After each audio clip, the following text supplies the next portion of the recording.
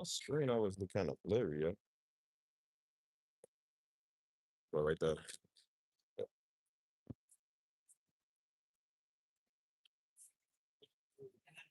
just keep it that way.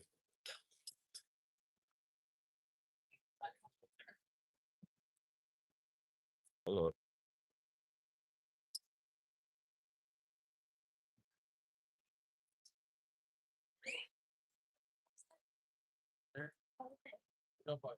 Hey, looking. Hopefully I ain't too hold on. Want to be bright. I don't want to be too bright. Hopefully the sun don't like dim my stuff for it. So see how we feeling. It's Sunday, right? Early Sunday.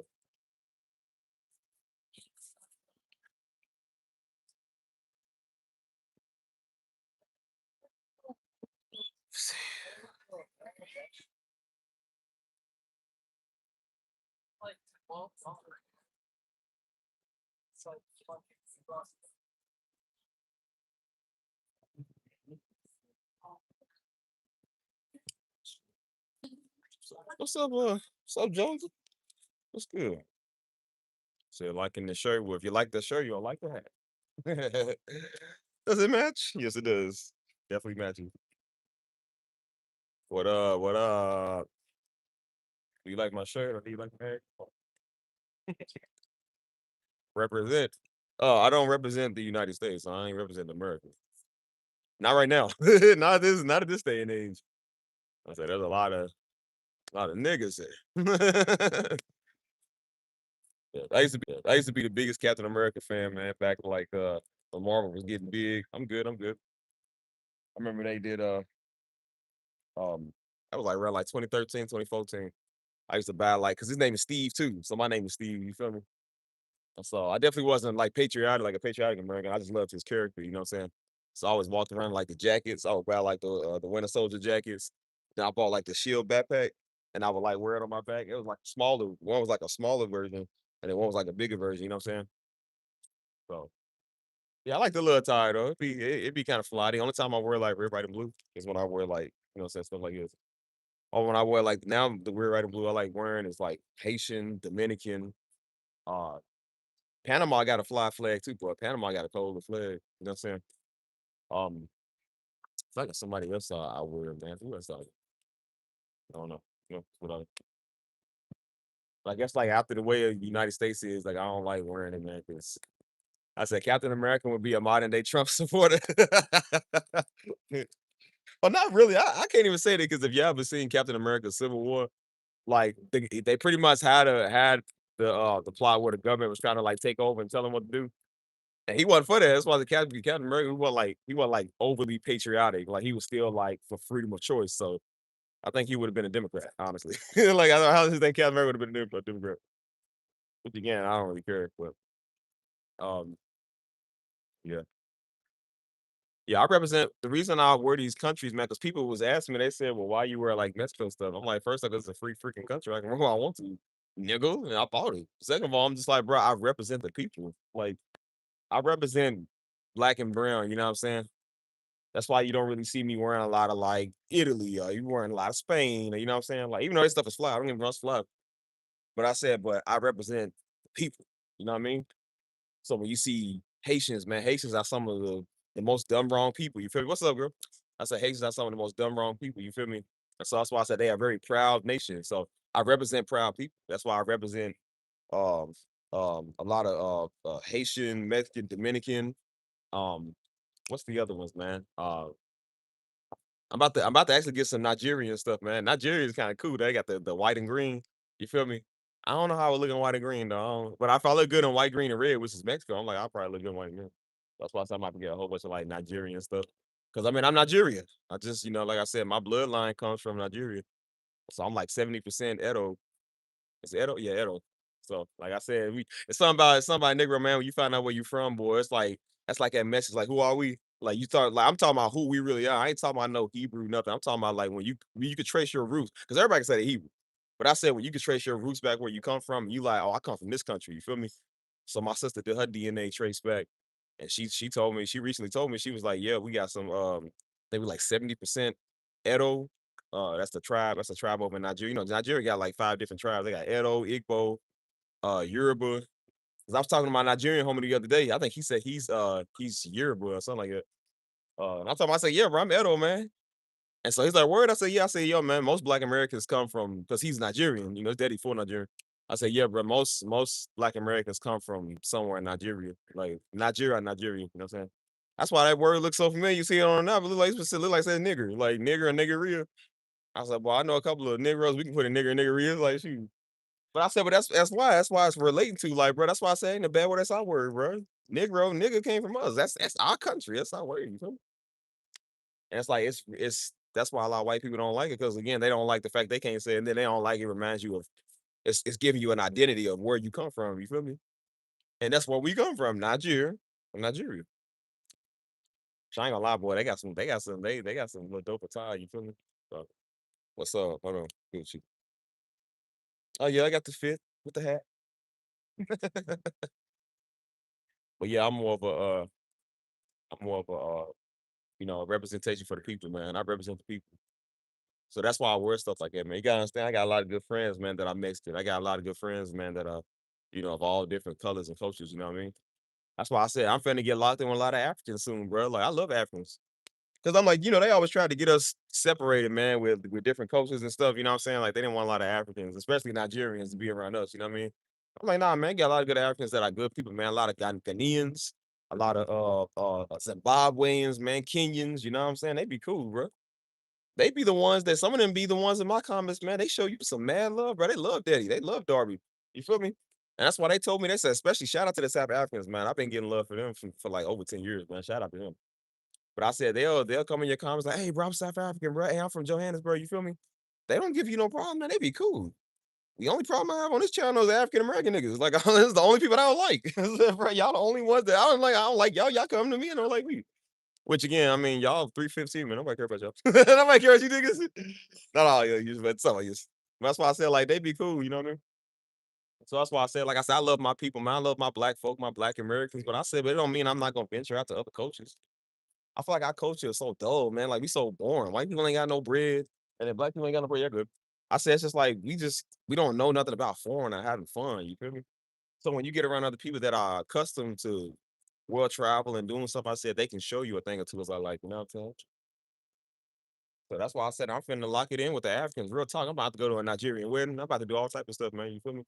And that's what I want to start my next channel on, man. I want to start my next channel based off of for the people. Like this one's for the people, but the next one's definitely gonna be for the people. You know what I'm saying?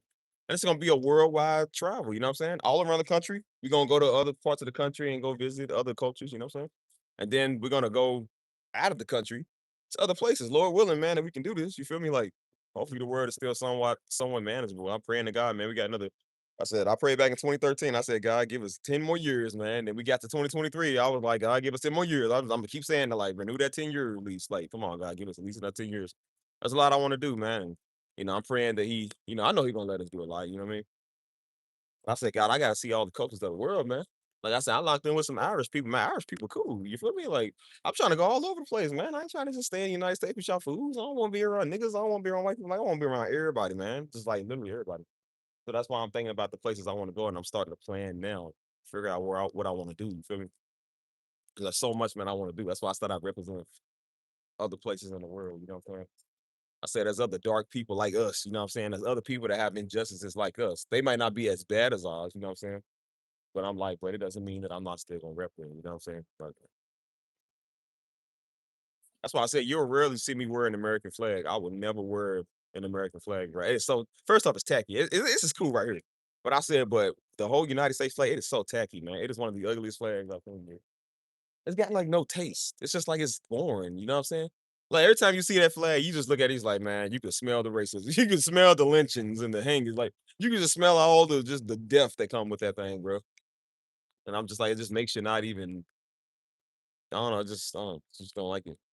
That's why I wear a lot of Mexico stuff, man, because Mexico's flag kind of fly, bro. Like it's fly, bro. They got the red, white, and green. They got the eagle in the middle. You feel me? Like they flags is fly. You know what I mean?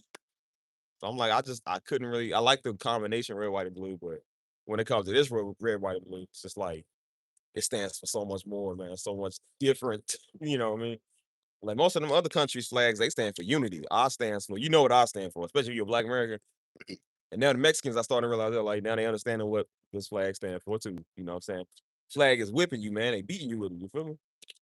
That's just crazy. It's just it makes you not even want to wear it, man. I really be around it. So that's why I said I like to wear other stuff. You know what I mean?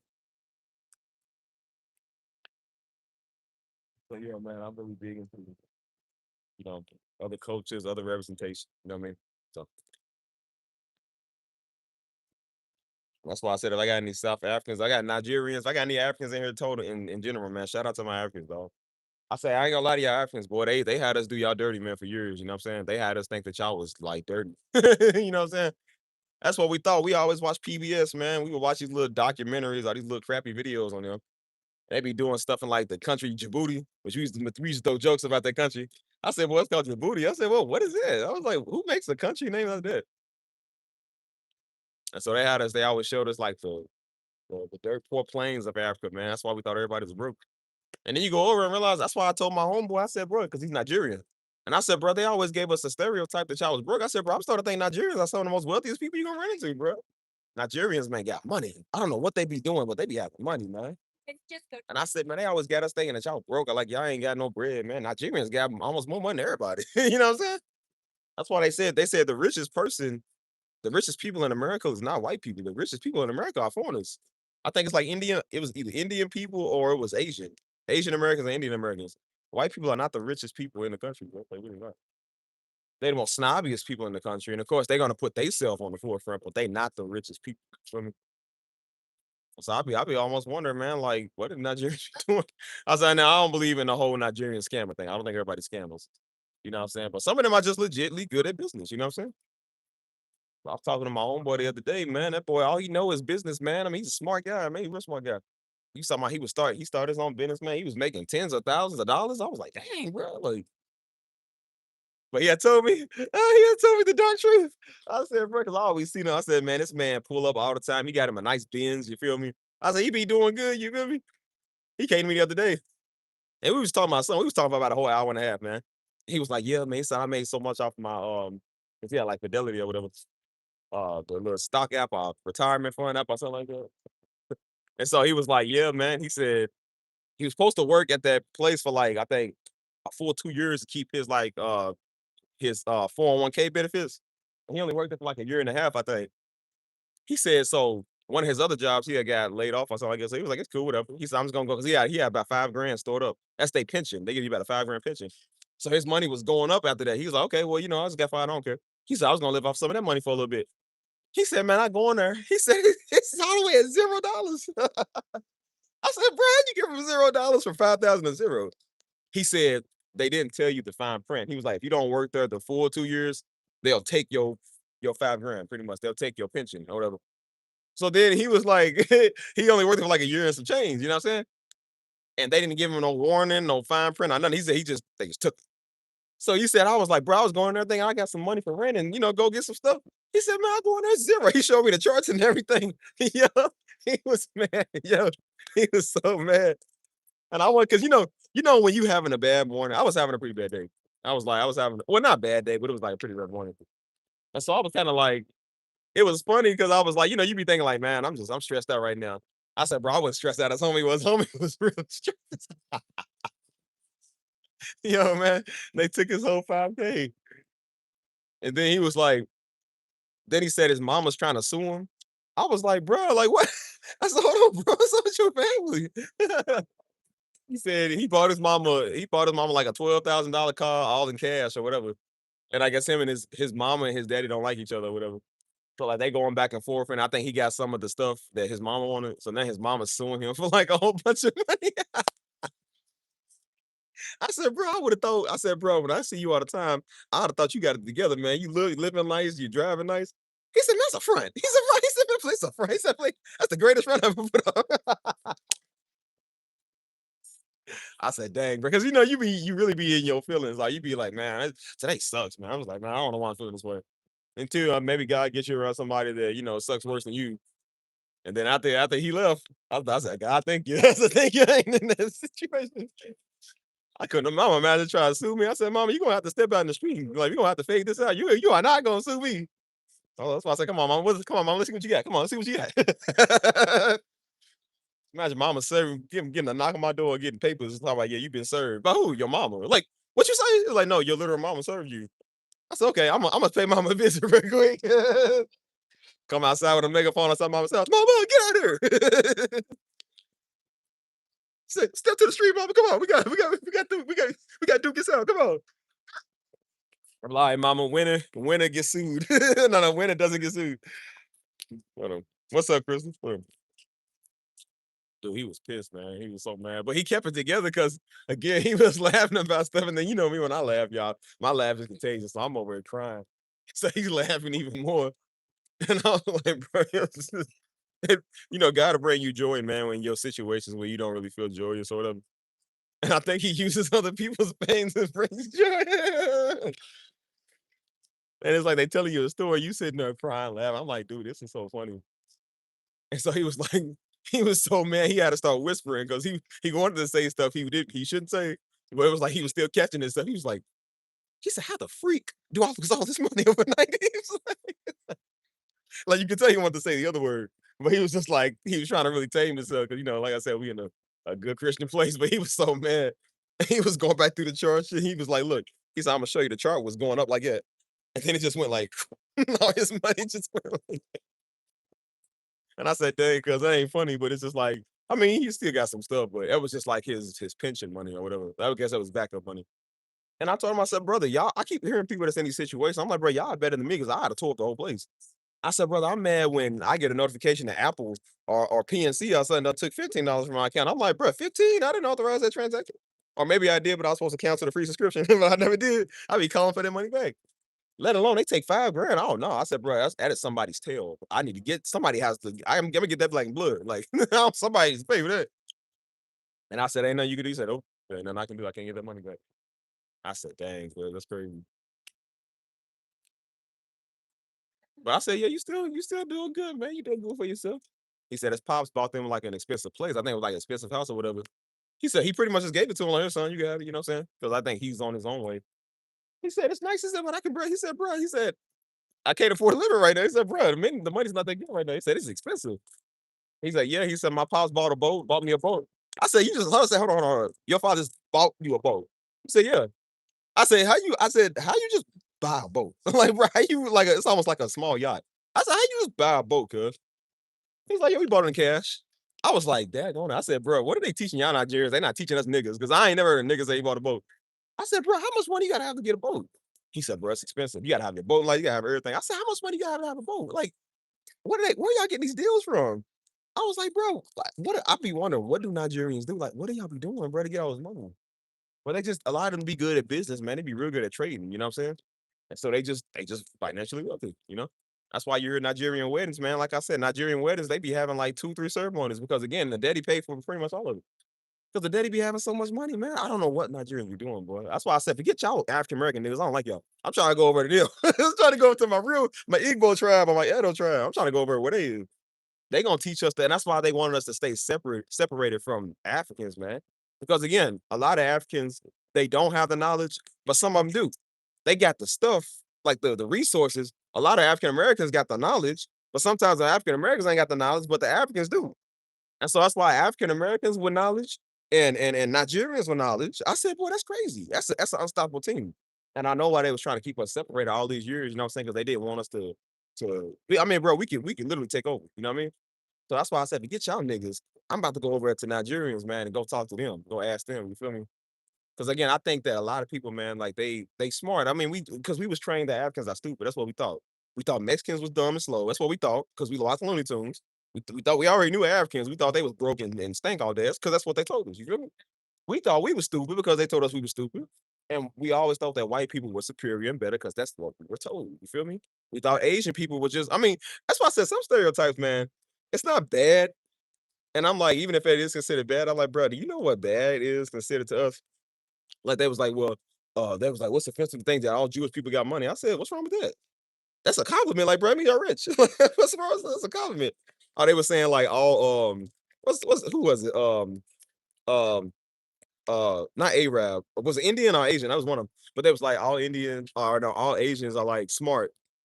I was like, What's wrong with that? Like those are good. It's like, well, they think we all know kung fu. I'm like, because y'all do. Like, bro, I don't know Asian that can't fight. Bro, I don't know no Asian that can't fight. Bro, I ain't never seen an Asian that don't do this and do that. Like, bro, once they do that, I wouldn't fight Asian. I would not fight one. I said, bro, that's not stereotypes. That's the truth. I've never seen a weak Asian. I've never seen one. And I said, these are good stereotypes. I said, bro, do you know what they tell us our stereotype are? We jungle bunnies, man, and we like watermelon and we rob you and kill you. And I said, well, some of it's true, but I said, well, about 75% of it's true, but not all of it is. I'm like, I'm not in the 25%. I'm not in the 75%. You niggas are like watermelon. I don't know how y'all eat watermelon. Y'all really are some coons. I think anybody eat watermelon is a coon. That's just disgusting. It ain't got no flavor or no taste. I mean, we had a church picnic one time, man, and Daddy done bought some watermelon. He said, boy, I thought that was a stereotype. He said, niggas was out there turning that watermelon up. Bro, I remember they put seasoned salt on it and everything. They was just munching. And I was like, look at these old cartoon Looney Tune characters. Like, y'all look like some niggas. You might as well just eat the green skin too, bro. I didn't even like watermelon when I didn't even know it was a stereotype. You feel me? But I was just like, I just hated the taste. I hate the taste of watermelon. It's just so nasty. Yesterday, I'm buying him a boat. Well, buy me a boat too. You sound like you got boat money. Put me on a boat, no slavery. Hold on. That was still my day. Bro, watermelon ain't got no flavor, dude. Watermelon is for you niggas. That's for people who don't know what a quality steak or a quality filet mignon tastes like. I will never eat another watermelon. I just don't like it, bro. It is so nasty. If I was in a desert with just sand and watermelon, somebody had some cold watermelon, I think I would just take the sand. Bro, I'm not even playing. Watermelon is just nasty, bro. I put sugar on it, it don't work. I would never put salt on it. That sounds nasty. Like I don't see what the whole deal of it is. It's literally a watermelon, bro. It's watery. I don't want that. The only people I see that enjoy watermelons are hippos. Like hippos are the only things that eat watermelon like it. I don't know nothing else that eat watermelon except hippos and niggas. That's pretty much it. I don't like. I just don't like the taste, but it's not good. But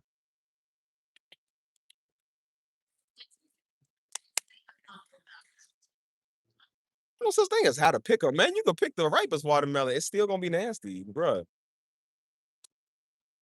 I heard that too. People like, now you just gotta know how to pick them. Like you sound like a field nigga. You sound like a field nigga. I see now. It's what so is ripe now. It's harvest season time. Like what? If it ain't 12 years of slave speaking, I don't know what it is.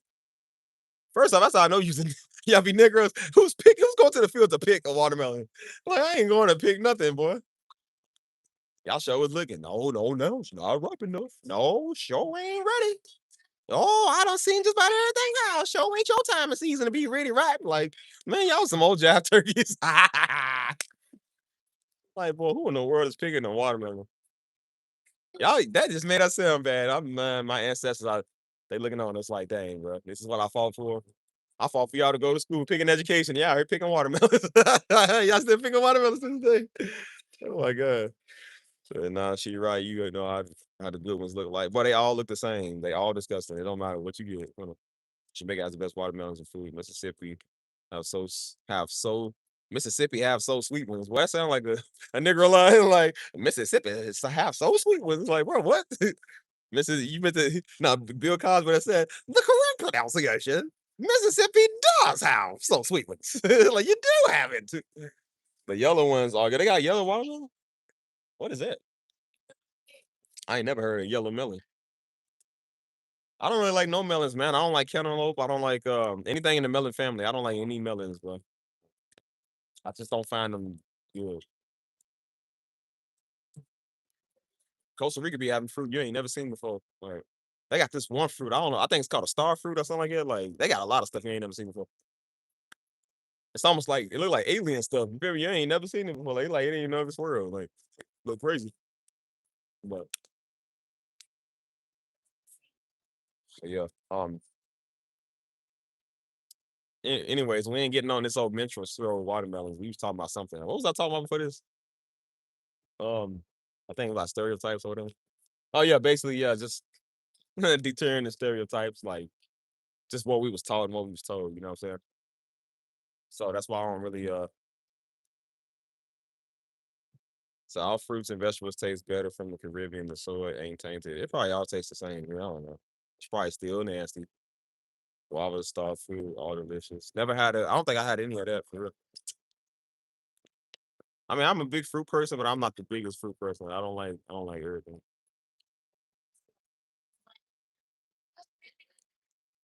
I'll tell y'all what, y'all go to Jamaica and go bring me back a watermelon, ship it to San Antonio, and then like I said, then we'll have a debate. Or y'all can pay for my ticket to go to Jamaica. I'll go with y'all. And we can go eat fruits together. I think watermelon when it's like again when they make it look appetizing, like when they do like a fruit basket or something, like a lavish fruit basket or whatever, and then they do like the watermelon and mangoes, like it looks presentable. But I don't think it's something I would eat. Like it definitely is something that I will just ain't for me. 'Cause the Mexicans here, man, Mexicans love watermelon, man. They love that stuff. And I told them, I said, man, y'all like eating watermelon too? They said, bro, it's so good. I'm like, no, it's not. They said, you don't like watermelon? They said they eat it with chamoy. So like chamoy is like they type of it's like a sweet sauce, like sweet and sour type sauce. I don't know, it's like something. But they'll put it on like watermelons, fruits. Sometimes they'll put it on like the lid of their cup and drink it, you know what I'm saying? Like with like sparkling water, which is not that good to me. I don't like that. But they be teaching me some stuff, man, and culture, Mexican culture. I'm like, bro, I don't know none of it. I don't know none of it. And I said, you don't like watermelon? I said, nah, bro. I said, yeah, no, it's stereotypical, right? I said, they like it is. I'm like, yeah, it's stereotypical for black people like watermelon. I said, bro, I do not like watermelon. I think it is disgusting. It is really is. I never liked it as a child. I never liked it.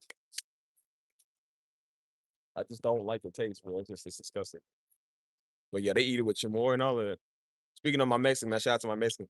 I was with them yesterday and they was cooking when we go shooting and stuff, they'll cook like a big old mass breakfast or whatever. And so it's good, man. They be doing like the eggs with I think it's huevos. Is it ham or is it weenies? It's like con chorizo. Not what is it? Huevos con chorizo? That's the one with eggs and sausage. And then they'll do huevos con weenies, which is like eggs and uh like cut up the hot dogs, whatever. You feel me? And then they have something there called chicharrones. Chicharrones. Bro, it was my first time, bro, having a I kept calling it chorizo. I said it's called chicharrone. That was my first time having a chicharrone yesterday, man. Oh, it was so good, dude. It's like pork. It's like some type of pork that's in like some type of spicy. I don't know what it is, dude. But you put it on top of like the eggs with the tortillas and stuff, and then you'll wrap it. Oh, it was so good. I had to go for seconds, bro. I said, bro, that was my first time ever having chorizo. It was so good. Or what you call it? Chicharrones. That's my first time at chicharrones. Well, it was so good. I said, man, y'all get down, but they be getting down like us, man. And so I told the homie, man, he was like, bro, he said, I'm trying to come back to you to Kentucky, man. He said, I heard y'all got a lot of good soul food up there. I said, yeah, bro. He's like, we got a lot of good soul food. I told him, I said, bro, San Antonio black people ain't real black people. They soul food is not real soul food. You can't trust people in San Antonio. I mean, I don't feel like they the same as us, man. They not real Southern. These is like imposters. You know what I'm saying? Like, I said, bro, you gotta come to where I am, man. You gotta get Big Mama's type food. You feel me? And so he's like, bro, I'm trying to try some of that. Man, he said, bro, I love potato wedge. I said, you gonna love our soul food places. And I told him, I said, yeah, man. I said, get you with a couple of the homies come back to Kentucky.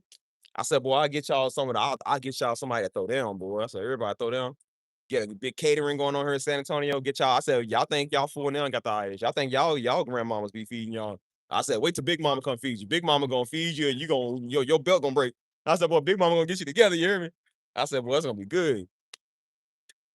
That's why I said, like, man, I might start, you know what? I might start my own real soul food establishment here in San Antonio, man. I can't trust the rest of these niggas. I seen their pictures of soul food. It don't even look the same as ours. I told him, I said, bro, if it ain't greasy, I said, I looked at their pictures. I said, it's not greasy enough.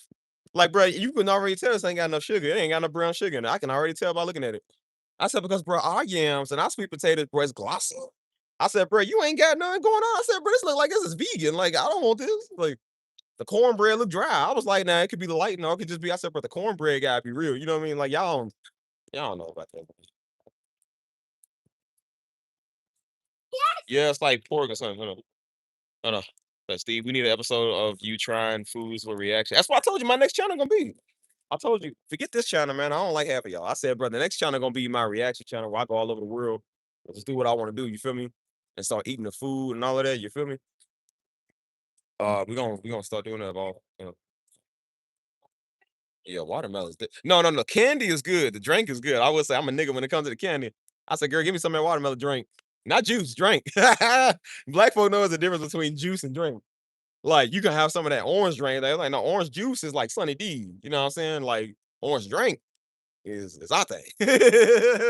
Like, I don't want an orange juice, I want some orange drink, which actually sound kinda good. I wanna figure out where I can go get some orange drink. Uh, yes, yes, cabbage, yams, oxtails. I ain't had some oxtails in a good minute. So I said, "Niggas don't know what that is, man." I told him, I said, "Boy," I said, because again, they was telling me last year, they was like, "Bro, in Mexican culture," they said we deal with, like, a lot of high blood pressure, diabetes, and stuff like that because of the food they eat. I said, "Bro, it's the same." I said, "It's the same in black culture." They said, "Y'all deal with that too?" I said, "Yeah, man." I said, "I thought we was the only ones that deal with it. I didn't know y'all deal with it too." They said, "Yeah, we eat a lot of foods, man, that ain't good." I said, "So do we." And I said, "We just eat the same stuff." And I said, "Bro, I think our foods might be worse because I said y'all use like a lot of like salt and stuff. We use a lot of sugar. So diabetes is very common, man, in our ethnicity. You feel me?" So I told him, I said, "Bro, y'all the same as us. The way that y'all got y'all abuelita, she's like the big mama of the family." I said, "Black folk got big mama like the head of the family. Like it's the same thing. They both can cook. They both gonna feed you because ain't no such thing as small portions and abuelitas, especially Cubans. Like I know Mexicans too, but I said especially when it comes to Cubans and Puerto Rican them, they don't believe in small portions. They don't believe it. We had a church conference in Miami, and so we went out. Shout out to the what's their name? I'm trying to think of something. Tell me my tongue. Their last name Perry. Shout out to the Perrys. What's up, Denise? But we went, me, mama, and a couple of the homies went out to eat with the Perry family. Man, shout out to the Perry family. They usually come here, but they live in Tampa, Florida. And so we went to Miami, and so we was eating like this. It was like a Colombian Cuban restaurant or whatever. And so I'm talking about y'all. They kids' place was huge. I was like, bro, the kids' plate looked almost better than my plate. I was like, dang, that look good. And so his wife was like, she's like, "Well, can I have a?" She said, "I want to get a plate." She said, "Can I get like a smaller portion?" And the woman, she said, "Oh, honey, we don't do small." She said, "We don't do small." And I told her, I said, "Yeah," I said, "In their culture, they don't believe in doing like small port. There is no such thing as a small portion when it comes to them. They gonna feed you." You know what I'm saying? I got a Cuban friend of mine. She told me, she was like, "Yeah," she said, "We don't do small stuff in my house." She's like, "We always," she said, "We'll hook you up." You know what I'm saying? And so they gonna hook you up, like they gonna hook you up with some big stuff. You gonna get your money worth with them. That's why I said, shout out to them, man. Shout out to the Cuban. But I said, man, we need an all around world fest cooking. That's what we need, bro. We need a multicultural cooking fest. You know what I mean?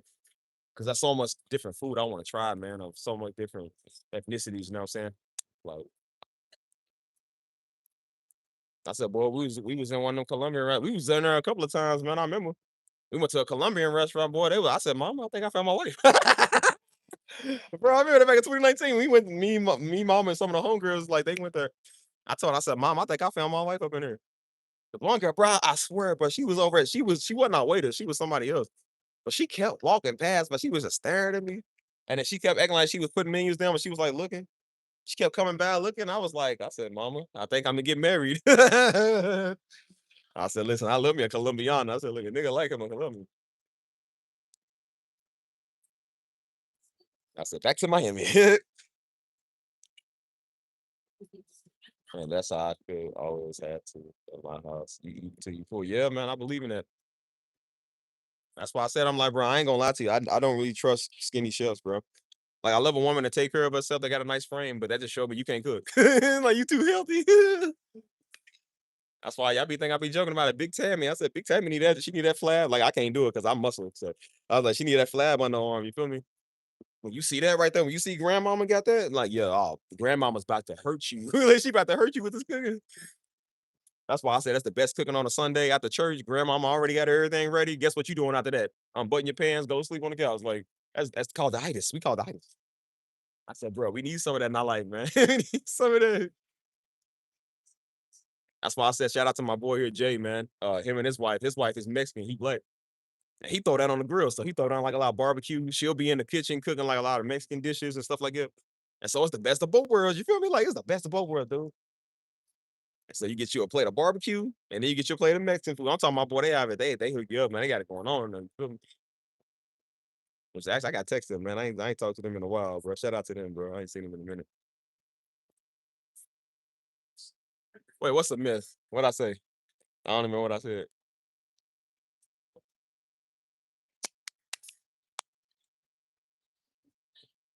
I need something to drink. I go for ice cream right now. You want to get some ice cream?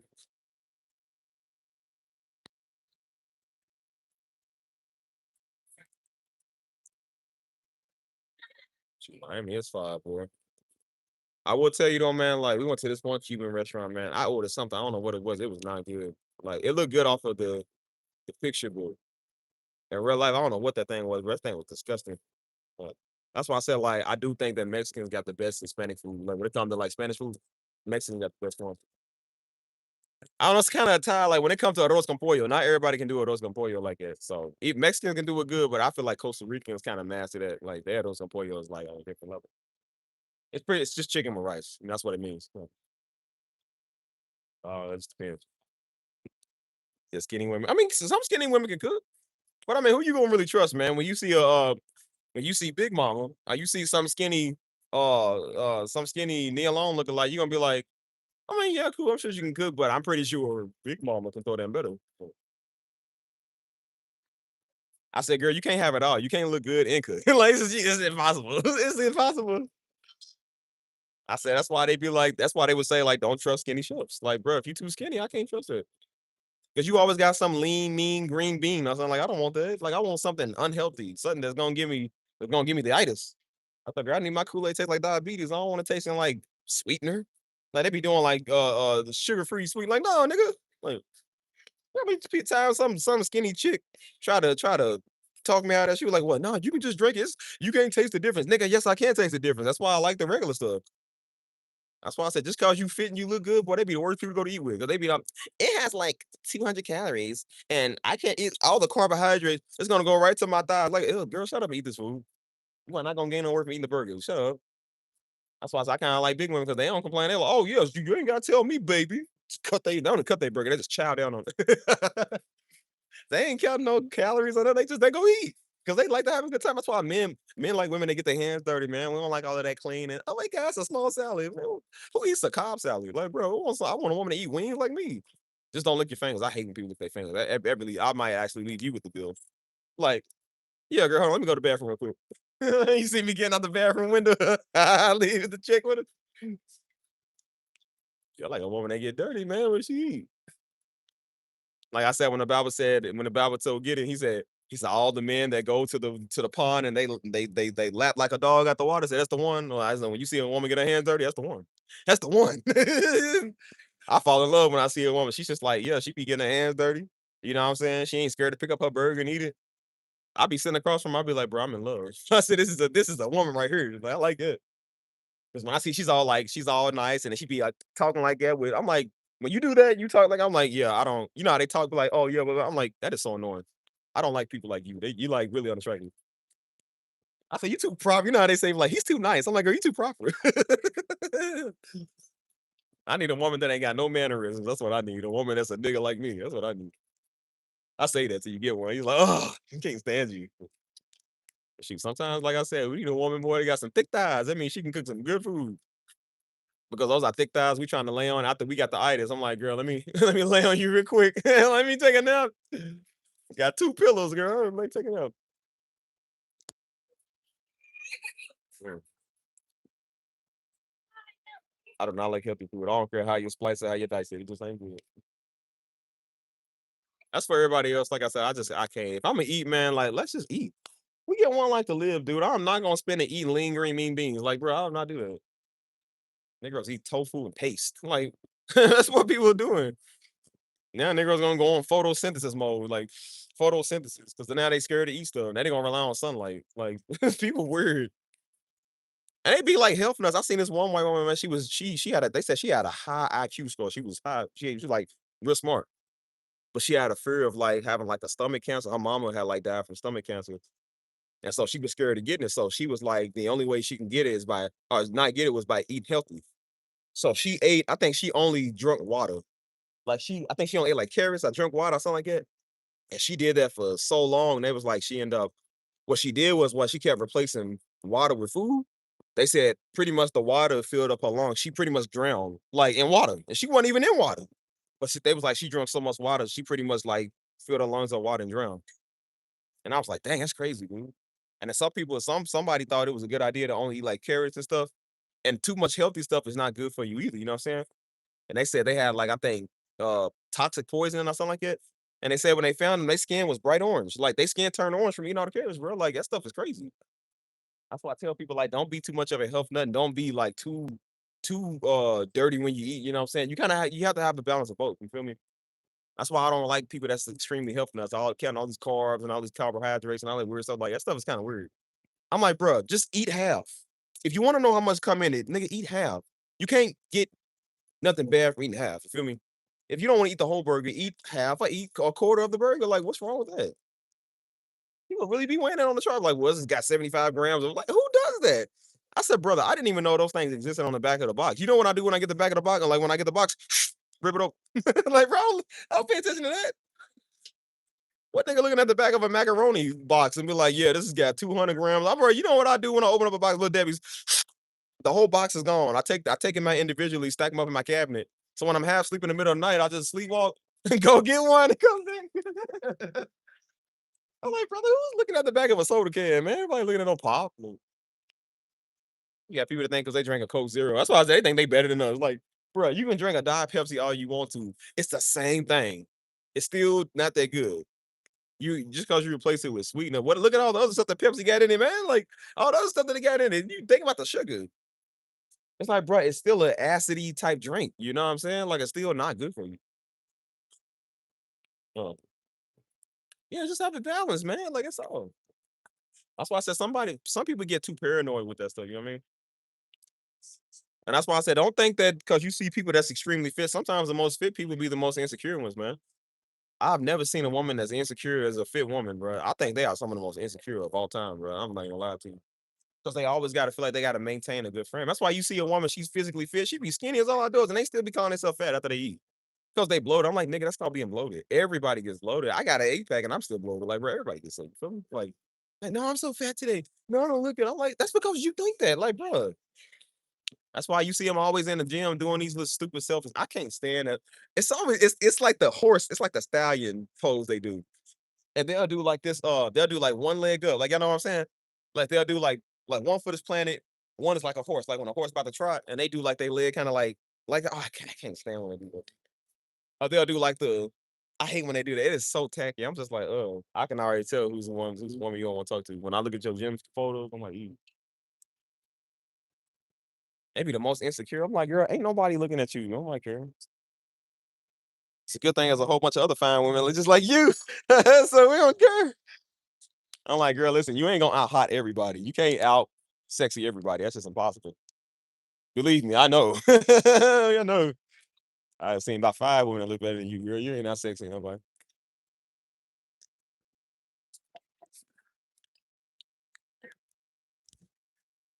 I think people just again, you need to have some self-worth, man. You know what I mean? Like figure out what you got and just take care of your body. You ain't gotta have an 8-pack or a 6-pack, or you can have no pack, man. You ain't gotta be the skinniest or nothing. But like I said, just take care of yourself. That's all you really gotta do. I think niggas, man, they get carried away with that. You know what I mean? As I said, you ain't gonna outlook better than everybody else. You know what I'm saying? Like it's just not gonna happen. But some people's gonna be better than you and some stuff. You feel me? So just be you. That's all I tell niggas. Be you. If you got a little weight to you, ain't nothing wrong with having a little weight, man. Like I said, just don't get. I just tell people don't get carried away. You know what I mean? Like when women have kids and stuff. Like I said, that's y'all body. Y'all do what y'all want. You know what I'm saying? But if you want to stay fit, you know what I'm saying? You want to still take care of yourself, you know what I'm saying? Like I would still say maintain a good diet and a good balance. You know what I'm saying? Like don't just let yourself completely go, man. You don't want to be a whole whale. You feel me? Like you want to still be presentable, still be attractive. I just think some people are just lazy. That's what it is. And I'm like, okay, we know women usually gain weight when they have kids. Okay, we get that. But then I see women outside all the time running with the stroller, pushing the child while they running. You feel me? Like they are dedicated. You know what I'm saying? I done seen some women that had like 3, 4 kids, and you couldn't even tell they still skinny. You know what I'm saying? Because they keep themselves in the gym. You know what I'm saying? They make sure they take care of themselves. And then some people, again, that's just an excuse for a lot of them because they don't want to do nothing. I'm like, girl, you was big before you even had kids. Don't try to say it's a child weight, girl. You was big before you even was pregnant. You just lazy. And that's why I said to the brothers, good luck with that. You married it, you gotta stick with it. And again, we ain't knocking nobody for their weight. Don't get me wrong. I ain't knocking nobody. Because that just means she big. I mean, she like to eat, which means she like to cook. And you gonna be satisfied being cooked for. Because when you get married, man, like I said, all that goes out the window. Like all of that goes out the door. You are not trying to be sex with nobody else. You ain't got to prove nothing. I mean, take Joe for example. My brother, man, like I said, my brother was always athletically built. You feel me? And he's still like my brother's like kind of like he's bigger, like he's kind of like muscular. But I said, but he got him a little gut going on. I said, I ain't never seen Joe with a gut, man. I said, bro, Joe used to always be kind of like athletically toned, skinny. He said, bro, he said, I said, married weight, man. I said, all the men was like, yeah, bro. I said, married when you get married, all that goes away. You feel me? Because you got a wife now. You got you a kid now. You like, bro, you ain't trying to impress nobody. So it's like, bro, you just working. Come home to your wife. She feeding you good, keeping you in there. I said, well, devil is alive. Well, I get married. I'm gonna have to go from an 8 pack to a 12 pack. I said, girl, please, just because I gotta leave you, you ain't gonna get me her fat. Like, nah, I'm gonna stay sexy. Oh, let me sit down for a minute. Oh man.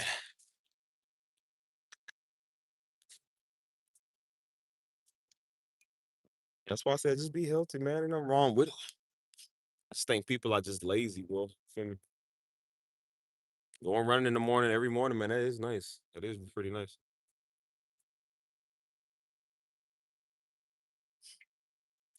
Yeah, I want to do like a like a couple workout. I never went to the gym with somebody, man, that I was with. You know what I'm saying? Unless the last person I did, like me and her went to the gym because she was training for her test, her police test, and I was training for my what was I training for? I think I was just I was just training. But we used to go to the gym together, man. We did like workouts and stuff together. It was pretty fun, you know what I'm saying? Because I never went to the gym with people because people wasn't serious. That's why I said people wasn't serious about working out, man. They wasn't serious about gains or nothing. They was just in there talking. They want to do it for like 1 day, 2 days, and then they done. You know what I mean? Especially with women, because women would do it. They be like, they be the main ones on your tail. I need somebody to go to the gym with. Take me to the gym. Take me to the gym. Then it's the day to go to the gym. So they always say, so you're gonna hate me. I'm like, oh, here we go. Well, I think I'm starting to cramp up today. I think I'm like, well then, brother, don't hit me up no more then, girl. Like, and then they never come back. I'm like, no, I'm starting to think that's just a valid excuse of like I said, y'all just don't. She's staring off. Oh, girl, what you want another day? She's staring hard. One bad, but dang, why you staring like that? She's saying like, my girl, go what you see, son, you like, take the whole package. But I was like, bro, I was like, they always do that stuff. Then it's always that, I'm like, I don't think, I think at the time of the month is just the sun that they say so they can get out of it. Because then they never hit you up again. When it comes to going to the gym, I said the day of, it's mighty funny, the day of us doing this now is, well, I'm feeling so, okay, I ain't working with you no more. And then they be the main ones. Well, I'm tired of living, and the summer's coming up, and I got a beach body I want to get, and I'm like, I can teach you how to get it real fast if you listen to me. Do sit-ups. No, no, I don't like that. Well, then how you gonna lose flab if you don't want to do sit-ups? That's how you lose it. Like that's why it's called that. It's literally called you're sitting up. Do that. Oh, girl was crying. She was like, I don't want to do it. And I don't want to lose my butt on my breast. I was like, well, then just do sit-ups. That's literally like, bro, that's literally all you gotta do. Like, you don't have to do nothing else. You feel me? And I said, that's the same girl riding past. I think she wants something. Hey, girl, what you want? You gonna cook me a meal? And you promised to hold, love me, and cook me food. Like, bro, I think she wants something. What you looking at? So light skin, but light skins are dangerous. Light skins are dangerous. Hey, I wouldn't be surprised if Jezebel was a light skin, y'all. Light skins seem to have the power. Anyways, I said marriage weight is a real thing. Yeah, that marriage weight come when you tired of your Negro spouse, bro. You tired of them, so you go eat all the time because that's all you can do. I said, man, shoot, no, I ain't gonna get her. She come get me, nigga. I'm the prize. Do you see this handsome hunk of specimen, boy? I'm the prize. What I look like? That's why I said it's 2026. We teaching you female something new. I'm like, what y'all talking about? You better get the stepping. Get the stepping. Think you better than me. But nah, marriage weight is a real thing. Cause you get tired, like I said, I mean, everybody gets stressed out with each other. So what do? You can't go out no more. You can't go like hang with the homies all the time, friends. You definitely ain't going to clubs or nothing like that no more. So what do? You just go eat. That's what I do when I'm stressed. That's why everybody go smoke, they drink. You know what I'm saying? They calling on homegirl. I literally go to the store, the HEB, and get a box of Little Debbie's. I think I'll be stressed eating sometimes. I don't even know why. I'm like, bro, I don't even want another cake. But I'm like, I want it though. Like I want it, man. Bro, I be looking at myself, bro, because the thing is, I be fit. I stay looking fit. I'm looking at myself. I was like, look at you, you dirty whore. Look at you. Look at I said, I smashed on my face. Look at you. You're somebody's son, you sick freak. You could be somebody's husband. You fat idiot. Look at you. I be looking at myself. I'm like, because I'm like, usually you be like, man, I feel disgusting. I look disgusting. I'm like, man, I'm still hot. I just look more cut. I'm just like, dang, I'm still hot. I said, is there anything I can do to look ugly? I'm like, I don't know no more. Oh, look at you, you sick freak. You have the potential to be a great father. Look at you. Like you don't even deserve to have these locks. Look at you, you sick freak. I was like, man, I be beating myself up all the time, but I'm like, I literally would just stay in front of the TV and just eat all day. I can't tell you how much I done spent in pops, bro. Like my 2 liters be gone in like 2 days. I said, bro, my zebra cakes. I just bought that thing of zebra cakes today, bro. I already ate the first one. I know about it by tonight. It's gonna be gone. I think it is from stress, man, because I do be stressed a lot sometimes. And so when I'm stressed, instead of breaking my own stuff, I just eat everything. You feel me?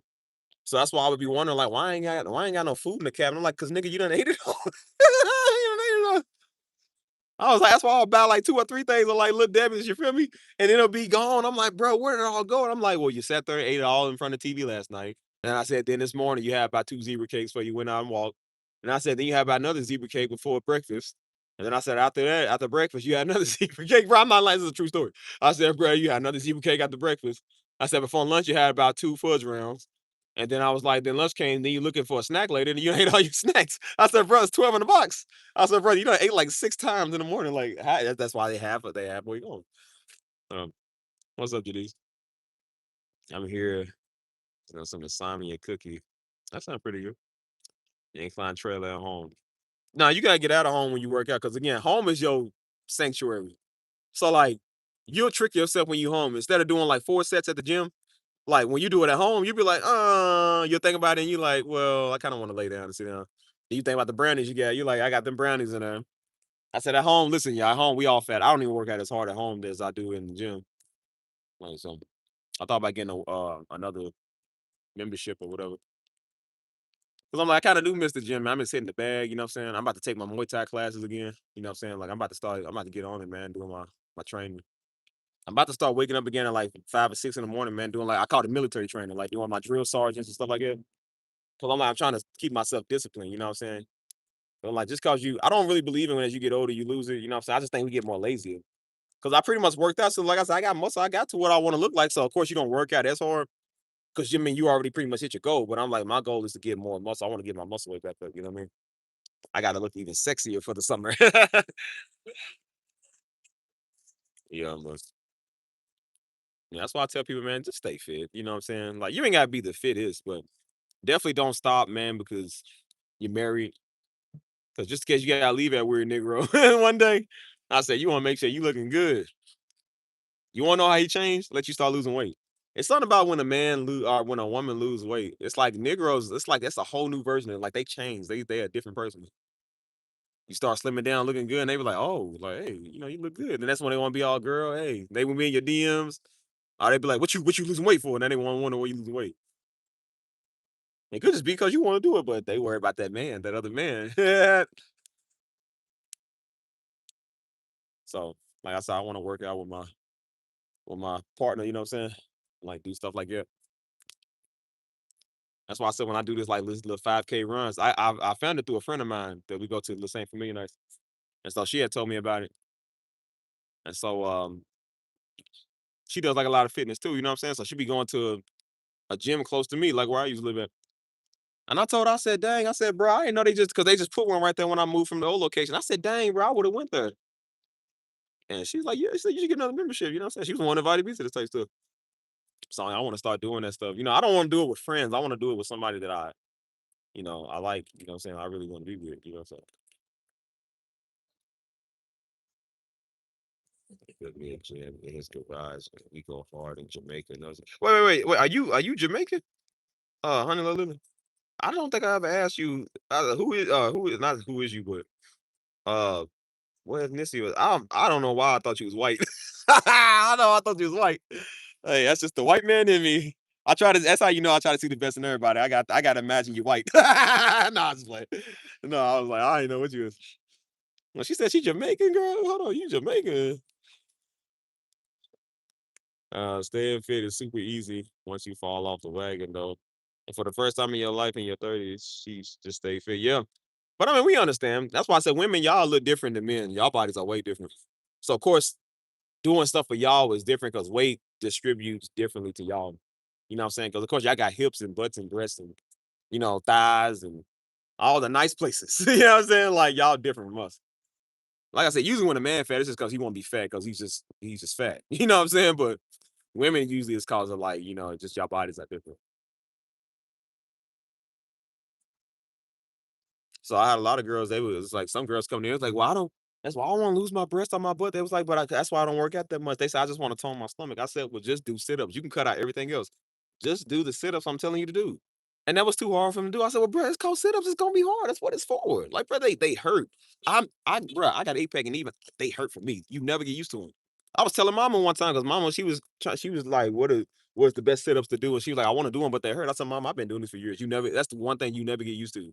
Like sit-ups, I don't think you'll ever get used to. It's like waking up at 5 a.m. every day. It don't matter how long you do it for that many years, you will never get used to it like it. Like it's like it, you know what I mean? So I told her, I said, girl, just do sit-ups. I don't want to do it. Go run it. I don't want to do it. It's like, well, then you ain't trying to lose no weight, man. Like, what you want me to tell you? You crying about how you can't fit into your size jeans no more. I said, well, bro, maybe that's why I'm trying to tell you how to lose weight. Again, women don't want the solution. They want to talk about the problem. Like, well, I'm mad I can't fit in my jeans. I'm trying to tell you why you can't fit in your jeans. No, I'm like, well, why are you telling me that you can't fit in your shirts no more? I'm trying to tell you why. Like, listen, don't talk about the problem. Do something about the problem. I'm trying to tell you. I told myself that back when I first started working out. That was like 2010, 2011. I said, now look, I said, you can cry about not being fit. I said, you can do a lot of the work now and later reap the benefits of looking good and being swollen muscular. Or you can sit there and cry about it like some little namby pamby. And I chose to do something about it instead of sitting right there talking about, well, I wish I was money. And I wish women like me like that. I wish I should look good. Like, I don't do that. Like, I feel like women don't want to do that. Whatever, like, well, I wish I look good. It's like, well, bro, like, we telling you how to look good. Like, I'm a fitness expert, not an expert, but I know a little something, a thing or two about it. You don't want to hear what I'm got to say. Like,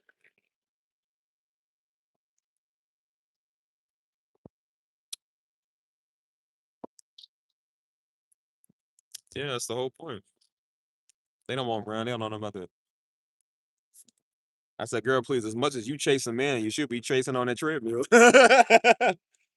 That's how you know you got the potential. If you ever chase somebody in your life, you got enough zeal to go out there and run.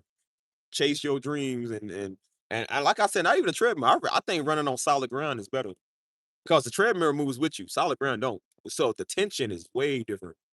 That's why I don't run on treadmills. I don't like the bicycles. I don't like none of that. If I'm gonna do it real, I'm gonna do it for real. Go outside. You running a real distance because again, when you doing that, you can the trail thing works with you when you're doing the treadmill. Like the ground doesn't. The ground stays still. So you have to your tension is different. You feel me? That's why I said, I'm like, bro, like run a little marathon, man. Run a little bit. You feel me? I used to not like running, bro. I was not a runner. I hated that stuff until I started doing it. And now running is my favorite thing. I like running more than working out. Like running feels so good. I'll run a good 5, 6 miles like nothing, bro. I love stuff like that. And it tones you, make you look good. You know what I'm saying? That's why I said that's why y'all about to really see me for the next. We in May now. Y'all niggas got 2 months. You got June and July. We killing this channel in July. Y'all got 2 months, man, to enjoy the rest of this channel. I meant that.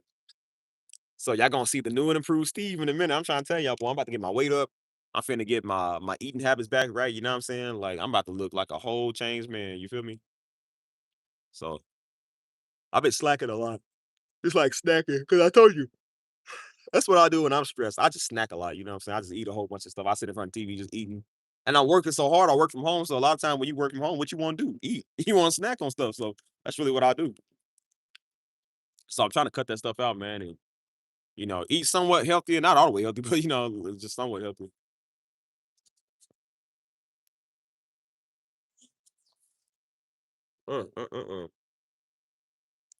Like y'all see the 8 pack now, y'all finna see a 12 pack soon, boy. I'm trying to tell you.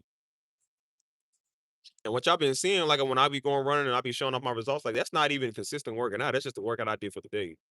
Like when I consistently worked out, I look way different. I can tell on my old pictures. I just ain't really been doing it because I've been too busy working out on my dreams, like working out on what I want to do in my life. You feel me? Like, I've had the vainglory, I've had the pleasures of all of the looks. I'm like, but now I want something that's better that sticks. And I said, I want a house, man. You know what I'm saying? I want a nice 401k. That's the stuff I'm looking for. I want to be able to do what I love doing, make money off of it. You know what I'm saying? Like I've been doing. And I said, I want to do big stuff. You feel me? I'll worry about all that other stuff later. And I said, because again, where I'm from, when you talk that you look good, what do? You use your looks. That's what we do. We use our looks.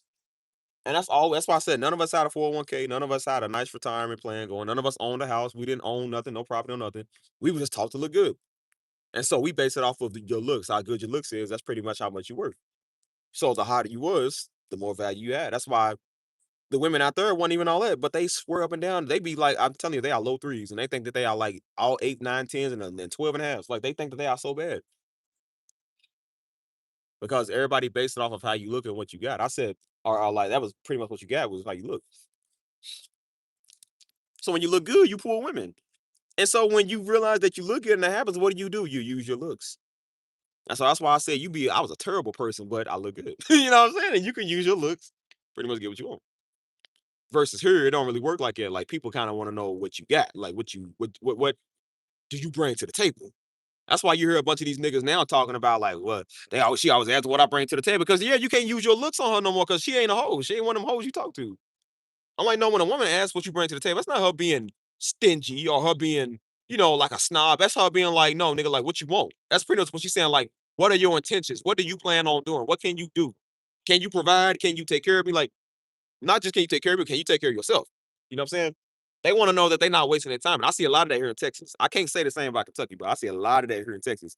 People's intentions are a lot higher here on what they want.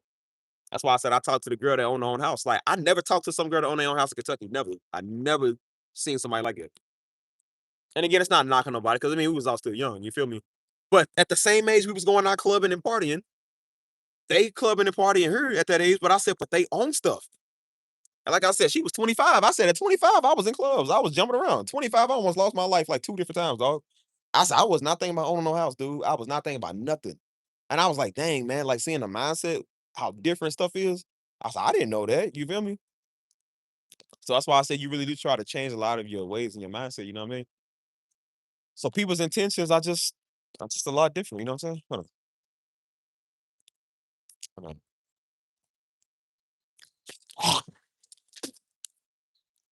So yeah, I definitely agree, man. Like I said, go on nature runs, go on walks, you know what I'm saying? Know your intentions. I mean, I do think that your looks, they meant for something. Beauty is a gift, you know what I'm saying? Looking good is a gift. Ain't nothing wrong with that. Don't be one of them little weird apostolic niggas and all dry looking, you know what I'm saying?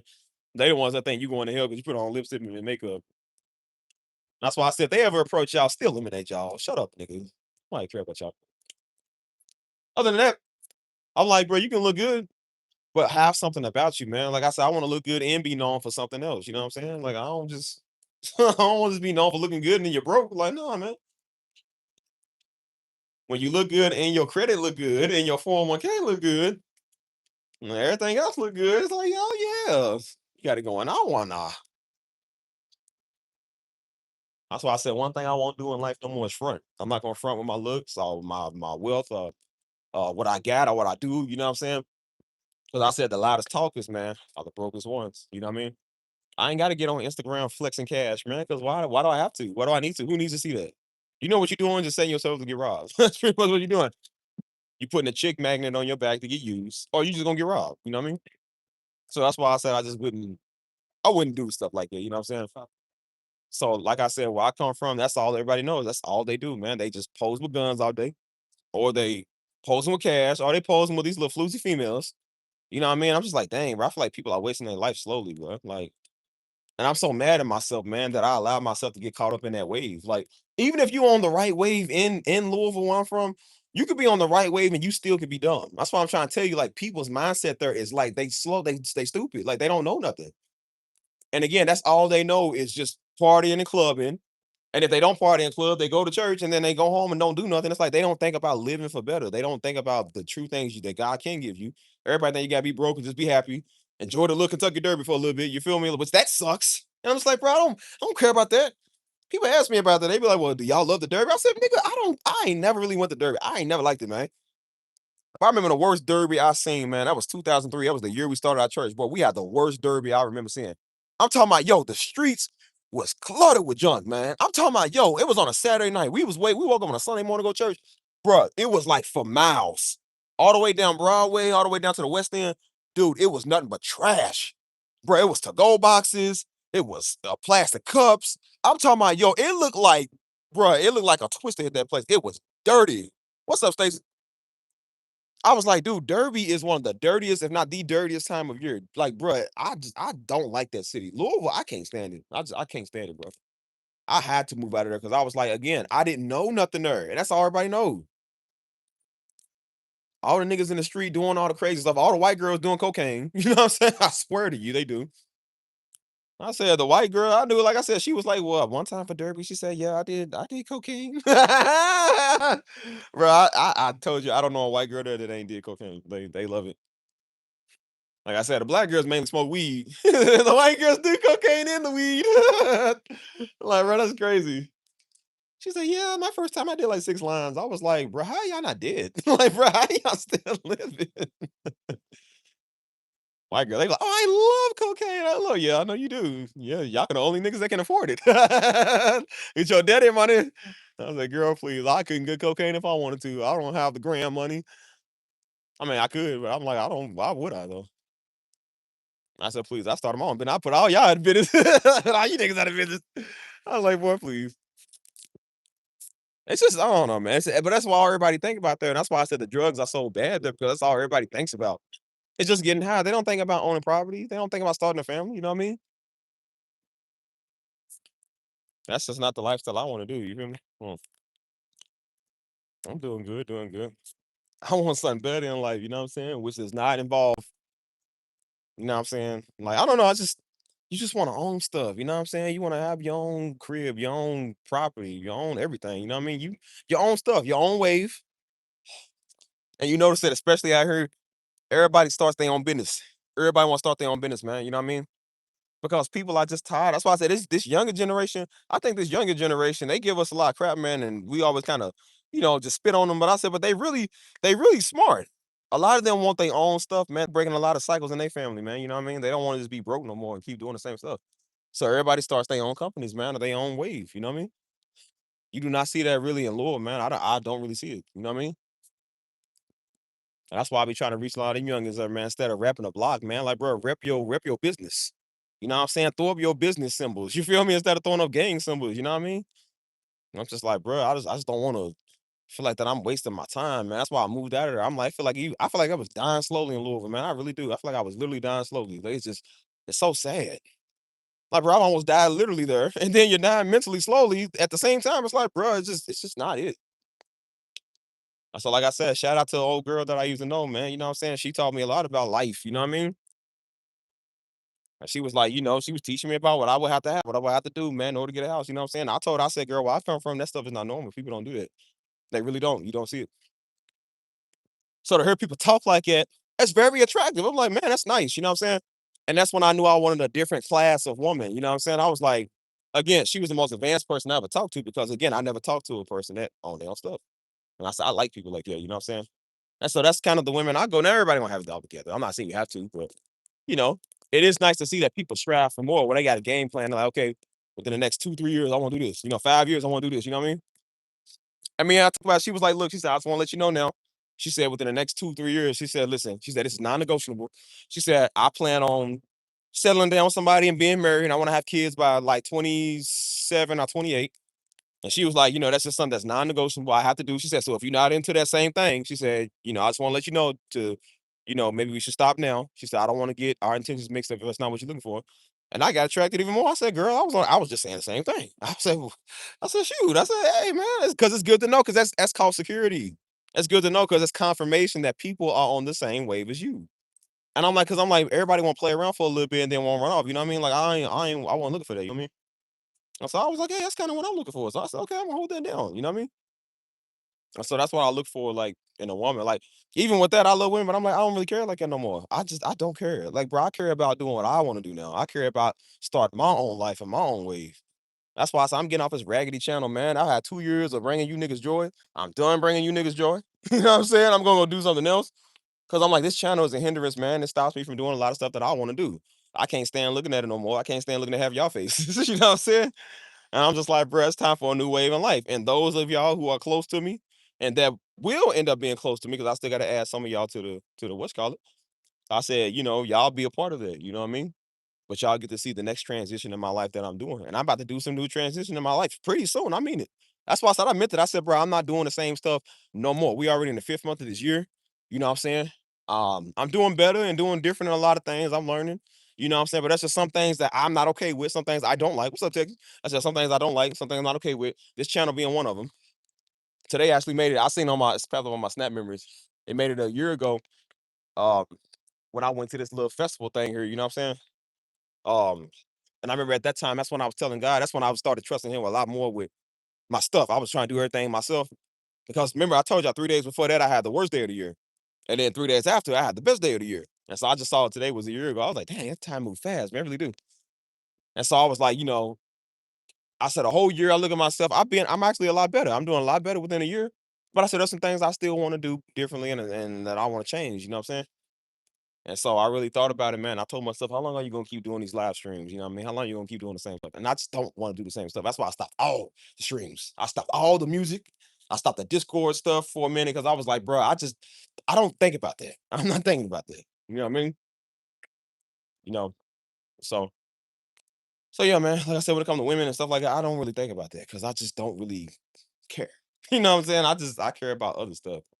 Like the last thing a nigga think about is a wife. I do not care nothing. I can give two Rudy hoots about a wife right now. I do not care about that. I care about what I want, and I'm going to go get what I want. So you'll see in due time. You know what I mean?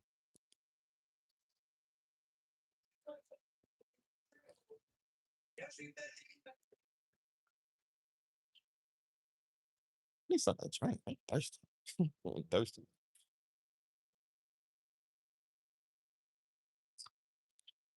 No, I ain't gonna give up on the music. If it's anything, the music is the one I'm putting all the effort into. Like I said, I don't care about this no more. I don't care about this old ranky dank channel. I don't care about this. I believe me, I don't. 2 months, one of you lucky subscribers or one of you lucky whoever you is, more than likely a black woman, y'all gonna be the ones that get the channel. And I'm gonna give it to y'all and bestow y'all with this problem. You can entertain 10,000 people if you want to. I don't want to anymore. I want to disappear into the mist like Bigfoot and become like an urban legend. Like, Steve, I heard that was an urban legend. Like, some say he used to do YouTube. Like, yep, I done scrubbed all my archives off the internet. So it's just gonna be a legend now. Like, legend has it, he used to bring people joy. Yep, used to.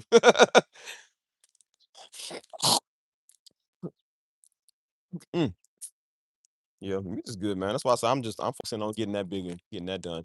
That's why I've been doing this for years, man. I want this thing to be huge. I want this thing to be big. I can't get it big doing this old ranky dank channel, man. Like I said, it showed me too. I was like, well, let me see if it works. I said, I try to advertise my music. Niggas don't want to go support it. I'm like, that's cool because I don't want niggas to support it anyways. I'm like, cool. That's why I got a worldwide audience. I like them better.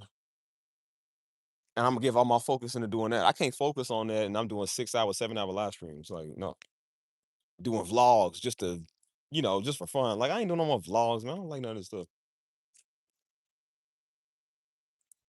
So that's just the wave that I'm on. Again, I don't know where everybody else's wave is on, but most people, man, they striving for better and striving for greatness. They not trying to do the same, the same stupid stuff. I don't want to do the same stupid stuff. That's why I'm doing other things. You know what I mean?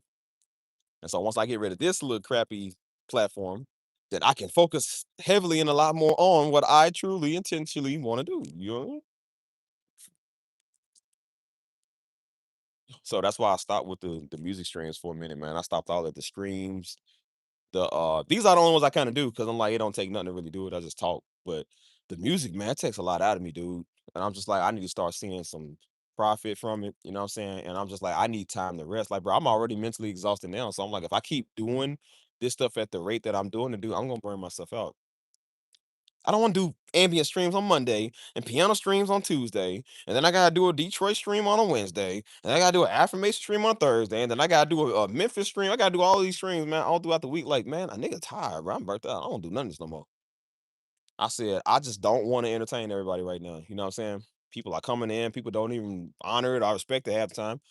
Which is fine. I ain't even worry about it. You know what I'm saying? But I'm just like, I've been doing this for too long. Like, bro, I'm tired. I didn't really have a time to like sit down and rest. You know what I mean?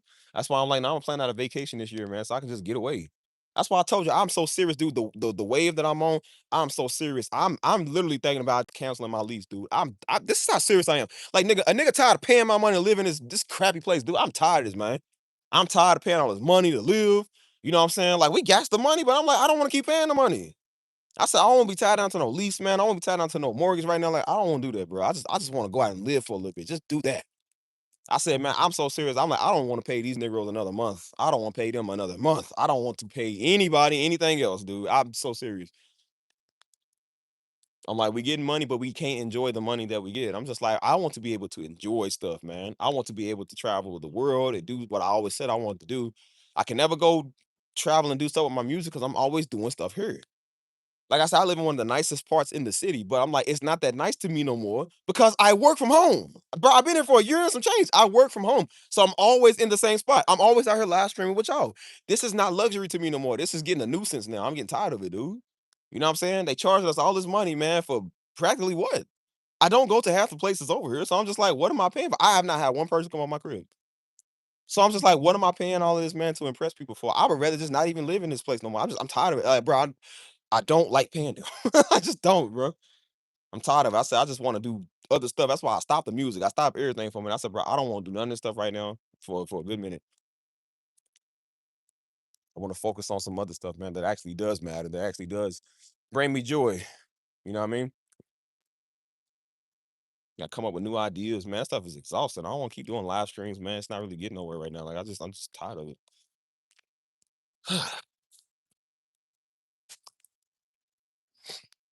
Yeah, it take time. That's why I said I'm gonna give myself a break. That's why I said what we doing in Destin Ministries. I said they on their monthly sabbatical now. And that's just how I gotta be. Like I said, you gotta every pastor starting to do that, man. They starting to take their weekly sabbaticals or monthly sabbaticals because running ministry and running anything, man, takes work. You ain't trying to deal with Negroes all day. That's why I said I'd be like, bro, woe unto these pastors. They gotta deal with these old stupid sheep of theirs, man. They gotta sit right there and talk to these idiots all day because they too stupid to do anything. That's why I said I couldn't be a pastor, boy. I don't care nothing about you like that. Oh, boy, that's not my job to shadow your life all the time, dude. Pastors need a break too, man. Men and God need a break. That's why I heard somebody say that yesterday. They was like, "Bro," they said, "We always see in the Bible where Jesus did these miracles and he did this stuff." They was like, "But you don't understand that he was also tired too, man. Jesus was emotional too." You know what I'm saying? Like that just because you gifted to do the work does not mean you don't still feel it. You know what I'm saying? You still feel the effects of being a human and still feeling exhausted. The man, they said, bro, the man would sleep so hard when the ship was going off, like the ship was going crazy from the waves, and they was like, Lord, wake up. Everybody freaking out. Said Jesus was asleep. That's how tired he was. Like the waves, how tired you gotta be that the waves are not waking you up. Like the man was exhausted, dude. Like, you know what I'm saying? When John the Baptist got killed, it was like Jesus, it said he disappeared to a place of he got away from the people. That's what it said. He went to a different place of solitude. He got away from the people, but the people still followed him. You know what I'm saying? He was just trying to have some alone time pretty much to himself. You know what I'm saying? And all these weirdos come following him. You know what I'm saying? I said that means even our Lord and Savior wanted a place of just getting away, man. He wanted a place of where he can just feel and weep. You know what I'm saying? Yes, he wept when Lazarus died because he was still a person. Like, bro, you still crying because you still a human being. Even Jesus was tired, man. And so he said, don't make you weak for being tired because God was tired too. That's why he rested on the seventh day. So I'm just like, I'll get to a place with that, man. I don't want to do a live stream every day. I'm not trying to entertain y'all fools. Like I said, people do this stuff all day because they make a full-time income doing. I don't make a full-time income entertaining y'all. So no, I'm not tap dancing for y'all until I make a full-time income. And even still, I probably still wouldn't do it. Like I said, I need my rest and my days off too, man. This stuff is exhausting. Y'all, that's why I told people if you don't run a channel, you don't run a ministry, you would know. Because again, you've never had to put in work. Like I said, it does. Just like how people will look down on a mother's work. They think being a mother's hard. I'm like, they think being a mother's easy because all you gotta do is just watch the kids and go clean. It's like you don't know because you're not a mother. You don't know because you don't know what it's like to birth children, and you don't know what it's like to look after kids, and then your Negro husband come in acting funny. You gotta look after this old grown nigga. Like you don't know what that's like. Cooking and cleaning is not easy, bro. I gotta clean up after a stupid dog, bro, and I get tired of cleaning up after him. So I'm like, imagine cleaning up after five little children. You know what I mean? Like that's why I said I would just beat them till they good. I would whoop them until they good, boy. Beat them to the white meat show. And so that way they'll stop getting on my nerves every day. That's why I don't know how mothers don't. Y'all got too much love and compassion. It's oh little baby. I said, boy, I'll Goku my son. Boy, shoo, sit down.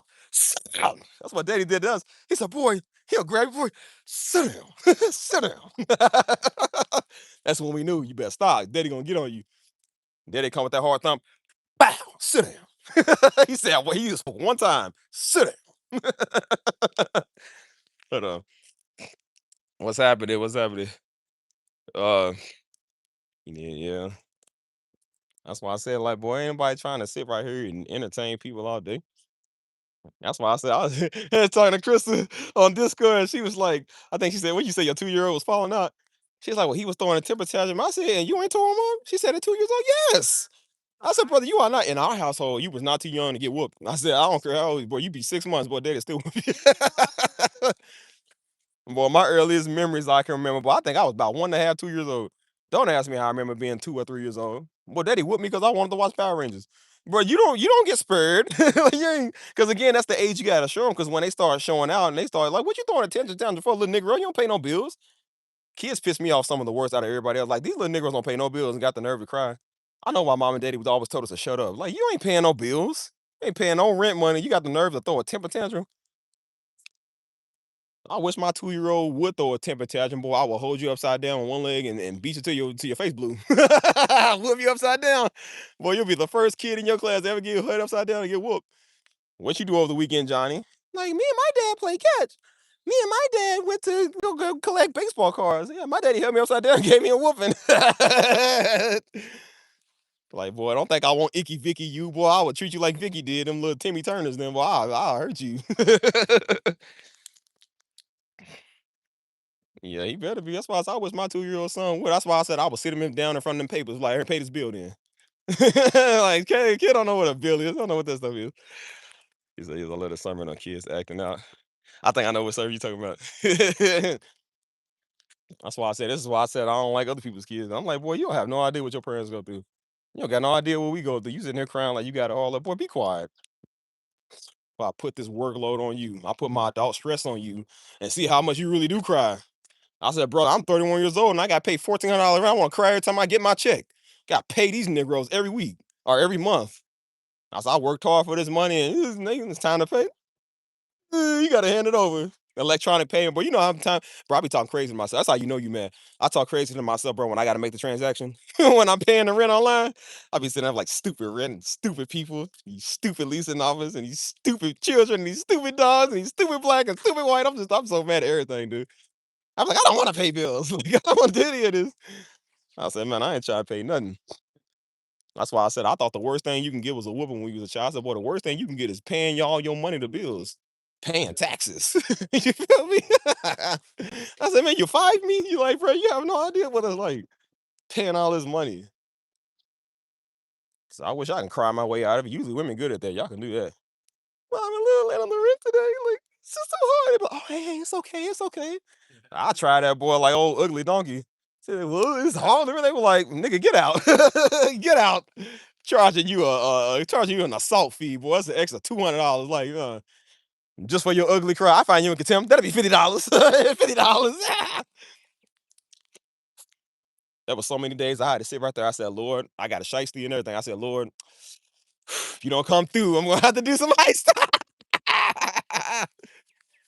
I said, Lord, you know I'm crazy now. You know I'll do it. I said, Lord, as a Brinks truck over, you better like, Lord, you better come on. Like, I need this money. Like, I can't let myself go hungry. I said, Lord, you better come through and do it. I said, I'm gonna be like Robin Hood. I'm gonna start robbing everybody, even the hood. I'm gonna rob everybody. Bro, I ain't gonna lie, we did actually get a what's up, man? It's good. We got a little shiesty, man, because we went indoor racing or whatever it's called, little indoor what's that called? Go-karts. And they give you like a little shiesty to put on, like then when you put your helmet on, because I guess it's formality. And so I remember I was washing clothes or whatever, and I saw it land on my bed. And I saw the shiesty. I was like, man, I said, I started thinking of all the licks I could do. I was like, man, I got the arsenal. I said, man, I got the shiesty. I said, and I know some people that need to get it. And I was like, man, I said, nah, I said, look, I ain't gonna, because I don't like robbers. I don't like thieves. That's one thing I would not stand is thieves. And I said, I don't want to be the very thing that I just gonna turn me into the thing that I hate. And I was like, God, I ain't gonna do that. I said something about wearing a shiesty, it give you power. It gives you like some type of power. I said, see that old Negro from Louisville is still in you. I said, see, that's how we was in Louisville. Like we always had to be on go mode. I'm like, see, that's I said, bro, your old man is still there. I started thinking about it. I said, now, Steve, do you want to go to jail? And I was like, no, I don't want to go to jail. Don't do it. Don't do it. Don't go there. I like being out here with the nice, peaceful nature and the white people running with their dogs and their little cats and cattle and stuff. Like I like being out here, free scenery. I ain't trying to be in there with sweaty necktie on. I ain't trying to be in no jail cell. I'm too handsome to go to jail. I said I would have to fight every day, boy, because like, you know they won't try me. Mm. So yeah, like I said, the goal. The long story short, it says trust God. Just trust God. That's like one of those. If you give a mouse a cookie, he don't want some milk to go with it. Then it just keeps going. If he wants some milk to go with it, it's like if you give a nigger a shiesty, he gonna want a Draco to go with it. If he gets a Draco, he's surely gonna do a lick with it. If he does a lick, he's gonna want to do 2 licks. If he does 2 licks, he's looking at 15 to life. If he does 15 to life, he ends up liking men. Do not give a mouse a cookie, and do not give a nigger a shiesty. That's pretty much the same equivalent. That's why I said these books was teaching us life choices when we was young and didn't really realize it was teaching us life choices. That's what I started doing. I said, well, if you give a mouse a cookie, the mouse never was satisfied with the cookie. So I said, if you give a nigger a shiesty, I said they're gonna be doing nigger activities. I was like, yeah, do not to give a mouse a cookie. Hold on. Oh yeah, 1 second. Anyway, ugh, are we back? Oh, y'all there? You hear me? What's we talking about? Look,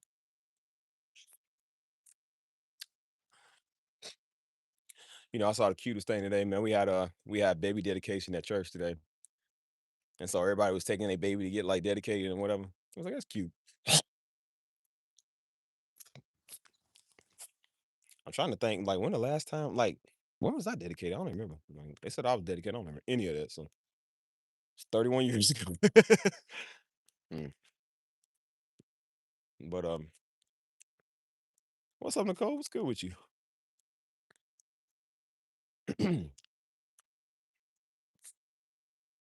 So yeah, man. I don't even know how I got on this. What was I even talking about before the shiesties and I'm giving them out some cookies? I don't remember any of this.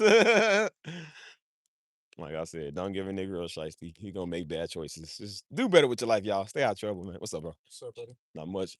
I said, just do better with your life. You feel me? Like I said, I was with the homies yesterday, man. We was shooting some guns, you know what I'm saying? We was shooting at the range. And so, like I said, boy, these are like these niggas are like YNs. You feel me? Like these are the Mexican YNs. You feel me? Man, they came with all their stuff, man. They was pulling our stuff out the bag. I said, bro, where y'all get these, man? I'm like, dang, I got some good stuff. Well, I got about 5 myself, man. They had some good stuff too. Like they stuff was a little better than mine. I was like, bro, usually I had the best stuff out there. I said they had some better stuff than me. You feel me? I was like, dang, cuz it was dope. I was like, dang, bro. Yeah, I said I got the like the Draco, like the mini AK-47. Buddy had the full AK-47. I said, bro, I love AK-47, man. There's something about those. I said, bro, can I said, hey, man, you mind if I shoot that real quick? He said, yeah, bro, go ahead. Well, it was something about holding the AK. I love it. The sound of an AK. It's just like the rattle sound it gives. Oh, it's beautiful, man. It's just the design, the finish. It look good too. You feel me? And so I got extendo mag. So he had a fat extendo mag too. So it's like, hey, bro, we should dump this. I said, yeah, bro, let's dump it. Let's see what we get. I said, bro, we shot the field up so hard, bro, it caught on fire. Bro, it literally caught on fire. Cause I seen smoke back there. They was about to still keep letting off rounds. I said, hold on, y'all. I said, y'all see that smoke back there? And so we went over there, bro. It was a small patch of fire in the field. It was spreading. I said, hold on, bro, put this out. I said, bro, let's put this out. Yeah, we caught the field on fire. I was like, bro, we shot all the targets off, all the chains broke, pretty much just blasted it in half. You feel me? I said, we was out there having fun, you know what I mean?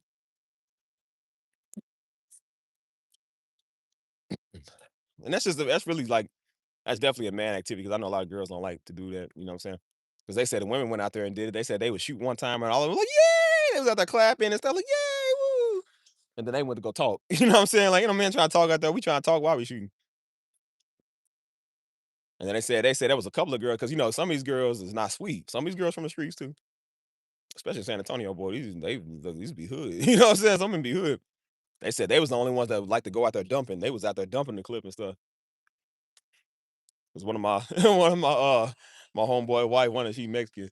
She one of the Mexican homies. And she told me, she was like, yeah, she said, bro, she said, I ain't gonna lie, bro. When I first came to church, she said I was going to like a youth thing. I said, like, I guess like they was trying to like it's like some little church program. She said, bro, I used to carry my gun in my bag with me all the time. And she said one of the girls, she said she's cool, man. She said she still don't know to this day. So one of the girls, she came up and gave me a hug, and she said I had my gun on me. And she was about to take my bag. I'm like, here, I'll put it on. She's like, no, no, no, don't, don't take it. She said, look, I ain't gonna lie, I used to be wild, bro. She was like, I used to be wild.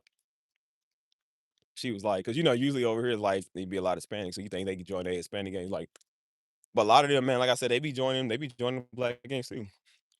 She's like, "Yeah, I was walking around talking I'm throwing up blood and everything, throwing up Pyru and stuff." I was like, "You blood, bro?" She said, "Yeah." She said, "I was." She said, "I was." What's up, man? And it's crazy because her husband, he was a former Crip. So this is two crazy niggas. I said, "These is two folk you don't want to try, bro. They kind of wild. You know what I'm saying? They cool. They real cool, man. You know, what I'm saying? That's my homie." But I said, tell everybody else, don't get on their bad side. They are not playing. Hmm. Get out.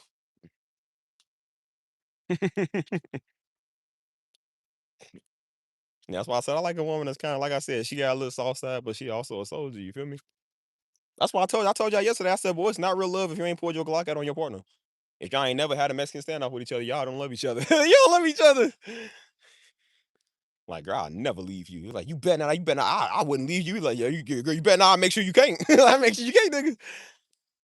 Oh, so you thought you weren't gonna say good morning? She said, you don't love it if you don't.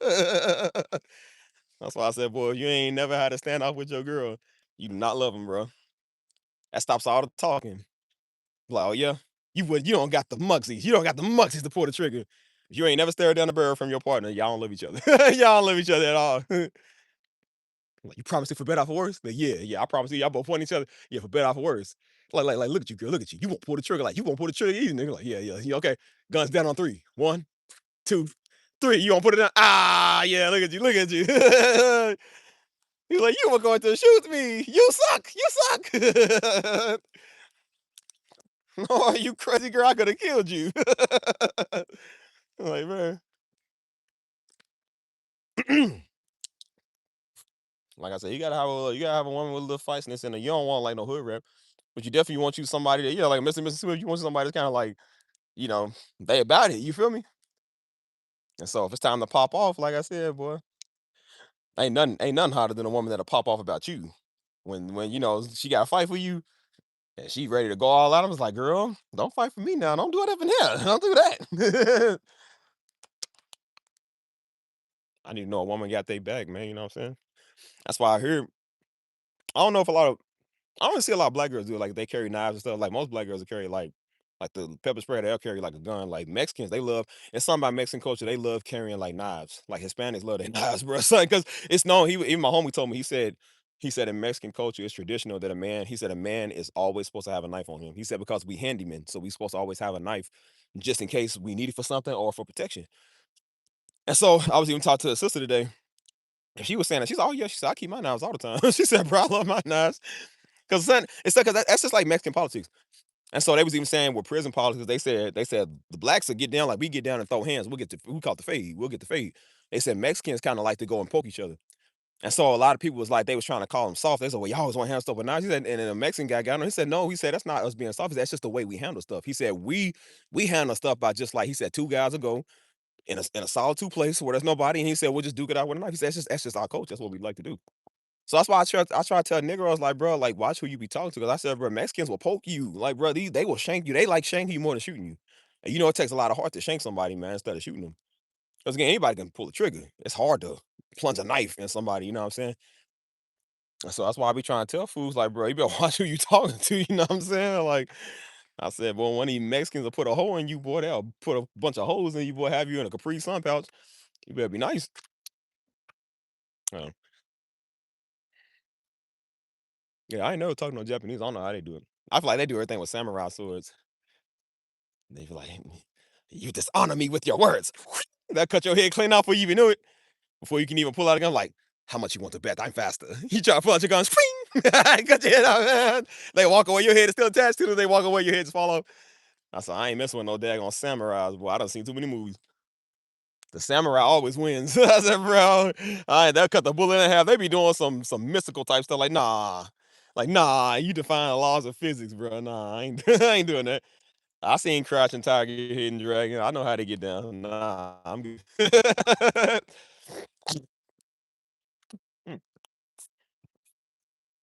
That's why I said, well, I'm like, yeah, that's why I told you that's not stereotypical. They talking about that stereotype that Asians can't fight. Boy, Asians can fight. I don't know what you talking about. I ain't never seen an Asian that couldn't fight. Bro, I seen a video. It was an older Chinese woman. They had a Chinese restaurant and they was dealing with some ghetto Negroes in there. Like these niggas was ghetto. And they was in there ripping up their stuff. And she was mad about her order about something. It's a big girl. Keep in mind, it's a big girl. She one of them type of girls, like even some of the Negroes were like, oh no, like don't mess with her. She was talking crazy, just throwing their stuff. And it's short little Asian lady. She came by. It's an older lady. She came behind the counter, ran full speed of the girl. Even though the black girl, she ran out the door. Like she was scared. Bro, all the niggas in the restaurant, they laughing, they crying. The girl, she was talking good and crazy, like, girl, I'll whoop you. And then the girl ran behind the counter. She ran out the door. That's why I said, don't mess with Asian boy. You don't know them either. Them niggas be triads, man. I wouldn't get involved with them. They'll cut your fingers off. They for real. They will cut your fingers off, bro. Like, that's why I tell people, boy, as much as they don't like foreigners and they don't like, I said, bro, y'all have no idea the foreigners y'all messing with. These people are not soft like you think. These people they got their criminal enterprises too. They got their warriors too. Like they not soft. Hmm.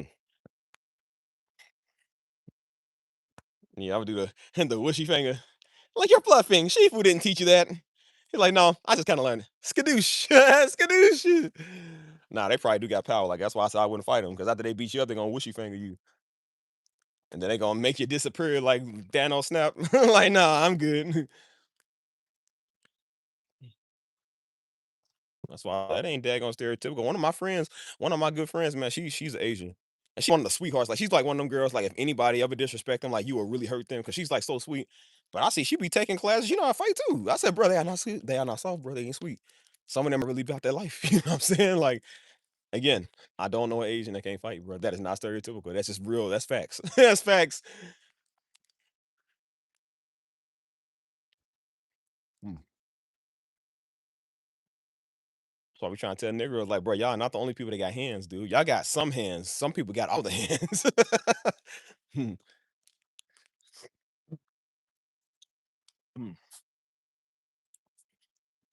Yeah, Asians are cool people. I don't know why everybody give him a lot of, everybody give him a lot of bad reviews. Like they be cool, man. They ain't never bothered me. Cause you know they be doing that too. They're like, nah, see, Asians don't like y'all. Like you niggas don't like us either. Like, bro, it don't matter who don't like us, man. At least they keep to themselves and don't like y'all niggas make it known y'all don't like us. Y'all always the ones that find y'all way in our face and tell us how much y'all don't like us, bro. Ain't no Asian telling me they don't like me. I seen the Asian dude go viral. He from New Orleans. So he said everybody in New Orleans, whatever color you is, like that's how they get down. They all talk bad about each other. It's like whatever color you is, that's just how they are. He said, I see the girl talk about go back to your country. He said, nigga, this is my country. He said, I've been here. That's the way he was talking, bro. He had the thick Asian accent. He said, I see you over there standing with the ABT card. Hey, bro, yeah, he had people in the comments crying. Bro, he was so serious too. It's the way he was talking. You could tell he was street, but he still had the heavy accent though. He said, yo, we're standing with the EBT. He was saying like slow. He said, who you think he's I pay for double my taxes? He said, she talking about go back there. He said, nigga, I'm not even Chinese. He said, I'm not even Chinese. Like, oh my gosh, bro. That's the funny niggas, dude. Oh my gosh, bro. He was so serious too. He went viral because he was so funny, bro. Black people, everybody loved this dude. I was like, yeah, he one of those like, don't try him. Like he still got some hood in him. He said, I'm not even Chinese. Oh my gosh, bro. Like I said, man, shout out to my Asians, bro. They always show me love. I don't know why I keep getting shown love from everywhere else, and then you get your own Negroes, they got a problem with you. Like I said, I hang around Asians, but I don't really know too much about them. You know what I'm saying? They the one people group I've never really like study. I've never dated one of them. You know what I'm saying? But I wouldn't be immune to it. Like I said, I would. You know what I'm saying? I just happened not to really run into some at the time. You know what I'm saying? Like, I got a homie, man. He crazy about Chinese girls, Japanese girls, all of them. He like him. Ain't not bad. One of my homies, man, his family was stationed over in Japan. And so that's all he knew over there, man. He would talk to Asians all the time. He was like, bro, that was cool. Like, they be cool, man. You know what I'm saying? You just, you got a couple of weirdos, but you know what I mean? Everybody usually be cool, man, where you go at. You feel me? Like, I done seen a lot of ethnicities of women, man. They are very respectful. It's only like when you get American. For some reason, Americans are the dumbest. I don't know why that is. Like, bro, Americans are not fun. Maybe it's because we all speak the same language, but they just be weird, man. Like, just tired of Americans. That's why when I hear English now, I don't even talk to people that speak English, dude. Like, they just so weird now. You got you got black fighting white, white fighting black.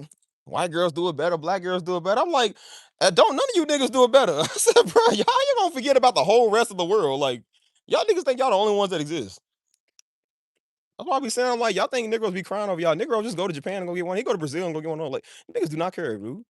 Y'all the only ones that make it about that American color stuff. Like, niggas don't care about no American. Like, we care about other stuff all over the world, man. Niggas will go to Nigeria and go get one of them. We don't care about y'all like that. Like, man, please. He said, what the ABT cards?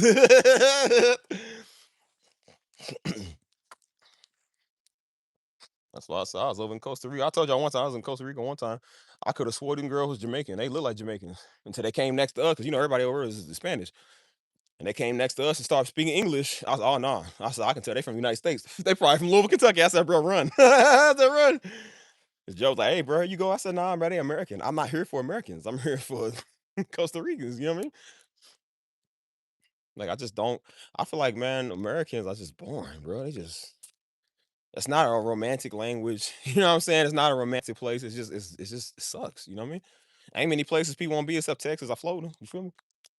Got you. Somebody trying to be here like that.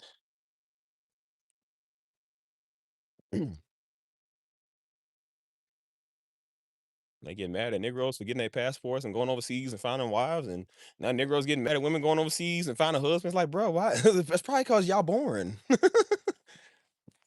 That's why I said, you ever talk to somebody from Spain? Cause you ever talk to like I said, women talk to the men from Spain. Ah, señorita. Like the way they talk. Like you hear how Antonio Banderas talk, right? That's like every woman's type dream. La señorita, your fragrance is much fuego. Like the way they talk very, they're very loving people.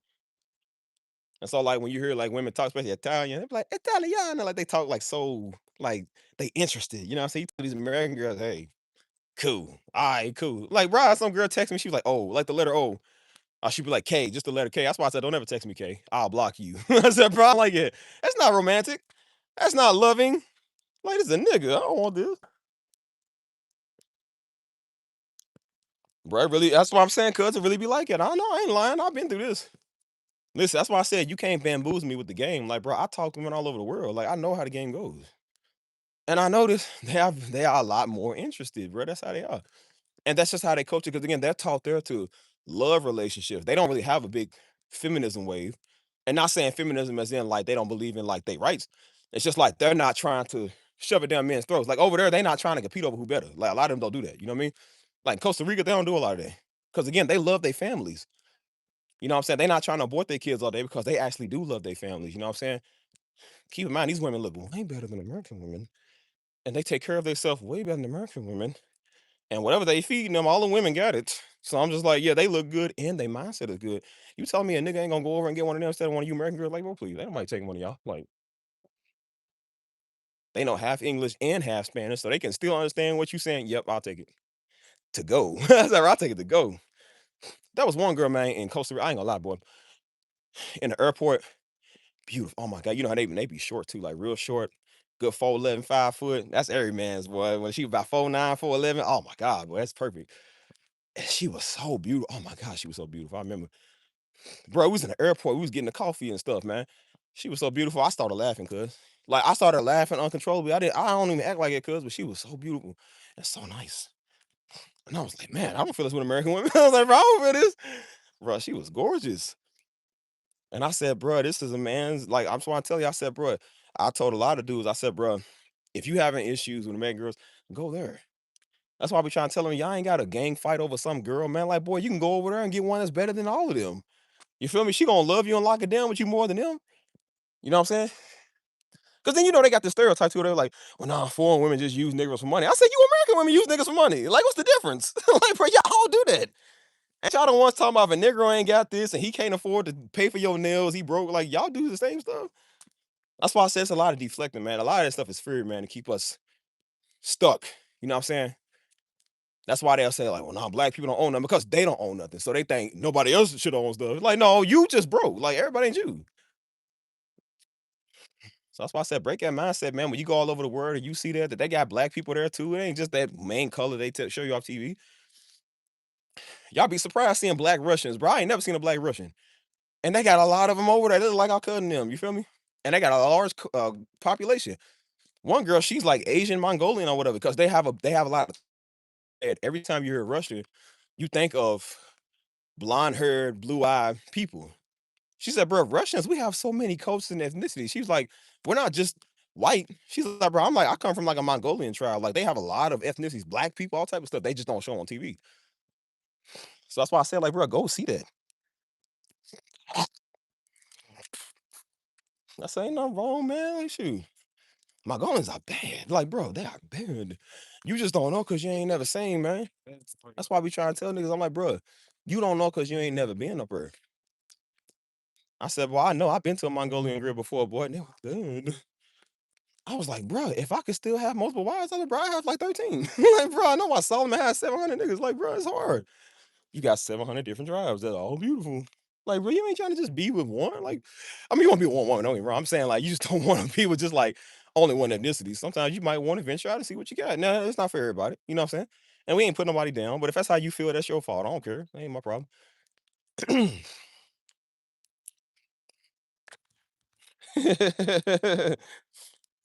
I was like, man, nah, because I realize that's a terrible idea. Because, like I said, it don't matter of any ethnicity. Women don't shut up. They talk too much. So imagine you got to hear 700 problems. No, you know how women, it'd be like 25 problems per woman. Like, bro, 700 times 25. Oh my God, bro. Solomon's probably like, bro, I'm gonna cut all your heads if y'all don't shut up. Like, y'all shut up. And 300 concubines. Like, boy, that man was dry, boy. He ain't have no more in him. He ain't got no more. I know that man was exhausted. He was like, yeah, bro, they probably all had an hour each. She's like, "All right, girl, you on your hour. Come on, do what you gotta do." So the other one, I go on a date with them. Hold on. So would. I'm just like, nah, man, I ain't with that. That's why I say I like being with one woman. You know what I'm saying? And with all the women in the world, women easily outnumber men 7-1. You think a nigga gonna fight over y'all? I don't know how niggas be killing each other over y'all. Y'all not worth it. I don't think y'all worth it, dude. You feel me? It's just not even worth because I'm like, bro, y'all all look the same. Like everybody got this wave now where they all look alike. You feel me? I don't even think that people even need to do that no more. I'm not killing somebody over some girl. You can have her. You know what I'm saying? She won't entertain you. You can have the nigga. If you can haul him, you can have him. That's how I look at it. I just don't even care. I told you after 3 weeks, y'all get old anyways. I said, after 3 weeks, bro, y'all old news. It's time to move on to somebody else. I'm like, ew, she caught feelings. Ew. She said she loves me. Ew. She said she loved me, whatever that is. Do me a favor, say that. I said, ew. She wants to cuddle. She wants to snuggle. I was like, girl, ain't nobody in the world trying to hear that. They be trying to love all on you, trying to hug on you. Hasman trophy, get off me. Girl, you just woke up. Move. I'm like, "Ee." Once they be like, yeah, I think I love. I'm like, oh, well, yeah, excuse me, let me make a phone call real quick. You'll never hear from me again. Yeah. Like I said, the homies usually don't call each other. I call the homies like, bro, God, I think I messed up, bro. I think I messed up. Like, bro, what's going on, man? What's happening, man? What's wrong? Like, bro, she said she loves me, man. Like, she said she loves me. He gonna be like, oh my God, this is serious. This is serious. So I don't know what to do. Oh my God, I don't know what to do. I don't know what to do. He's like, bro, get your head together, man. Get your head together. Okay, bro. I'm on my way, man. Where you at? Where you at? Just stall as much as you can, bro. Get out the back door. Meet me outside in the back, bro. I'll be there in 5 minutes. Operation, don't save a hoe. Don't save her. She don't want to be saved. No, nah, I ain't like established like that though. No, it ain't. Not a lot of little niggas is like it. Like I said, a lot of people all over the place like it. I'm not a person that's like it. I just don't like. the games. You know what I'm saying? I do think that women sometimes get on your nerves when they be doing all this feeling stuff. It's like, ew. It's like, okay, like I get you feel, but like you ain't gotta be over the top. Like, stop. You know what I mean? They'll text you with the what are we? I'm like, I feel like I can be myself with you. I'm like, ugh. Ugh. I'm just like, I'm like, oh, you know what I always tell myself, man, how do I get out of this one? I said, how do I get out of this one? Nah, I ain't like it. So no more. Ain't no more. Like I said, I used to be a player. I ain't no more. I ain't no more. Like I said, there's a lot of things I used to be. I ain't a player no more. I used to love my women, but guess what I love more than my women? Guess what I love more than women? Like, you know what it is? My music. Don't you know no good? Don't you know no good? He's like, yeah, yes, ma'am, yes, ma'am. Guess what I love more than women, though? Guess what I love more than women? My music. Don't you know no good? Don't you know no good? Oh, I agree. You better go on and stop all that. That's when they hit you with the I love you. I'm like, it's like, yeah, I'm gay. No, I'm just like, I never did that. Why the gay niggas always the cute ones? Like, girl, I just said it so you'll leave me alone. I see you with another girl. I said, girl, like trying to get with that. Mm. Oh, let me fix this thing. Thing keep bending. I don't like you doing that. No, for real. All the stuff you said was cringe itself. Snuggles is the gayest thing I've ever heard.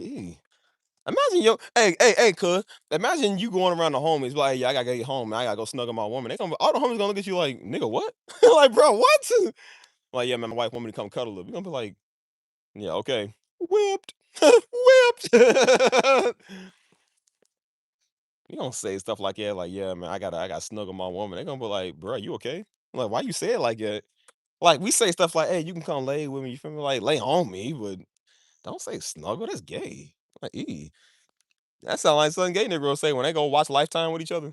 He like, "Come on, baby, let's go snuggle on the couch." Like, ew. Like, we don't say that word. Like, ugh. I was like, women always want to be held all the time. Ew. Ew. They said it's known that after you do the do with a woman, she wants to be loved and held. I'm like, ew, ew, ah, ah. And girl, I'm an Iron Man. Just put that in your face. Like, girl, get out of here. We don't know what that is. Like, wait, hey, I'm like, hey, your Uber should be here in like 10 minutes. Like, sometimes you have to be a jerk for a reason. You just because sometimes they get too attached. Like, hey, I told you what it was before you knew. I listen. I told you. Listen, I told people before back in my heyday when I was a Negro. You know what I'm saying? I didn't always do the right thing. You feel me? But I did let people know what stuff was. I had standards. I was like, look, man, I ain't trying. I ain't feeling you like that. You feel me? They decided they want to go on that level, and then they get their heart broke when they realize I still said no. Like, you're not gonna change my mind, bro. It don't matter how much you compliment me or flatter me. I'm still gonna say no. They always get their feelings involved, man. That's why I told you. I said, bro, friends with benefits is a bad idea. That's why I thought people listen though. Listen, listen, though, listen. He said, Steve, I can't with you. My tummy hurts. Not gonna lie. That worked for sure. Nah, nigga.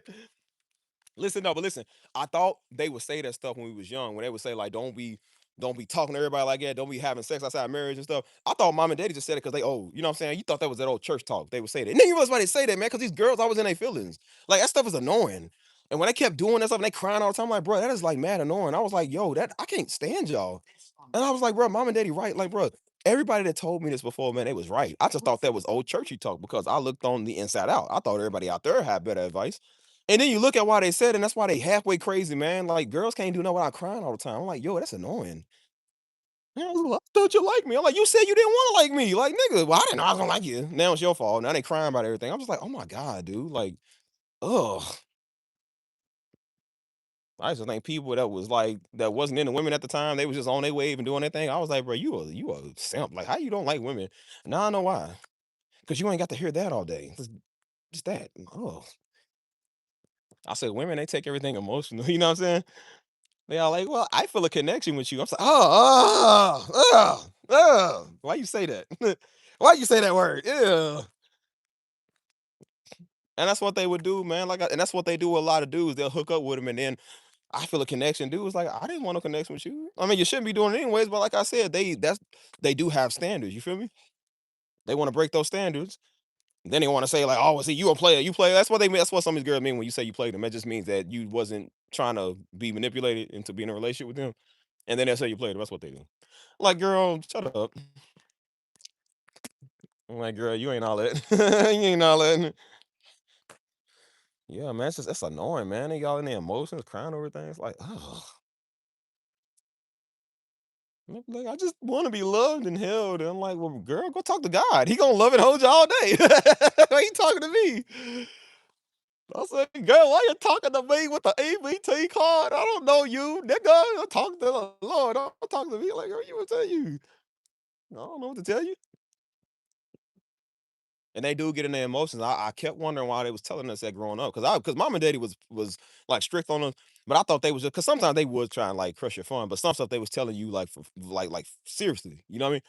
And so daddy kept telling me, he said, son, be careful with some of the girls out here. What he kept saying, he said, son, be careful. He said, I'm trying to tell you. And I was like, he's just old. You know, that's what we thought. We was like, because y'all look at daddy like, oh man, he's so wise. Like when you grow up with him, you just kind of like he just talk. You know, that's what we thought. We was like, he's just always talking. You know what I'm saying? And sometimes he would be talking, but a lot of times he would be spitting wisdom and knowledge. And so I was just like, Daddy, I said, Daddy he's just always talking, man. Like he just always do it. And then you realize, like, when you do, you just like, oh my gosh, bro, like he was right. Like, bro, mama and him is right about this, man, because these girls are dumb. And, like the dudes, we be dumb too. Like it ain't just them, it's us too. But I said, but we ain't doing all that. Like, I ain't never been like that. They be all psycho, man. But you don't even do nothing with them. You just nice to them. Some of them be weird, man. They just be you show them any type of I think what do they call it now? What's that called? A sapiosexual or something? Where they say they more turned on by like your intellect or something. I don't know. But some just like pretty much every woman ever. It's like that. And it drives them crazy. And you're so good to them. They just like love it. It's just like, bro, what's wrong with you? And so that's why they be going crazy. And they say usually when a woman go crazy, it's because you've been doing it right. And I'm like, that's not always true. Cause I'm just like, bro, there's women I ain't even touching. They've been like it. I'm like, no, you just weird. I think that's your problem. You're just really weird. And people was like, "Bro, what happened?" I'm like, "I don't know. Go ask them. I don't know." Like, bro, I ain't even touched them. I ain't even hugged them. They weird. You feel me?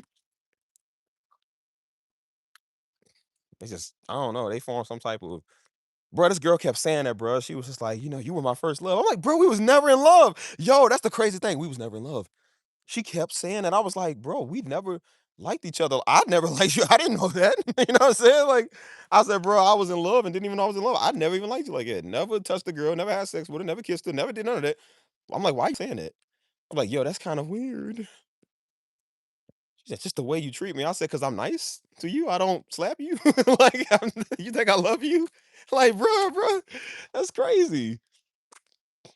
People really be like it, man. That's why I said that's just, I mean, and I ain't knocking nobody again. I'm not knocking nobody, but it's just, I just find it kind of strange. I'm just like, why you like it? Everything that Darby glow on you. He said maybe she wanted you back. Bro, we was never together. That's what I'm saying, bro. We was never together. That's the thing I'm saying. She kept trying to get with me. And again, she wasn't a bad girl. I remember, bro, she was Ukrainian. I remember she was Ukrainian. She had a twin sister.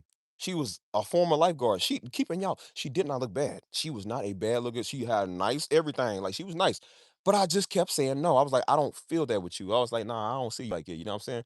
And it's out of respect. It's not because something wrong with you. I was just like, I just don't like respectfully, like, I don't see that with you. I just don't, no, like, no, I don't want that. And I thought I was doing a good job by respecting people. And she got mad because I was like respecting her. I was like, I thought that's what women want. I thought y'all want us to, and I'm like, no, they don't. They want jerks. Now I'm a jerk now. I said they like me because I'm a jerk.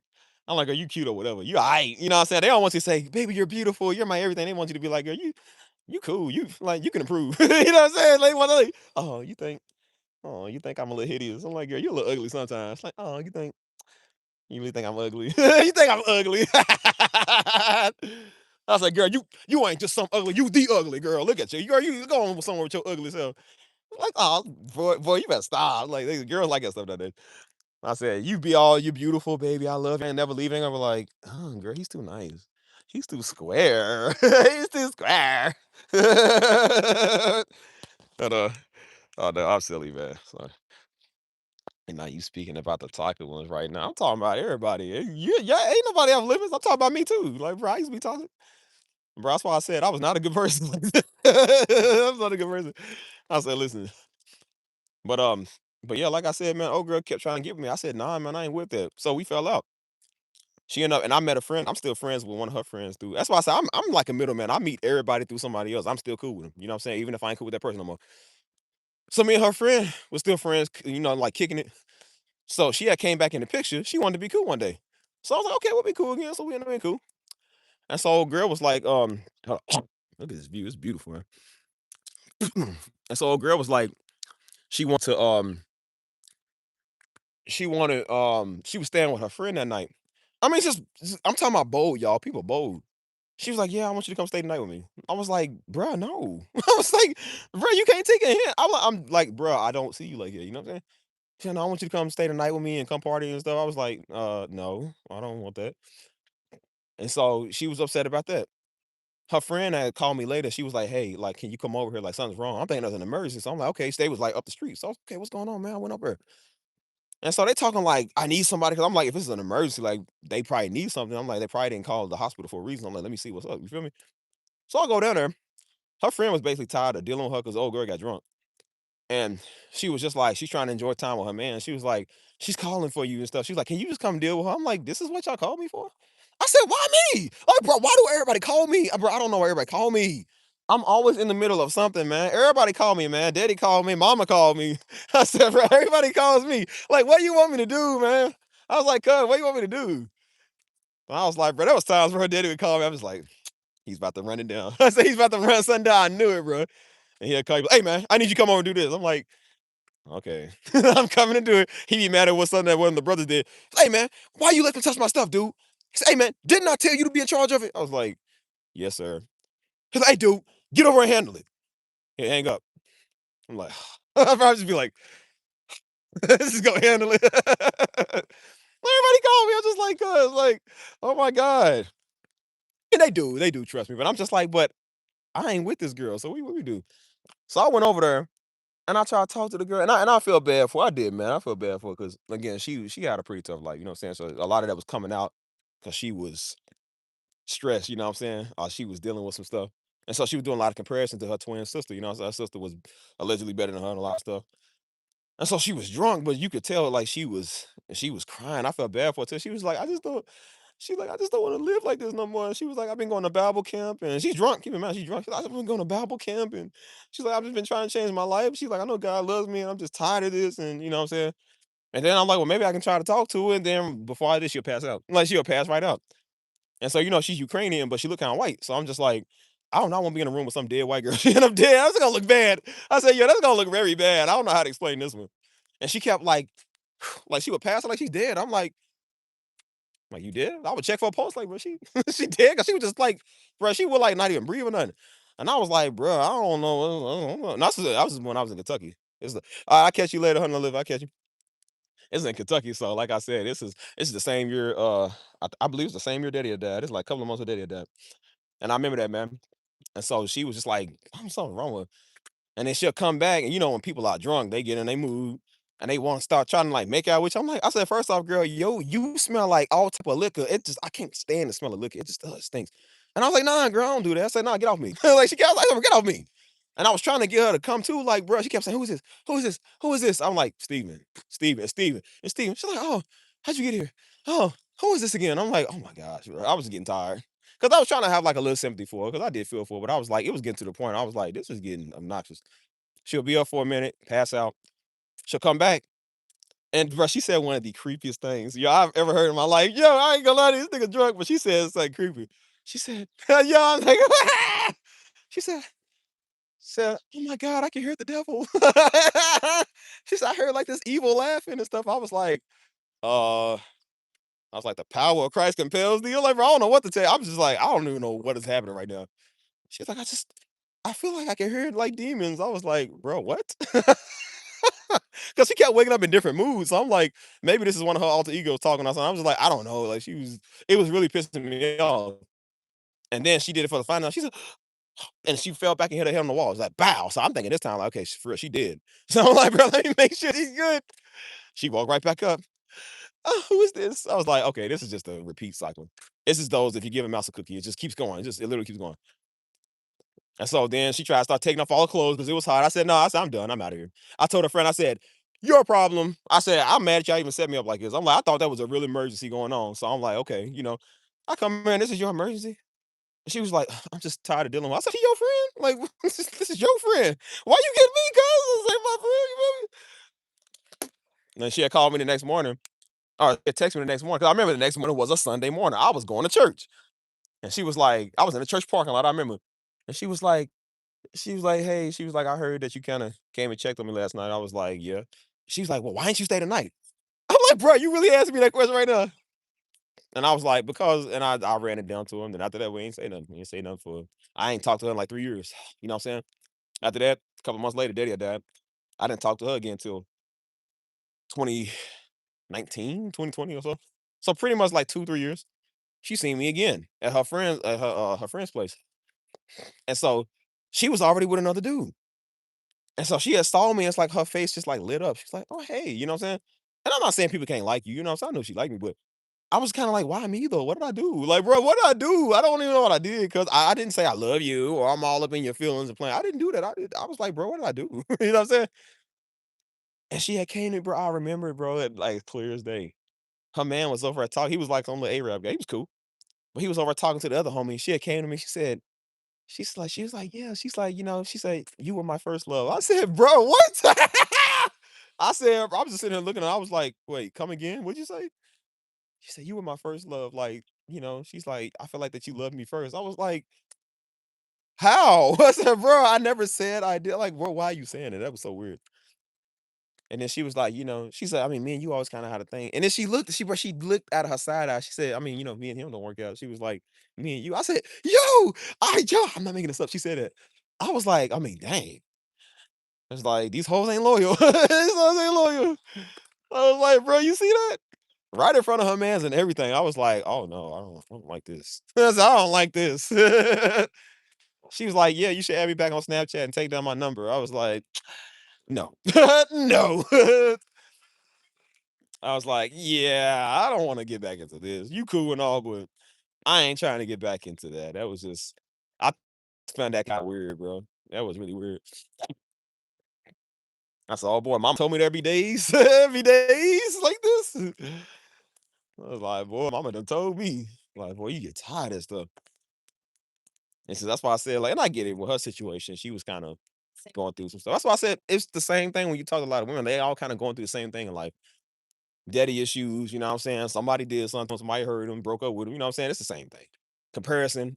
So that's why I said I've gotten good at the game because it's not a game, but it's just like it's something you have to kind of deal with. So you get good at it. It's just like I've had to deal with this all the time in Kentucky, man. This is all Kentucky was. It was hard to find a wholesome woman out there. And don't think because people go to church that they wholesome. They not. Do you know the majority of people that went to our church? I mean, church is for broken people, it's supposed to be. But I'm trying to tell people they think because they go to church that they better. And they like, "Well, nah, surely they listen to Pastor Darby." I was like, "Bro, everybody listen to Pastor Darby. Those are not the good people. Not everybody good people." We had a lot of broken individuals that came to us. They were still out here playing and listening to Pastor Darby. They didn't take everything serious. And so that's why I said like it was very rare. So when I came out here and I seen the different mindsets, like, they still deal with it here too, but the mindset was very different out here to where most of them know what they want. So when you talking to women, most of them be straight up with you, "Hey, like, I don't want no playing around. I don't want no benefit stuff. Like, I want something real. I want something serious. Like, if you ain't looking for that, let me know." Cause I don't, well, she said, we ain't trying to waste each other's time. And I said, I like it. Because I'm like, that's how you know they for real. And that's why I said I've only had like two like serious relationships and since I've been out here in like 3 years. Because I'm like, I want something more serious, man. You ain't trying to do all the playing around. Like, man, I had that phase of doing it. That stuff is old. And all it comes with, again, you think it's fun when you're young, when you're in your early 20s and stuff. You think that stuff is fun, and then you get older and you start realizing, like, bro, what did that get you? Partying all the time and going out doing all type of stupid stuff and messing around and stuff. I said, and then you look up like, bro, you're 30. And again, that's the way we want to live our life. But I was kind of like, this ain't, you don't get nothing from it. And I said, you left empty handed. Like, you don't make no money off of that, man. You don't own a house. You don't own a business. You don't own no, like, what are you doing with your life? You know what I'm saying? And I said, you don't get nothing from it. And that's why I said I chose to take the path to grow up. Some of them have never changed, and some of them are still doing the same exact thing. And I'm just like, I don't want to be like it no more, man. So that's why I said I'm serious. I don't um play. I waste my time to get something. Drink. I'm thirsty. Jesse Slick. That's helped me plenty in church the last few months. I'm blessed I found one. I found, hold on. I'm blessed I found one. Took a while, still destined for life. Yes, sir. That's how I go.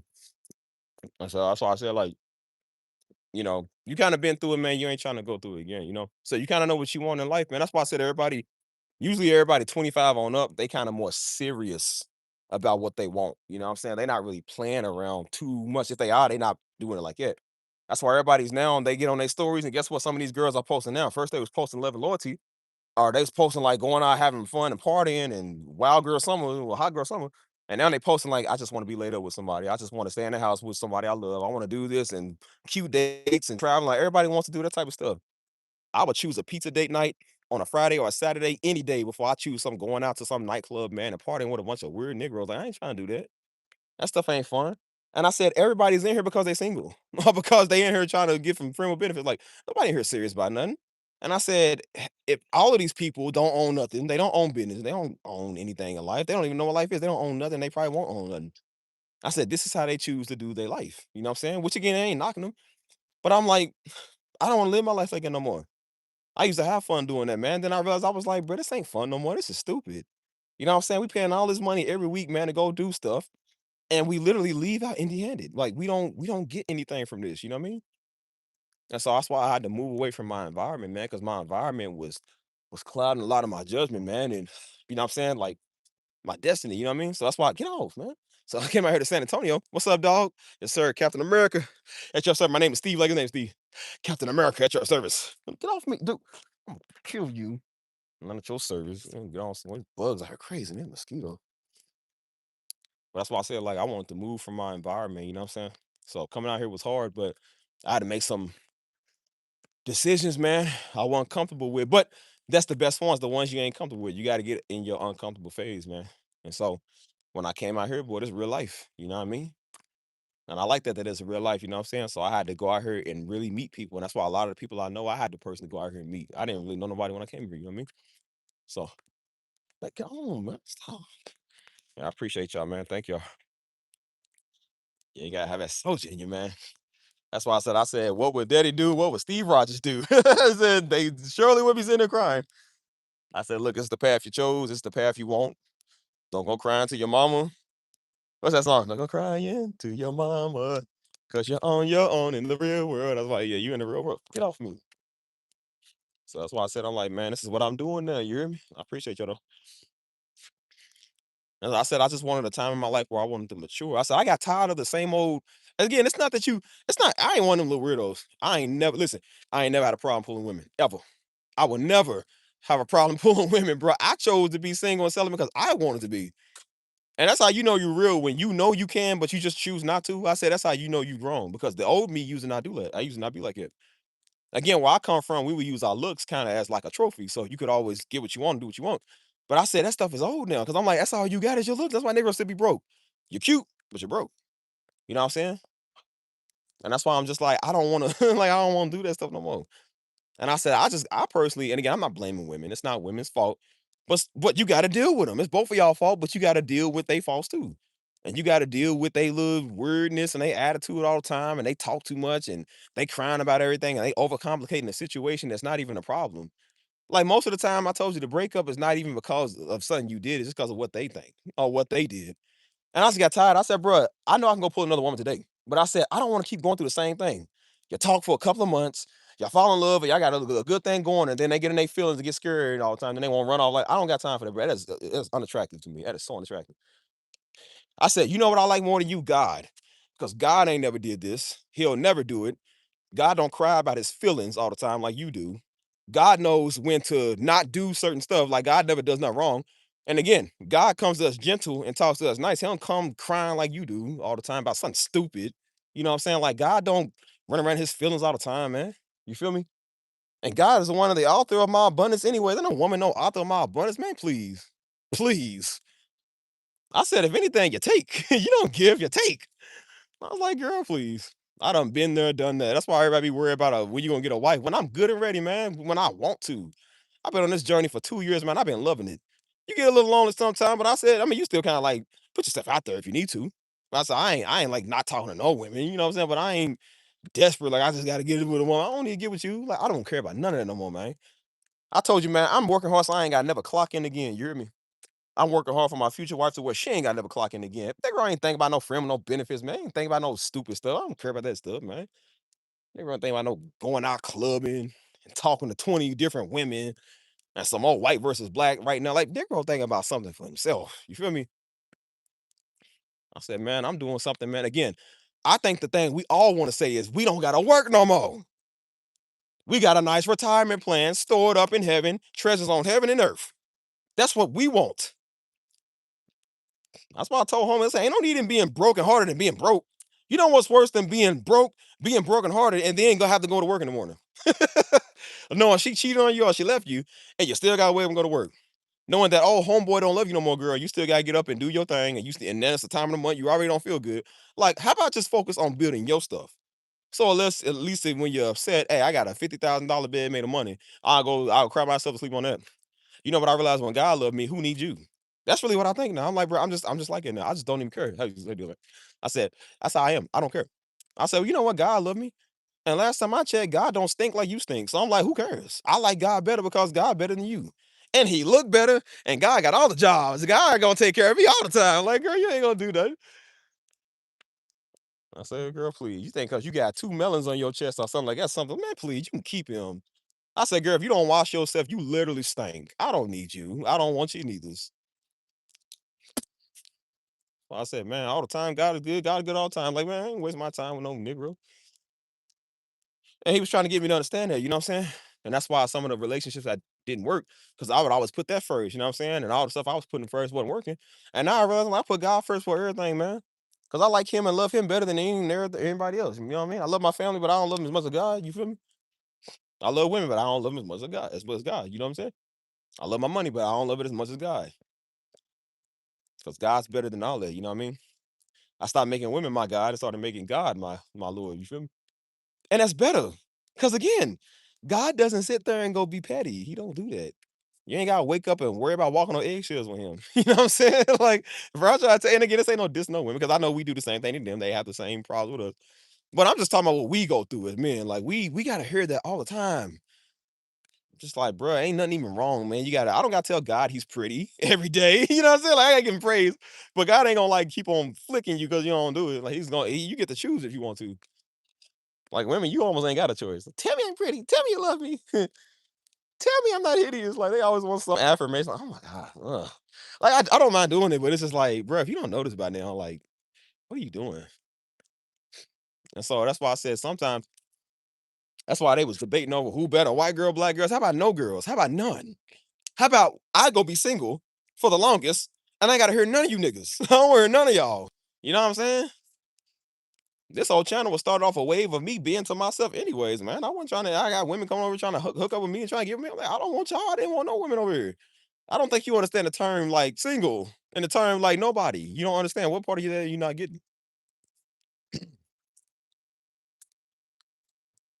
So I said, bro, we have had all that, man. We have had the party phase, we've had the girls, we've had all we want stuff, man, we've never touched before. I can't tell you the last time I looked at my account and seen I had 50,000 saved up. I want to start doing stuff like that because I want to be able to start doing more stuff with my money. I want to be able to get back to people, take care of a lot of people with it. You feel me? Like, I want to do stuff I ain't never did. That's my next goal. Again, never to have to clock in to nobody else. I literally get paid to do. That's why I got some testimonies I'm gonna tell in a little bit. I ain't gonna say nothing now. But I said that's my goal is to literally I get to get paid to do what I love doing full time. That's everybody's dream come true, right? Who care about some girl not liking me today, man? Or some Negro we ain't friends no more. Man, cool.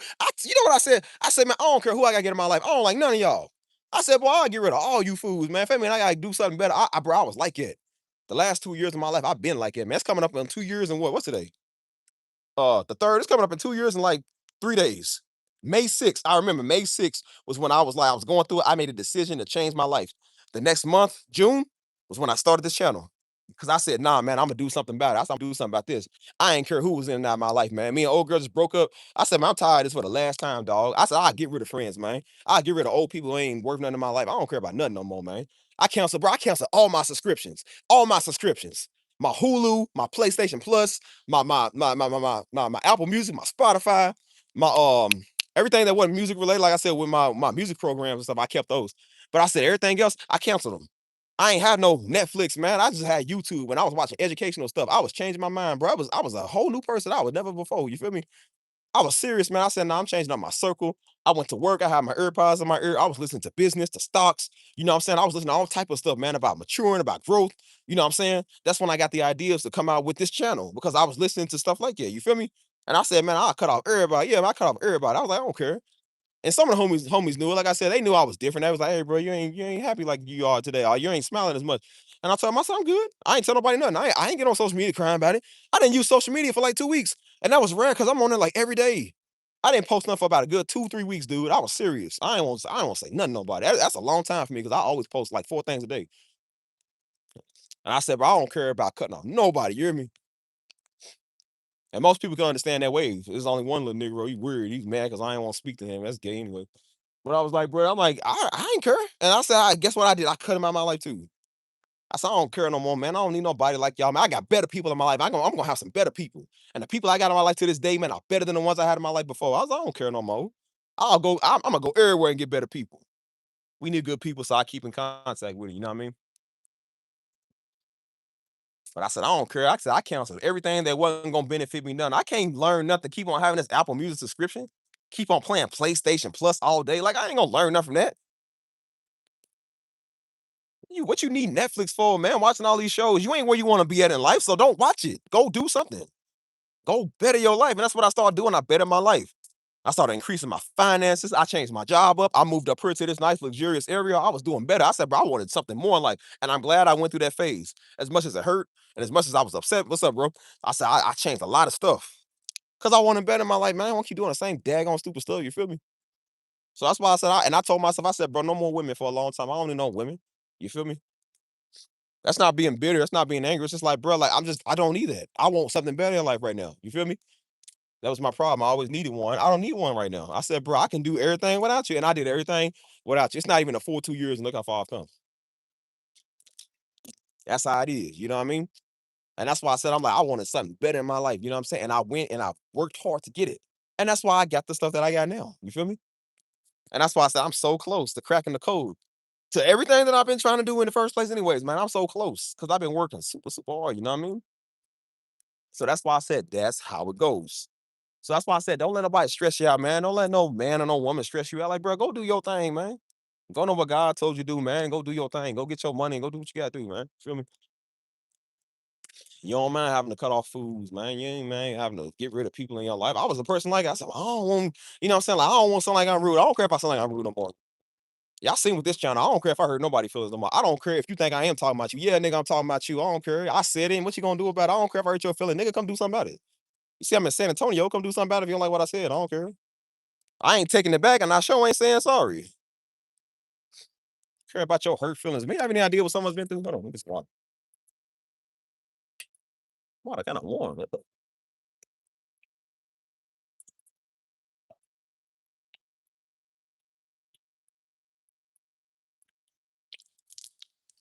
Could have made something that colder.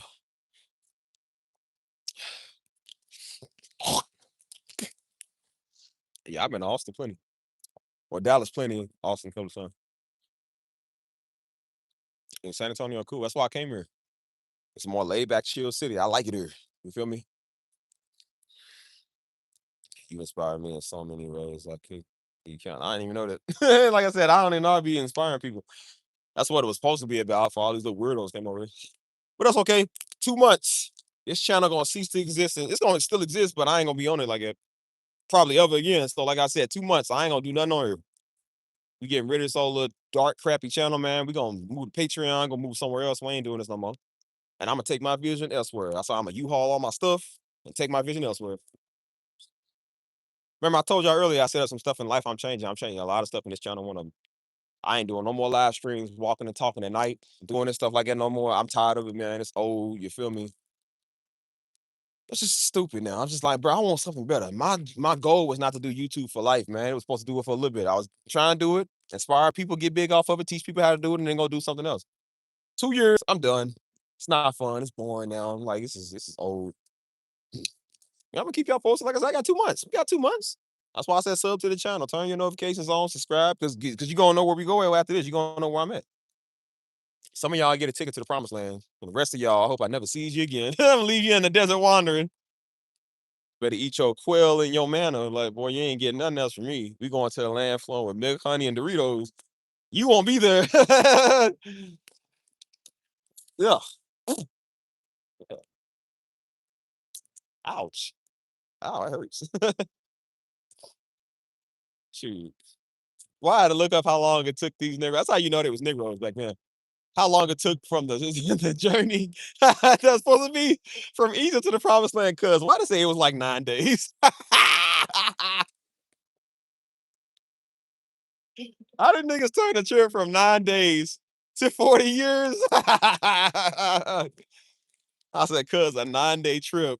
That's it literally was. It said it was only like I think what was it was probably like a 9 or 10-day trip. It was like something real short.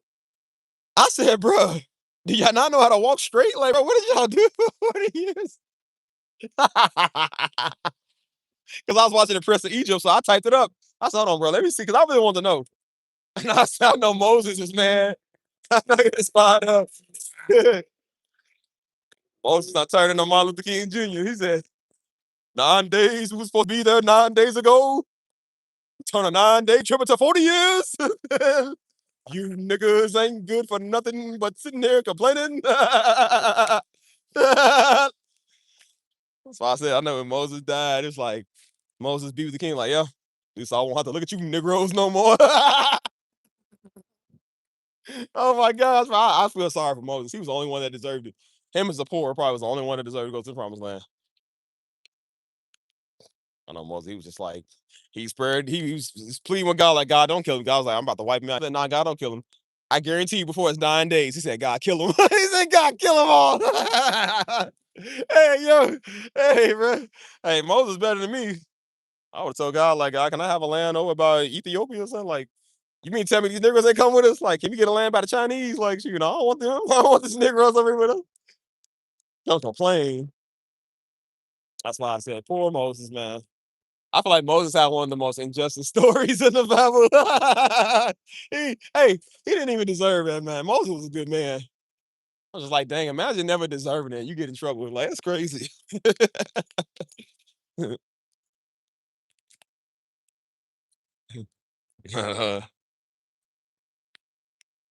Man, yeah, Moses and Joseph. I feel sorry for them, man. That's why I said, at least he in heaven. You know what I'm saying? Ain't got to deal with Negroes. That's why I said we was upset when Daddy died, but I said, Daddy in heaven, man. Ain't got to worry about Negroes no more, but Daddy can stand Negroes. And now we the one living hell on earth. We got to deal with them all the time. I don't like you Negroes. Like, I started realizing, I'm like, boy, Daddy got it. He's lucky. He gets to be with the king. Like, bro, we got to be here with Negroes. The principalities of this world and silly Negroes. We got to deal with them. Like, bro, I'm tired of all yous.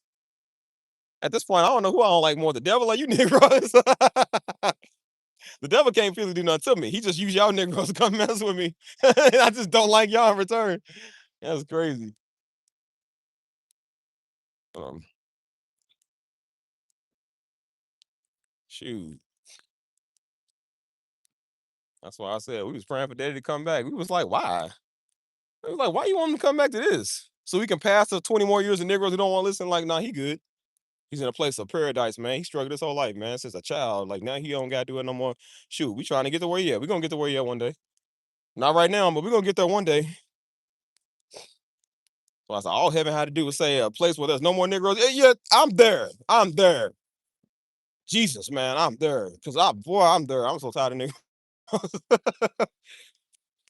Even in San Antonio, man, Negro man, because I'm wearing the Mexican flag. Here come a Negro. Hey, why you wearing that? Like, you see what I'm saying? Negroes always gotta find a way to put themselves in stuff.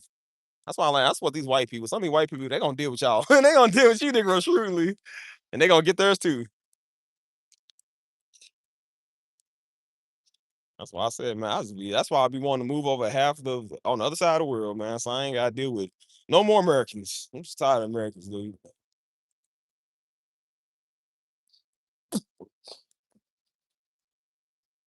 That's why I said, even with the relationships, like I said, the relationships are terrible here, man. Like, they are not even that good.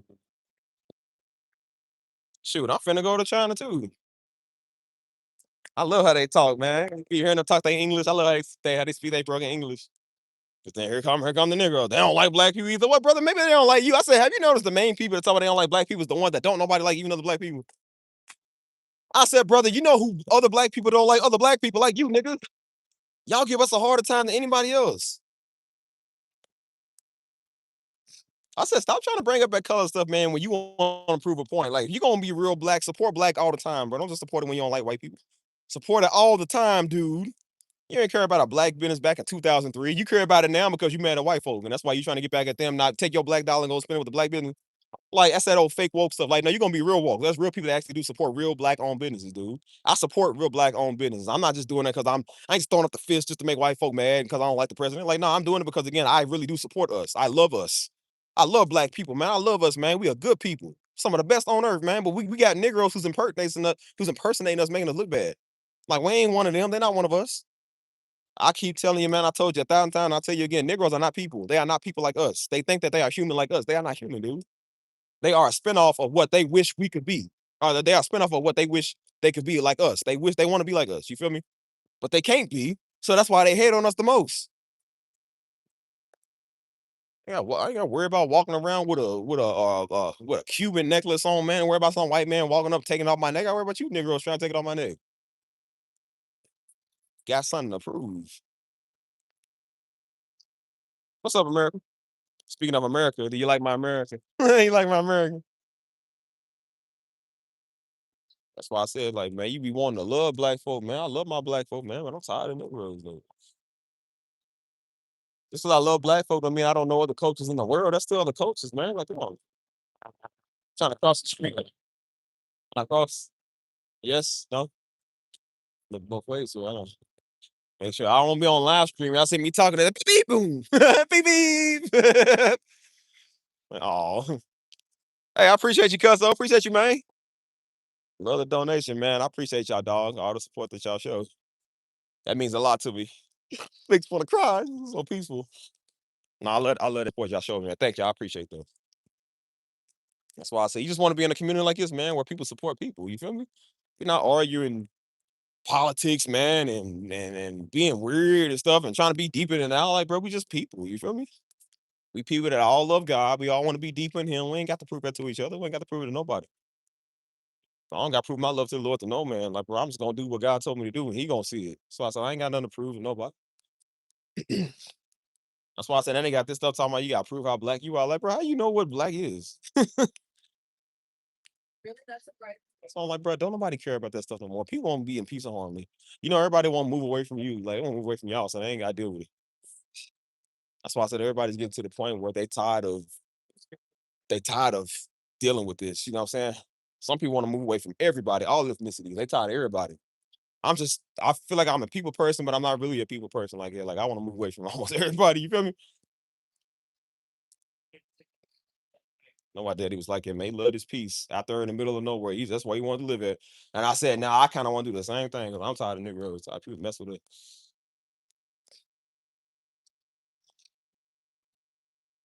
So that's why I said we focus in on other things in life, man, that we want. You know what I'm saying? We ain't fighting people, man, and you know what I'm saying, debating. I don't debate with no man. I said what I said, man. You keep arguing about some girl and keep arguing about your politics, and you still ain't own nothing in life.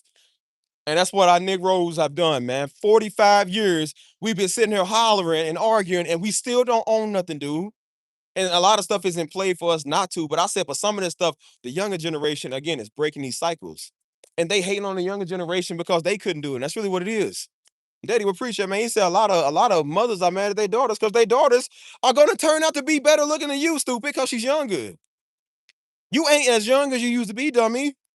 So when you was 19, yeah, you had it, and your daughter 19 and she got it. Why are you mad because your daughter looks better than you? Daddy said people like that, dude.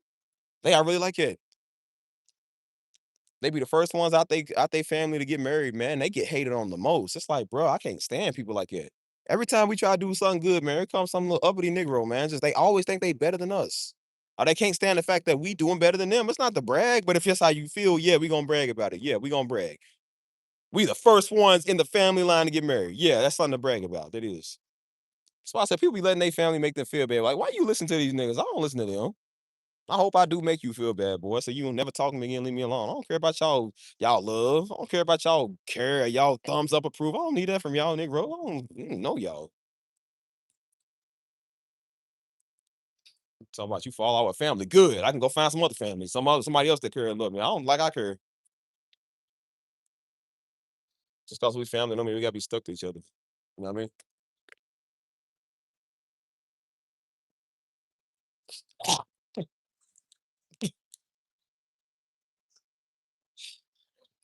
This thing says I got one person in here. How true is that? Hold on. Hold on.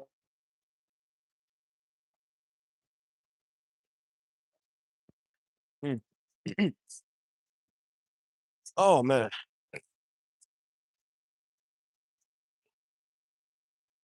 Who's still here, y'all? It says 3 people. Ouch. Hmm.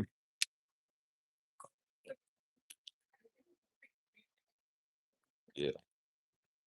I'm gonna go to this restaurant. I never ate over this.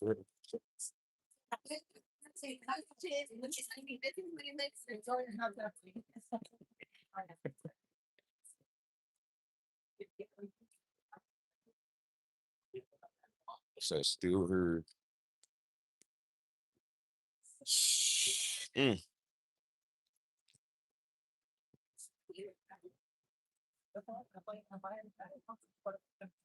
So what y'all want to talk about?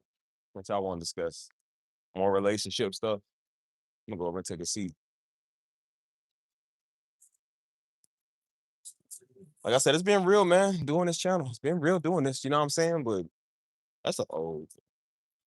It's time for the next wave in life. You know what I'm saying? And we had that at church too today. You know what I'm saying? Like people are transitioning to their next part of life. You know what I'm saying? And so we had a woman today. She's on the like the praise team, the music team with us. You know what I'm saying? Super good, man. Super nice woman. And so she's transitioning now instead of because they started when the church was nothing. You know what I'm saying? And so she was the first one on there. And so she's a mom. You know what I'm saying? She's a mom raising her daughter and her kid or whatever. I think she got 1 or 2 kids or whatever. And so her husband, he's the drummer. You know, he's cool. Like we rotate. There's multiple musicians there. And so they today they are transitioning and like they still gonna go to church, of course, but they're not gonna be doing a lot of that stuff right now because now they're transitioning into full parenthood. You know what I'm saying? Like he's starting the business where it's starting to take off, and she wants to be a full-time mother. Like she wants to be able to be there for her child as she's growing up. You know what I'm saying? So this is just the new stage of people, and we celebrate that. That's why I say I think that people need to understand. Like, yeah, you still go to church and you serve, but I said, but you also have to understand, like, you in a stage of life where you got to start being able to celebrate you. Like, where you're gonna start doing other stuff in life, man. You ain't meant to just be a slave all the time. You feel me? And that's why I said people be burnt out, man. That's all they do is serve, and they burnt out, and they wondering why they feeling the way they feel because they never took like any rest for themselves. And that's why I said I think rest is important. And that's just what it is, man. You transition. That's the same thing I did. Like when I moved from Louisville, like of course, you know, I'm at Destin Ministries. I'm still Destin Ministries. I just live in San Antonio. You know what I'm saying? But even before I moved, like I said, Mama was throwing me a little honor thing because they was like, because you know we've been there since the church started. You know what I'm saying? 2003, man. Like we the very first ones there. 2003, and so I moved in 2023. Hey, that is crazy. 2023. That's 20 years. 20 years of service, cuz. And that's why I said I was doing 20 years of service and I moved. And I'm still doing service. I just live in San Antonio now. I still go back every now and then. You know what I'm saying? I still work for the church. I just live in San Antonio. So I'm not there, of course, every week doing the same stuff every week. You know what I mean? So that's why I said, like, you know, it changed a little bit. You know what I mean? But they still give you that service and that honor. It's just like, you know, thank you for, you know, all that. That's good to know that, man, that people, you know, because even when my sister moved to Costa Rica in 2013 or 2014, you know, they did the same thing for her. You know what I'm saying? It's just like, bro, that's just what you do. You know what I mean? Like, you always honor people for and Daddy was big on honoring people for their service, you know what I'm saying? So Daddy was doing that for Stisha. Even though he didn't want to let Stisha go, he was mad, boy. He was mad. Hey, he didn't want Stisha to move, boy. He was mad. I ain't gonna lie, y'all. Pastor Darby was upset. Y'all remember that he was upset, man. He's like, nah, man. He said, nah, why you trying to go to Costa Rica for? It's like, cause she grown. Cause she wants to. I was just like, man, he did not like it, but that's his baby. His old little spoiled brat baby. I was like, ugh. And he was throwing her one of those, and that's why I said people in church they be kind of dramatic. So People are crying and stuff. One sister there. That's that same nigga that want to talk bad about us now. That's old little dyke looking ramen noodle head nigga. She was the main one. Oh my god, it's like I'm gonna miss you. This old dyke. Oh yeah, I know you're gonna miss her because you rock the other way. She was like, I'm gonna miss you on stage. I was like, you don't even know this nigga. Like, don't act like you know us. I said, yeah, it made sense. That's when I started. Like, that was right around the time I was like, but these church niggas are fake. I was like, man, these church niggas are fake. Yeah, I remember that. I remember 2012. But that's when I was starting to get tired of everything. I said, you know what, man, I don't know if I want to keep doing this. I'm like, I'm getting tired of seeing the hypocrisy in church. I'm getting tired of seeing weirdos and you know what I'm saying. Daddy got to deal with these Negroes. I don't want to deal with Negroes. They weird. I said, they think they know me. Like, I don't know y'all. Y'all just go here. Like, I don't know y'all. You know, little ramen noodle head dyke sitting there trying to talk on somebody. Same one that almost got beat up by some dude ex-wife that came to church on a Sunday morning. That would have been funny. I wish you would have got beat up too. I would have, boy. Fighting over another man in there that married another woman. What's wrong, poor? You can't do anything right. Maybe you should play for the other team. You can't do that one. Like, can't seem to do that right. Might as well go get another man. Like, that's crazy. Over liking. So little dirty dyke. You're making up, man. You know, I say dirty Diana, dirty Diana. Yeah. And that's to me right now. Agile get culture so young.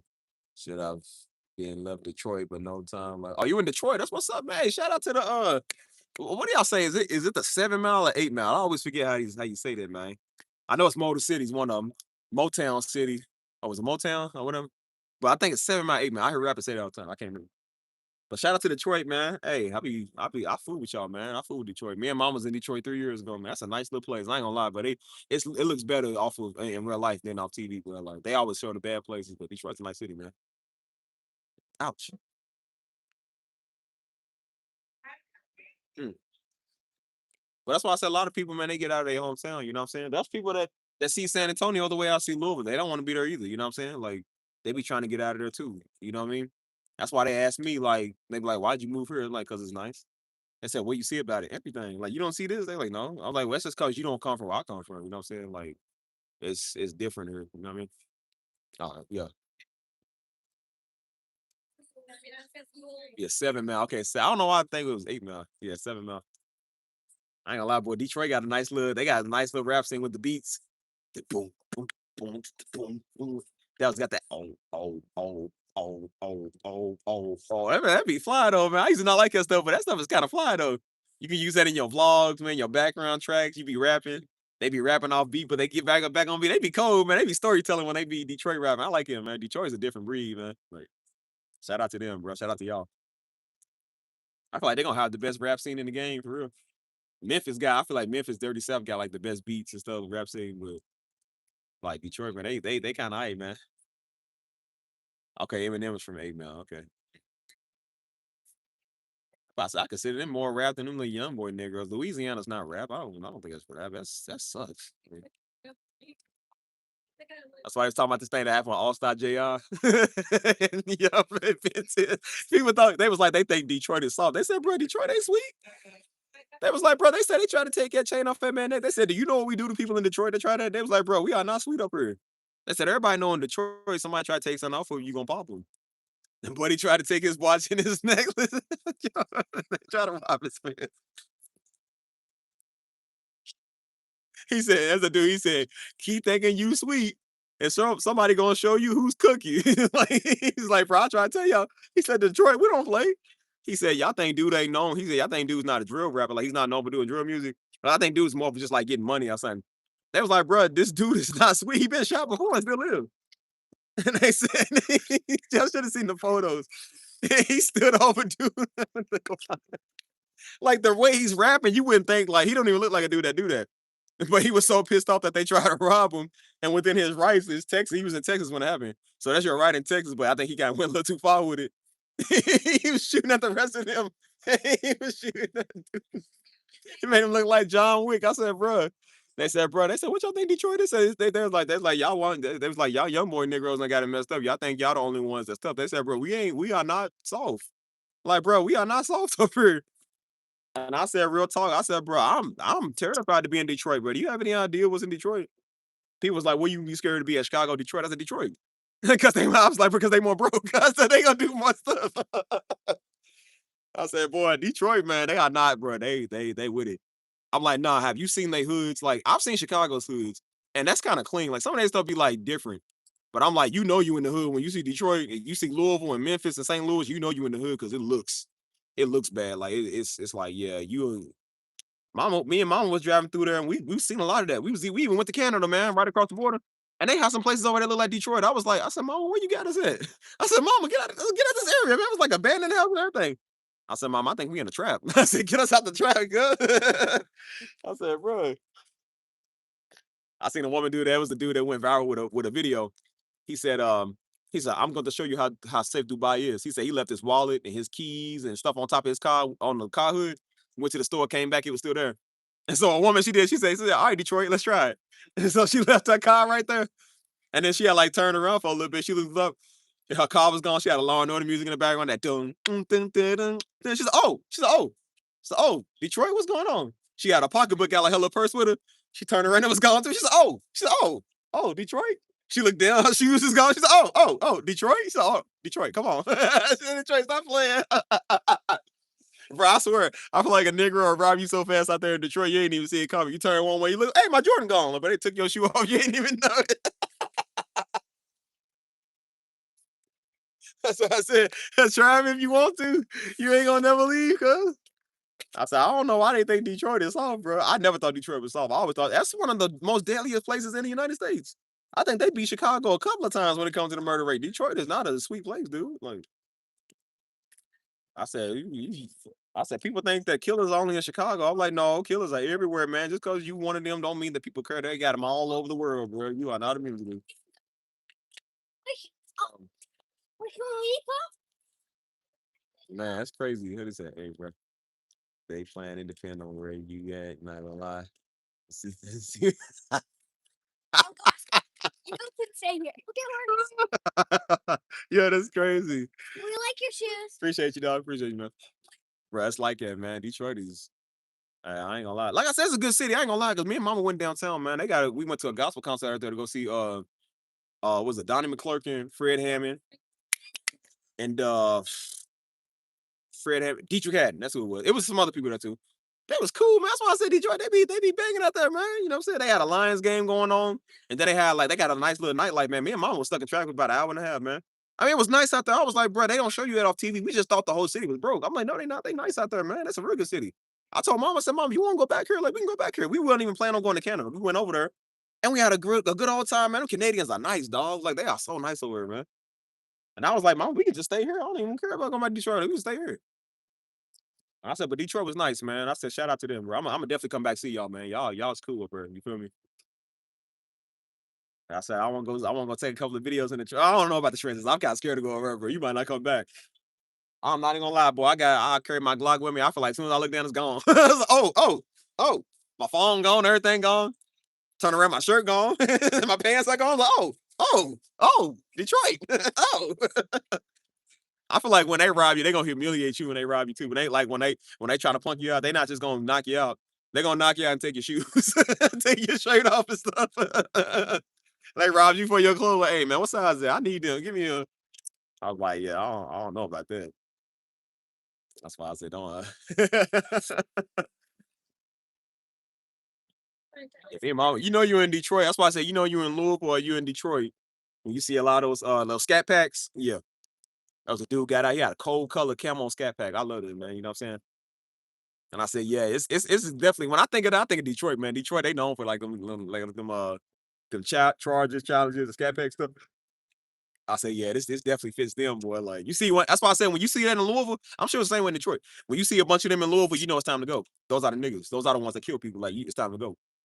So that's why I said we in Derby now. Back in Kentucky, it's Kentucky Derby. It's the worst time to be in the city. That's why I said when we seen you might be having a fun good old time. When you see a whole bunch, 6, 7 of them pull up, it's time to go. I said they about to start shooting something, and that usually be true. They the ones that be shooting everybody. And the worst part is those be mama's people. Yo. Oh shoot. I said, bro, those be mama people. That's why I try to tell y'all, bro. Mama side of the family, bro. Listen, listen. Y'all think daddy side of the family bad. Mama side of the family, boy. Oh my gosh, bro. Those ain't niggas. Those are knuckles. Like those are the ones that's just like, man. You gotta let them know, like, hey, bro, we related. Like, you know what I'm saying? They'll try to rob you. Like, bro, no, I'm like, bro, I know Missy them. Like, and mama said that. She said she went over there with her nice luxury car. She went over to see her peoples. And the dude was outside. He said, hey, man, he said, that's a nice car. She said she had to tell her people, like, hey, bro, let him know we related so he don't rob me. Because, you know, family will rob you as fast as anybody else. I said, you gotta let the niggas like, hey, bro, I'm kin to Shanika them and Nene. You feel me? Like, I know it's my mama's them, it's my aunties and cousins them. You feel me? Like, hey, bro, hey, cuz, I'm your cousin. Don't rob me, cuz. I'm one of you. Like, bro, one of y'all.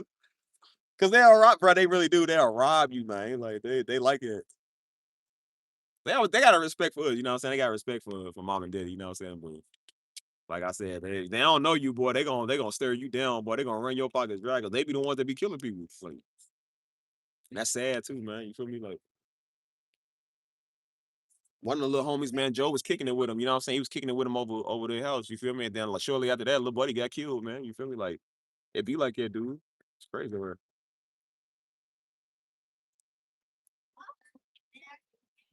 That's why I said we went over at one time, that same house, went over at one time because again, they was like, well, y'all don't never come see us for the holidays. Daddy mama lived over there in the like right up the street from there. So he was like, all right, we'll go. He's like, he was like, all right, Missy, we'll go see your family. It's on Christmas 2013, y'all. Keep in mind, it's Christmas 2013. The minute we pull up to the house, bro, they are outside fighting. Yo, they are outside fighting, bro. The men fighting the women fighting the women, bro. Everybody out there fighting. It's a big brawl, bro. We walking through the midst of the chaos and them fighting. It was like something out of a movie. I said, bro, they was out there fighting just, and Daddy pulled him. He said, ah, man. He said, ah, man.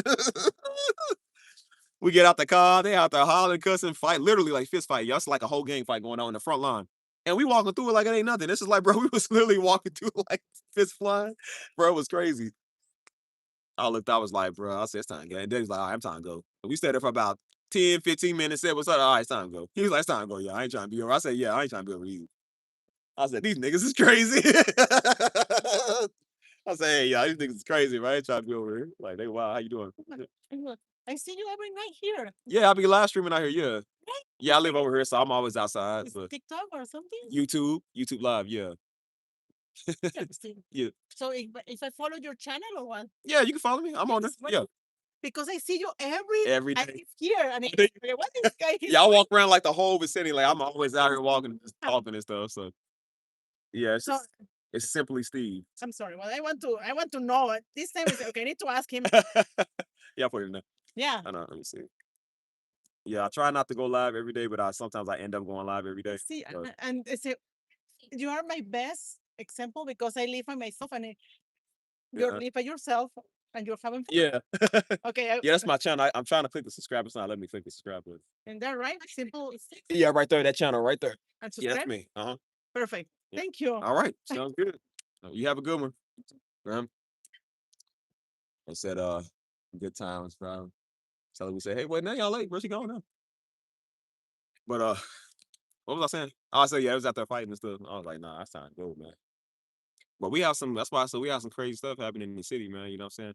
That's why I said we ain't too far away from Detroit. We ain't too far away from none of that stuff, bro. Like I said, we do something. Louisville's just as bad, dog. Like, of course, our murder rate is not as high as Detroit's, but it's about there. It's about there, dude. It's bad, dude. We had a story that went viral, man. Like, I mean, it don't really go as viral because I guess Louisville's not like. I guess the story didn't get a lot of attention. We had a rapper there, man. This nigga was crazy, dude. I'm talking about he killed these two little boys, man. He set them on fire, dude. Like that stuff is crazy. I'm talking about Louisville, Kentucky. Like this is stuff like you would think this. You would hear this probably like LA or like Chicago, even. You know what I'm saying? Like Louisville, they do this stuff, man. That's why I said like these are new, different type of savages out here, man. I'm trying to tell y'all these little niggas ain't human, dude. They different. You know what I mean? They don't care, man. They just killing. You feel me? Yeah, that's why I said like these they be wild, man. You feel me? Like that's why I tell people, man, like be careful, man. Watch your back. Like, and I'm sure it's the same way in Detroit, man. You gotta keep your strap on. You gotta look around. You know what I'm saying? It's not that you want to. It's just that's just your surround. That's how it is in Louisville, man. You gotta look over your shoulder. Feel me? Got to ride with the Glock on your lap. You know what I'm saying? Like, cause you don't know people rob you in traffic. They don't care. Don't think because you're in the nice areas either, man. We got a big property theft thing going on. Like people will break in your house, they will break in your cars. They just steal everything. The white people usually the one that break in the property, stealing stuff. The black folks the ones just rob you. You ain't safe nowhere, bro. White people get down like that too, man. People just don't care there, man. That's why I say it's a very dangerous city, man. If you ain't on your toes, man, you gotta be careful because it's dangerous, sir. You know what I'm saying? That's why I said I ain't even gonna lie to you, man. Like we've been breaking the cycle. That's why I said I moved out. All my siblings, except my younger sister, she moved out of there. You know, mama still live there. You know what I'm saying? Because it's still nice places. Don't get me wrong. But I said, you know, my older sister live in Costa Rica. Like I said, I live in Texas, in San Antonio. My brother live in Dallas. You know what I'm saying? And my younger sister still live in Louisville. You know what I'm saying? Like we all kind of just spread out. You feel me? 'Cause we was tired of it, man. Our church was always in the hood, bro. We always in the hood. We always in stuff, man. I got tired of that. That's why I said, even when we go shooting, bro, like I said, we be going shooting out there. Like we just went shooting yesterday. And I'm telling you, man, I think it is some type of like little trauma you deal with, man. Like I said, I don't want to say I got like PTSD or like anxiety, but like you kind of do. You feel me? Like I said, man, I done been in the middle of the shootouts, man. I done been shot. You know what I'm saying? So I'm like, you hear it, you still feel a lot of that. You know what I'm saying? So when them bullets are going off, man, that's why I said it's crazy. You'll be laying there, man, and you'll be hearing shots. You know what I'm saying? And it was hard, bro. I was hearing that all yesterday when I was laying down, bro. You just be sitting there laying down. And then it's like there was nothing happening. There was no shots going on, but I kept hearing them in my head, man. And then you feel the wind of them too. So I kept hearing like bang, bang, bang. And sometimes you're kind of like, you kind of jump. And I'm just like, I think that's a lot of trauma, man. Like you be through because we lived through that, man. That's all we heard. That's all we seen. You feel me? Like I said, when I first moved to San Antonio, I remember that, bro. That's when I was kind of going through it. And I remember I was sitting on my computer, man, doing music. And I had I was drinking out of the 2 liter. And so you know how you squeeze the bottle and it kind of dent in, you know what I'm saying? And sometimes the acid in the bottle will build up and then pop the bottle out. And I remember it was sitting right there, bro. It's crazy. I remember that's how I knew I had like a problem. And it was sitting there, man, and I was looking at the computer, and then the bottle had popped out. It was like pop, like the plastic popped out, like pop. And I'm thinking like it was a gunshot. And I jumped and I start checking. Like the first time I started checking for blood, I thought I got shot. I started checking for blood in my head and stuff. I was like, hold on. I was like, wait, what am I doing? I said, bro, why am I acting like that? Like, it was crazy. I thought I looked, I was looking to see if there was a hole in the window, somebody shot through the window. I was checking for blood. I was like, why am I doing this? You know what I'm saying? And then I was like, maybe I said, I'm probably just paranoid. I said, I don't know. And so I went and took another drink out the bottle. And then it popped out again. It did it again. And I remember I jumped. I was like, why am I acting like this, bro? Like, I don't even do stuff like this. You feel me? And I was like, dang, bro, like, do I got a problem? I was like, do I got a problem? I said, like, I ain't never did that before. And I was like, dang, man, that's sad that's how you react. Like, when you hear something, I was at work one time, man, and somebody dropped something heavy, and I thought somebody was shooting in there. And I immediately almost took it. Was like a big old metal table. I remember I grabbed it. I was about to throw it over, tell everybody to get down. I was like, get down. And I said, hold on, wait, what am I doing? I'm like, why am I acting like this guy? Like, I usually don't even do that. You feel me? I was like, dang, bro, like something wrong? It's like, am I broken? It's like, bro, why are you doing this? I was like, dang, bro, you might have a problem. It's good that I'm aware. Like I said, you aware. So that way, when something go off, I'm the first one. Like, I always got my hand on my head. I'm like, oh wait. I said, oh, that's just a kid. I was like, boy. I said, boy, you almost look here, little Tommy. You almost got little Philip. You almost got caught a couple of hot ones. Don't be doing that, bro. I be so serious, man. They be all. I said, what the boy? I said, boy, I almost put a couple of legs in you. I almost sent you to meet your maker, bro. Don't be running up on you, boy. I said, listen, bro. I can't listen. Shoot first, ask questions later. It's YouTube. What's the link? It's following. It's called Simply Steve. Gotcha, brother. Yes, sir. Appreciate you, man. Like, well, that's why I sound like, man, you better be careful, man. Watch your back. You know what I'm saying? But that's just how it is, man. Like I said, that's where you come from. That's what we experience all the time, man. Just shooting, violence. That's why I said you be out there. Like I said in our heyday, we used to go out there partying. Like I used to do that. You know what I'm saying? And I used to go out there because again, I thought like there was something out there for me. And so Daddy would tell me, he said, son, he said, if you think, go see if you want to. And I would go see it, man. I did that for a minute. And of course it was fun, but it was fun until the shooting started. You know what I'm saying? It was fun until somebody did, till somebody gets in fights, gang fights going on. You feel me? And you right in the middle of it. And I'm just like, bro, you'll just be outside and do, do, do, do, do, do, do. It's just like it's going off. You feel me? And so I'm just like, then everybody running scatter. Sometimes you would get so used to it. It was just like, well, I mean, it's crazy. It's just like you get used to it, like, well, it's whatever. You know what I'm saying? And that's weird because sometimes it'll happen like that where you'll get in defense mode, and sometimes you just like, I'm used to it. You know what I'm saying? Sometimes you wouldn't even move a muscle. You just like, it's another day out here in Iraq. Like, that's kind of what it was like. You feel me? Like I said, I was on FaceTime with somebody at the time, man, and somebody was shooting right outside my house. It was, bro, it was a whole gang fight out there. It was beautiful, whatever they were shooting. It was some nice guns. It was like, blah, blah, blah, do, do, do, do, do, do, do, do. And they was in FaceTime, bro. And even they was like, bro, they said, what are y'all? They said, bro, they said, what's going on? I was like, I don't know. And of course, what all black folk do, I don't know why black folk do is we always look out the window. We always go outside and look for danger. I don't know why we do this. So I went outside. I'm like, bro, what's going on out here, man? There's shells all on the ground and everything, man. I was like, I guarantee they didn't hit one person. They ain't even hit the target. And I'm just like, but that was the norm being where I'm from. You know what I'm saying? Like, hey, I appreciate you, man. I appreciate you. That got me locked in. That's probably the person that just asked what it was. Like, a lot of people be asking what the stream is, man. You know what I'm saying?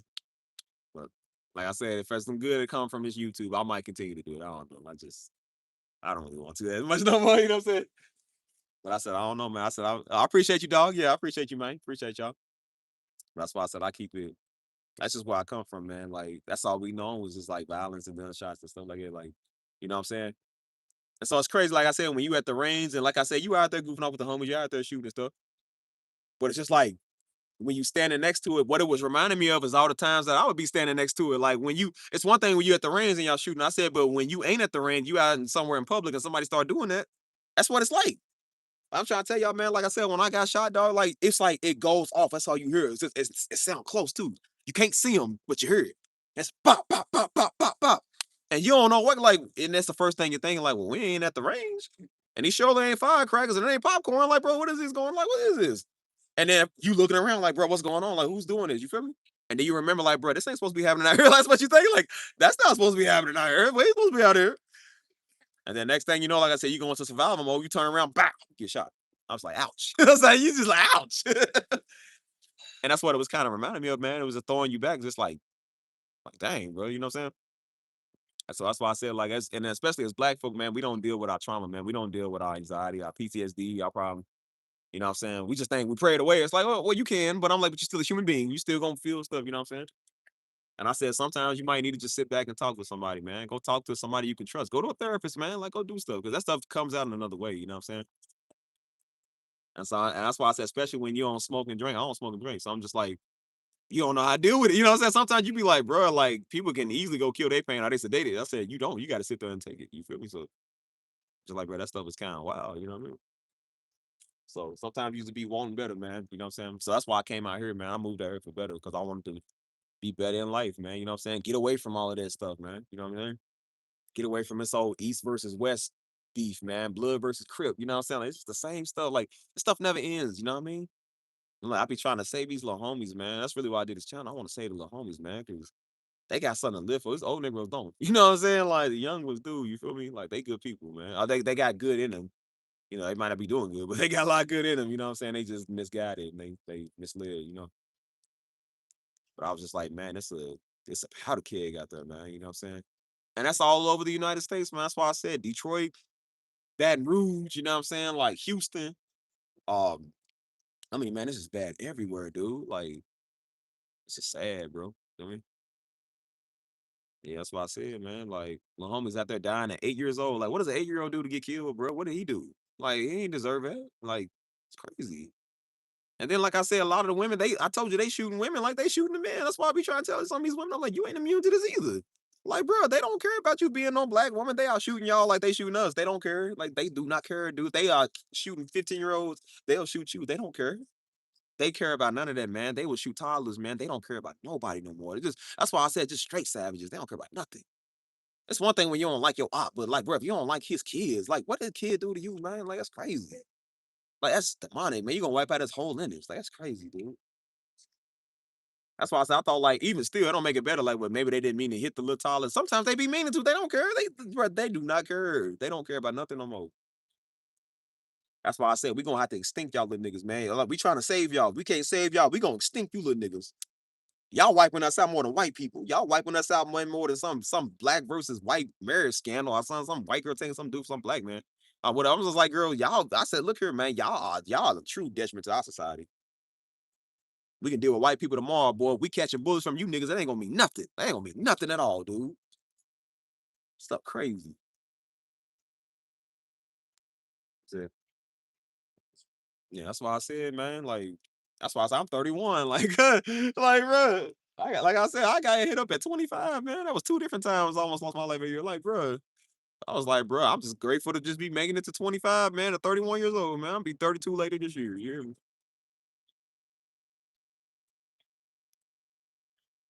That's why I said, like, I'll send you to your maker. I don't care about that. I seen a dude from Detroit. Hey, he's a funny dude. I think he's 32. He was like, he said, bro, he said, hey, man, he said, we gotta let these little young niggas know. He said, bro, he said, bro, he said, we ain't gonna tolerate this. He said, bro, we ain't scared here. He said, we got guns too. He said, bro, the unks got guns too. He was serious. He said, bro, I'll shoot every last one of y'all. He said, some of you little niggas gonna learn some manners around here. Always funny. He said, nah, we gonna start teaching you little young niggas some manners, man. He said, y'all ain't got no manners no more. And I said, that be true, man. That's why they think they gonna run up on everybody. Realize they're like, bro, people got unk status. They got granddaddy status. They ain't playing. He said, bro, he said, we the unks of Detroit, man. He said, we don't be playing that. And I said, that's what they need, man. Cause he said, y'all try to pull up on me in traffic. He said, well, I'm airing everybody in that guy. He said, I don't care about none of that. He said, I done lived too long for this. He said, y'all gonna learn some respect.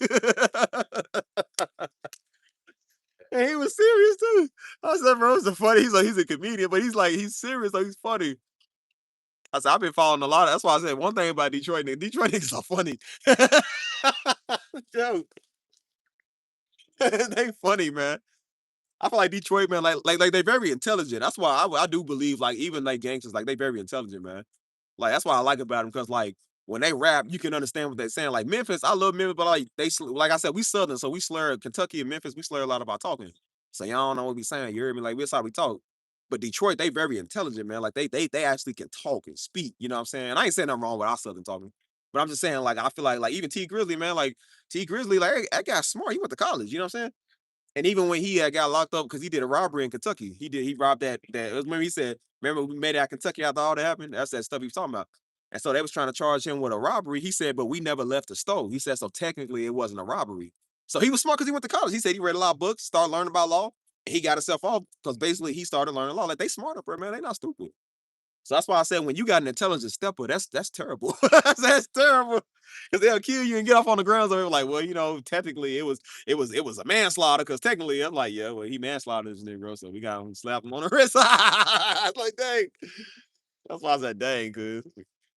Then I come between here and Atlanta, East BTA.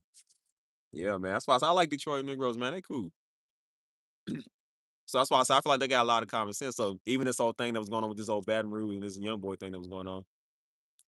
And so they have people from Baton Rouge telling me, I don't know why everybody think that we buddy sound like Kevin Gates. Yo, say, man, I don't know what everybody think. We sweet down here. You heard me? He said, try to come to Baton Rouge. Said, and some dude, Detroit dude. He said, nigga, he said, boy, shut up. He said, why we gonna come to Baton Rouge? He said, we don't want to come to Baton Rouge. You don't even want to be in Baton Rouge. He said, boy, please. He said, boy, we got killers too. He said, man, shut up. Detroit niggas, he got jokes. This one dude, I just followed him the other day. He's funny, man. Cause he went on, he went on a rant about this, and he started riding out the young boys group. Yo, Detroit dudes, they got jokes. I like them, man, cause they funny. And so this one dude, he was sizing this guy up in the bathroom. He said, bro, where you from? He said, I asked you where you from. He was like, I'm from Detroit though, bro. He said, what's on, what street did he say? It was a street there that I guess if you know, it's a challenge code. He said, what's on? I'll just use 79th and Asher, which is not a real street. I'm just giving context what it said. He said, what's on 79th and Asher? He said, but I'm from Detroit though, bro. And bro was trying to move. He said, no. He said, hold on. He said, he pulled up his pants, tilted his head. I said, yeah, he's about to hit you. He said, what's on 79th and Asher? But he still can't say. He said, man, bow, shut up. He said, nigga, you ain't from Detroit. He said, boy, you ain't from Detroit. That's why I said, listen, if you ever get in a situation with them type of Negroes, you got to shoot them. Just don't even, because just shoot him. Shoot him. He's gonna hit you. He just shoot him. And the funny thing was, like I said, the dude was bigger than him. You would have thought the homie would have squared up with him, like, bro, who you punking out? Buddy was like, but I'm from Detroit though, man. He was looking up. He said, what's on 79th and Asher? He said, man, pow. Knocked him out. I said, dang, that suck when you gangster and you can fight too. I said, they again. But he said, keep thinking it's sweet. Somebody gonna show you who cookie. Like, bro, it don't work like that. Like, it's like I said, I got respect for them all over the country, man. Like, I listen. Listen. But yeah, shout out to Detroit, man. But it's bad everywhere. That's why I said I feel for them youngers up there, man. Because a lot of them they trying to make it out, man. You know what I'm saying? Like, we got a rapper from my city, man, in the West End, the worst spot in the city. It looked like Detroit. That's why I said that stuff looked like Detroit. He was like, he said, bro, he said, I don't want to be here. He said, man, I got a son. He got a kid. He was like, bro, I don't want my kid to be in this, man. He said, that's why I'm rapping, trying to make it out of here. He said, I don't want to be here. Most of us don't want to be here. And it's sad because a lot of them don't want to be there, man. It's just like, dang, bro, you got a heart for him. They was doing an interview with, Memphis is worse. They was doing an interview with a dude in Memphis, man, and he was saying he done been shot multiple times. He was facing up 100 years, you know what I'm saying? And he was like, bro, what was that like facing all that time? He said, bro, I was stressing, man. He said, I don't know how I got off like this. I was stressing. He said, bro, I ain't trying to be here. He said, I'm 30 years old, man. He said, I'm considered an OG. He said, bro, I ain't trying to be here. He said, dude, he said the worst decision I ever made was jumping off the porch. He said, if I could ever go back and change it, he said, I never did it. He said, that's the worst decision I ever made in my life, dude. He was like, I really do be trying to tell the youngest, man. He was like, he said, this is how we train to do. He said, bro, like, yo, he said, if you gonna look like you sweet like you food, he said, we eat you. He said, we gonna eat you here. He said, you can't be sweet here, dude. That's how it is. He said, bro, I wish I had never jumped off the porch, man. If I could change my life back then, he said, I never did. I said, dang, bro, that's sad too, man.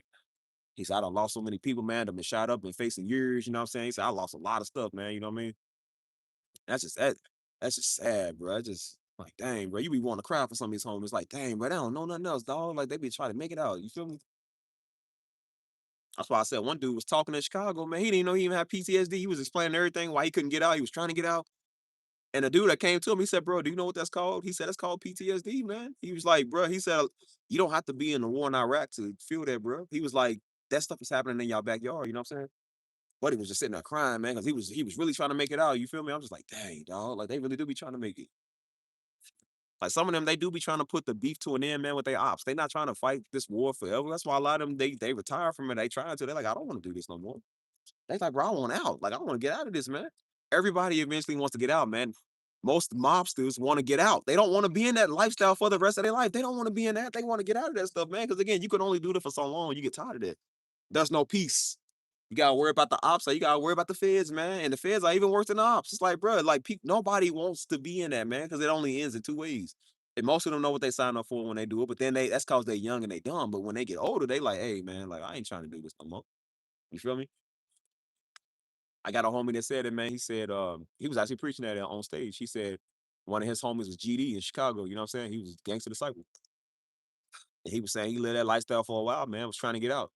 And then he found God. He said he found God, got saved, and he was getting out the lifestyle. And I guess his people, his gang didn't want to let him go, man. They sent one of the homies on the drill to go kill him.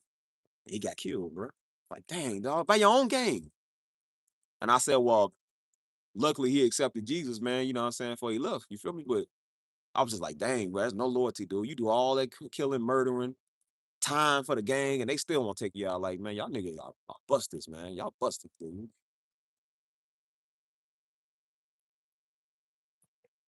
That's why I said, like, that ain't no lifestyle you want to live, man. Like, that's telling you right now, you ain't got no freedom. It's like, bro, they basically saying, boy, we own you.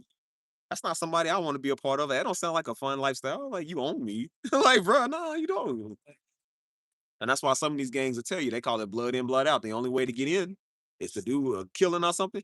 Only way to get out is they kill you.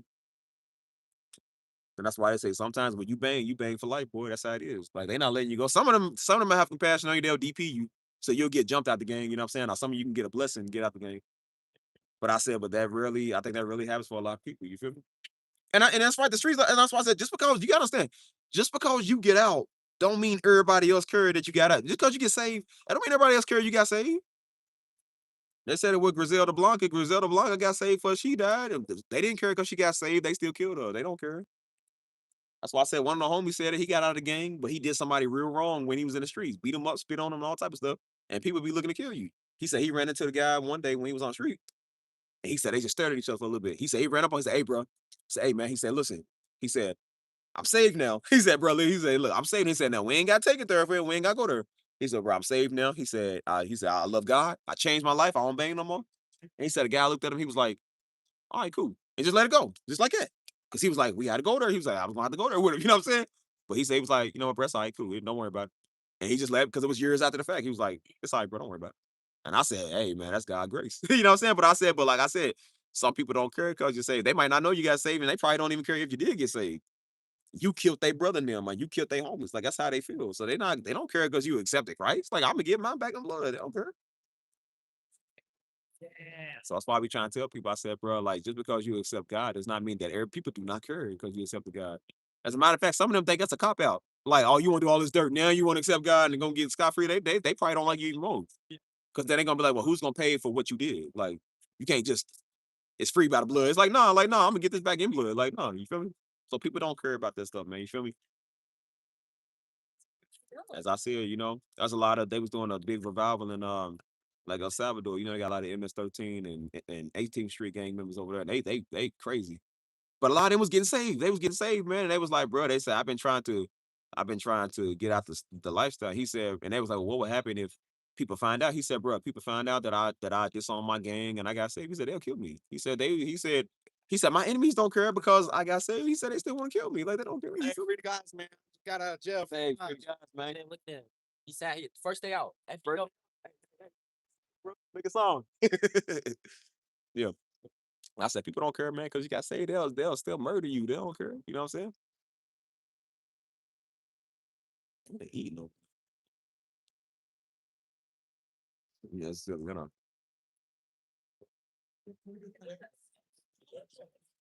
That's why I tell everybody, like, bro, like, you got to be smart in this, man. You know what I'm saying? And I said, bro, even if you you change your life around, people don't care because you change your life around. You still can't go to certain areas. You know what I'm saying? Like,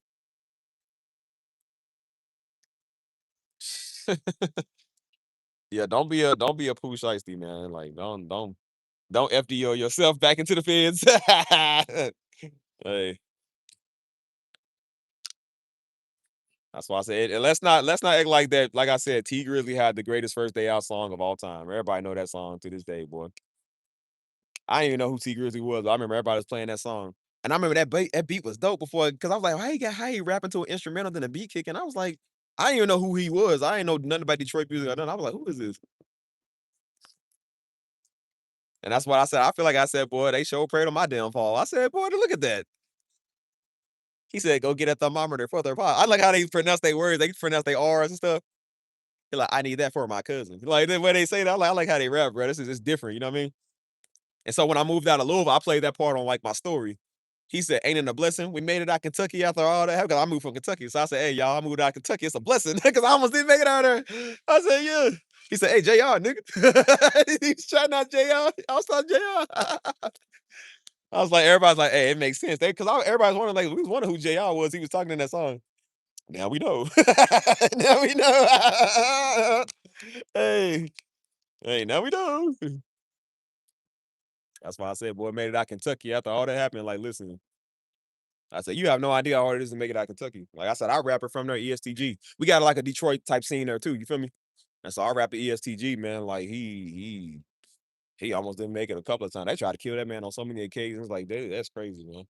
Everywhere that man go, death follow him. That's why I said, don't be around him, dude. Like, everybody die around this dude. So that's why I said, I said he ain't sweet neither. I remember Sada Baby. He's a big Detroit rapper.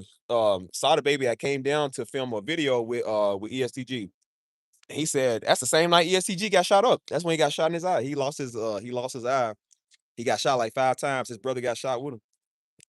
He said that Sada Baby was on his way back from the music shoot. They was going back to Detroit. He said he got a ring on his phone. He was like, hey, he said they just shot up G them like that same night. He said they just got shot up. He said G was like, he was in the car, man. He was like, hey man, he said he was on the phone with one of the record labels. I think it was DJ Drama. And he said somebody pulled up next to his whip, man, and shot him up.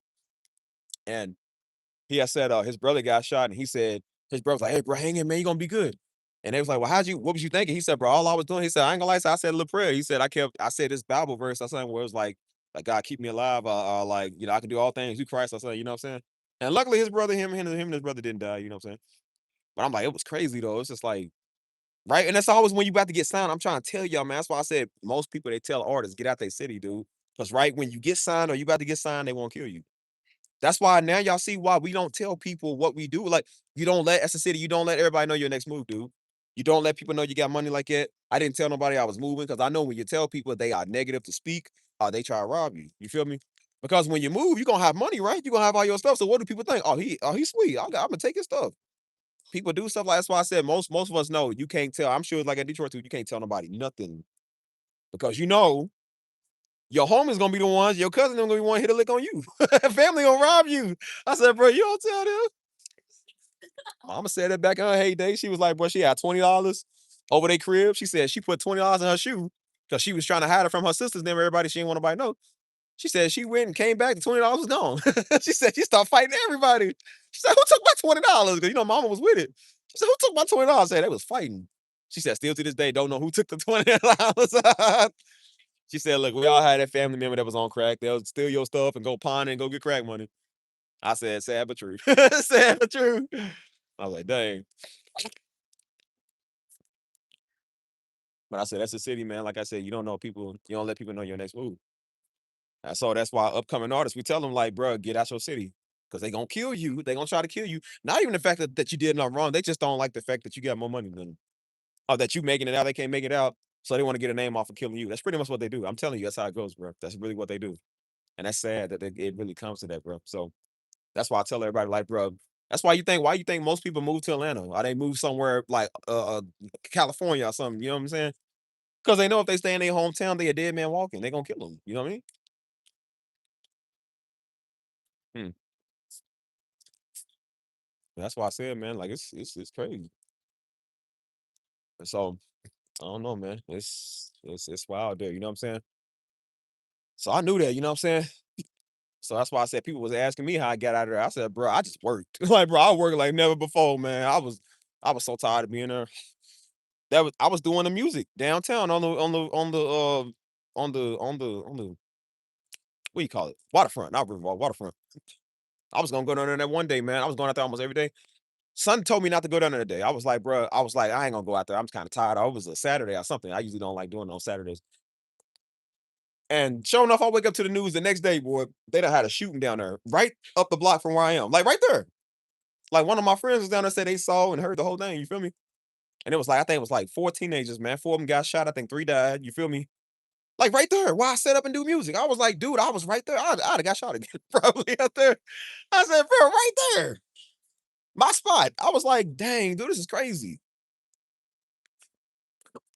I came out there a couple of days later and set up. And I had this white woman walk up to me and she said, I was so scared to come down here because I heard what happened and stuff. She said, I had a lot of anxiety about coming out today. And she said, your music just calmed me and just it made me feel like everything's gonna be okay and stuff. And I said, well, right now, people need that right now. It's healing. Like, this is healing, bro. This is supposed to be a nice place, man. And people getting shot up here. You feel me? And that's when I knew, man, like I said, the city was too hot, man. It was getting too hot, bro. Bro, I'm talking about every week it was a back-to-back shooting on my block, dude. I'm trying to tell you, boy, that shot up homeboy's house literally 7 days. The next Sunday, they had a big old gang fight outside. That's the one I told you I was on FaceTime with somebody. And you heard all them gunshots ring out. Like, bro, it's the same thing. Like I said, I used to have old girl come over my crib. And as soon as I'm going, because I would go out there to get her, because I'm like, I don't want you being out there by yourself, because I know where you is. I'm like, bro, I know where you is. She don't know that. And I said, look, girl, you some little white girl in the hood, like, you gonna be out here. I told you that day I went out to go get her. She said, hey, it was. I said, she ducked. She was like, I said, girl, get in the crib. Come on, give me a hug. Get in the crib. Get in the crib. You ain't supposed to be out here. And I said, dang, man, like it's sad, bro. It's like this is what it's come to. And I was counting down the days. I said, bro, I just could not wait to be out here. I said, God, I can't mess up nothing in a couple of months because I'm about to be out of here. I said, I don't want to get involved in nothing, man. I'm like, this is the first big thing I've ever done in my life. Like, it's like I'm trying to move and do better. I said, God, I just want to be better. You feel me? I said, I want to know what it's like not to have to ride with my gun on my lap every day, dude. I want to know what it's like to not have to worry about niggas trying to size me up, man. I want to know what it's like to be able to live somewhere nice where I ain't got to worry about people hating on you and people praying on your downfall and stuff like I want to know what that's like. You know what I'm saying? I want to know what that's like, man, to experience life in another city. All we ever do is go visit other places or we go do stuff everywhere else. I said, but you never lived there. And I'm like, bro, I want to live somewhere where I can enjoy it. That's why I said me being up here in this area, this is a nice, luxurious area. This is one of the nicest areas in the city. I'm not used to this. That's why I said I've been there for a year and some change. And I said, bro, my first night staying in San Antonio, dude, was one of the weirdest nights. It was nice. My first 2 nights, it was peaceful. It was quiet. And that was the problem. It was peaceful. It was quiet. I didn't hear one gunshot go off, bro. I did not hear no ambulances, no police, nobody outside fighting, nobody out there cussing at each other. Like, it was none of that, dude. And I said, bro, that was crazy. I was almost like, I'm not used to this. Like, I kind of needed to make some commotion. Because I said, I don't know if normal is normal to me. I don't know if that's okay. Like, I'm not used to this, bro. It's crazy. And I said, dang, man, like, and so I lived in a place that was different from, like I said, this is a place that's a little newer. My first place I lived at was a little further away from here. It was still a nice place, but it was, I guess it had its problems. You know what I'm saying? I was outside talking to one of the homies at night. Thought about getting my Glock. I used to go outside my Glock. I was like, nah, I'm good. He had his because he's military. I'm standing outside. I said, oh no, if anything, I can run upstairs and get it out the door. You feel me? And right when we do that, man, somebody got out the car and there was a window of somebody's house. I guess they owed some drug money. And they got out and pop, pop, pop, pop, pop. I'm talking about, bro, like as clear as day, like where I'm standing right here. They was about right there to where that wall is right there. They got out the car with like a white shiesty, pop, pop, pop, pop, pop, pop, pop, shot up his window like 8 times. Hurried up and ran the car and drove off. The sad thing is, y'all, I was so used to it being in Louisville.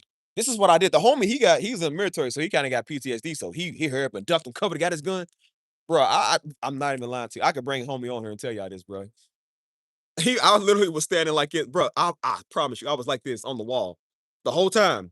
Didn't move a muscle. I was like, I just saw the whole thing go down. And then I pulled up my phone. And I said, I don't know if that's good because I didn't panic or if that's just sad because I was used to that. I was like, yo, that was like, and I told him, and I looked at him, he was ducking behind the steps and stuff. He had his gun. And I was like, he said, bro, you didn't even move. I said, I don't know why I didn't, bro. I said, I'm so used to this stuff. I was like, dang, that's crazy that sometimes you can kind of get a little jumpy and sometimes you just get used to it where you don't even care. Like, I'm like, dang, dude, like, is that how life is? Like, is that how life is now? I said, dang, bro, I ain't even move a muscle. That's crazy. Hold on. So I visited Dallas 3 years ago. It's hard to go home. Yeah, Dallas is nice, man. So even when I went, man, I was kind of like, bro, I want to move far away. I was helping a friend of mine move down there, and then I helped Joe then move down there. You feel me? And so I was like, bro, I said, because I was trying to come to Texas since like 2017, like 2018.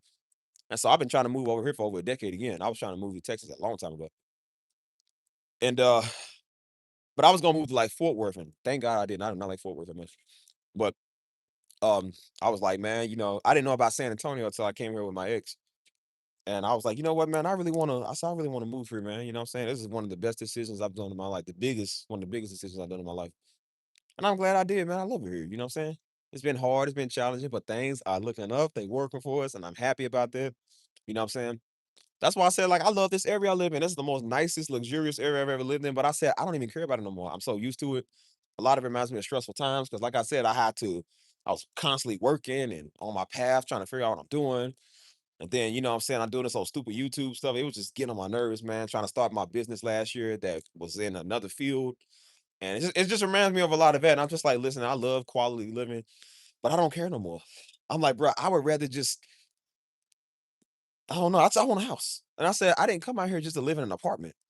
$15,000 a year to live here, dude. On something I'll never own, bro. And so I talked to the homie or Saturday about it because, him and his wife have been transitioning, getting a house, you know what I'm saying? And so he was just like, he was like, bro, he said, we've been the same way. That's why everybody wants to get a house, you know what I'm saying? And I told him, I said, bro, I'm not trying to do this stuff like this no more, man. I'm not trying to rent out everything, dude. I'm paying all this money on stuff I don't own, bro. I'm just tired of it. And so now I'm just like, I said, God, provide me a house. This silly freaking dog is getting on my nerves, man. He's shedding all over the place. You know what I'm saying? With my old apartment in Louisville, I had a yard, so I could let him run out there. You feel me? Because we own that property. I said, but, you know, here, I can't let him do that. In the apartments, you can't let him do that. So he's tearing up everything. I'm like, bro, I need him. I said, God, give me a house so you can stay outside. We in the field all day. And that's just nice. I'm like, bro, I think about, that's why I work so hard, y'all, because I think about that, man. Just like smooth living, like just to have a house. No neighbors, like no attached apartments. No, you gotta enter some code to get in the complex. Like, I got my own lawn. That's one of the best things I think about, bro. My lawn. Like, I'm gonna take so much pride in doing my lawn, bro. I'm gonna put some palm trees out in that mug. You feel me? like I said, nigga ain't gay, but I'm gonna put some flowers out there. Flowers. Oh, welcome to my home. Like, bro, I'm gonna do all type of nice stuff. I said, man, I'm gonna put the finishing touch. You gonna think a woman live there with me? Like, nah, nigga, it's my house. I pay all this money. I said, boy, shoot. And that's gonna be one of the best feelings, bro. I got my man cave room, I got my bedroom. You feel me? I got like that's why I worked so hard for the last 3 years, man. Cause like I said, old girl, she owned that house and she was teaching me about like how it was to own a house. You feel me? And I was like, man, I want to own a house like this. You know what I'm saying? I said, I really, and I've been working. That's why I started doing the music. Well, that ain't why I started, but I remember I was working on the music at the time because, again, I love doing it. God told me to do it. And it's just something that I love doing. I'm like, I want to turn it into a business and a career. And it's been a journey. I ain't gonna lie, it's been a journey. I've been kind of occupied with everything else.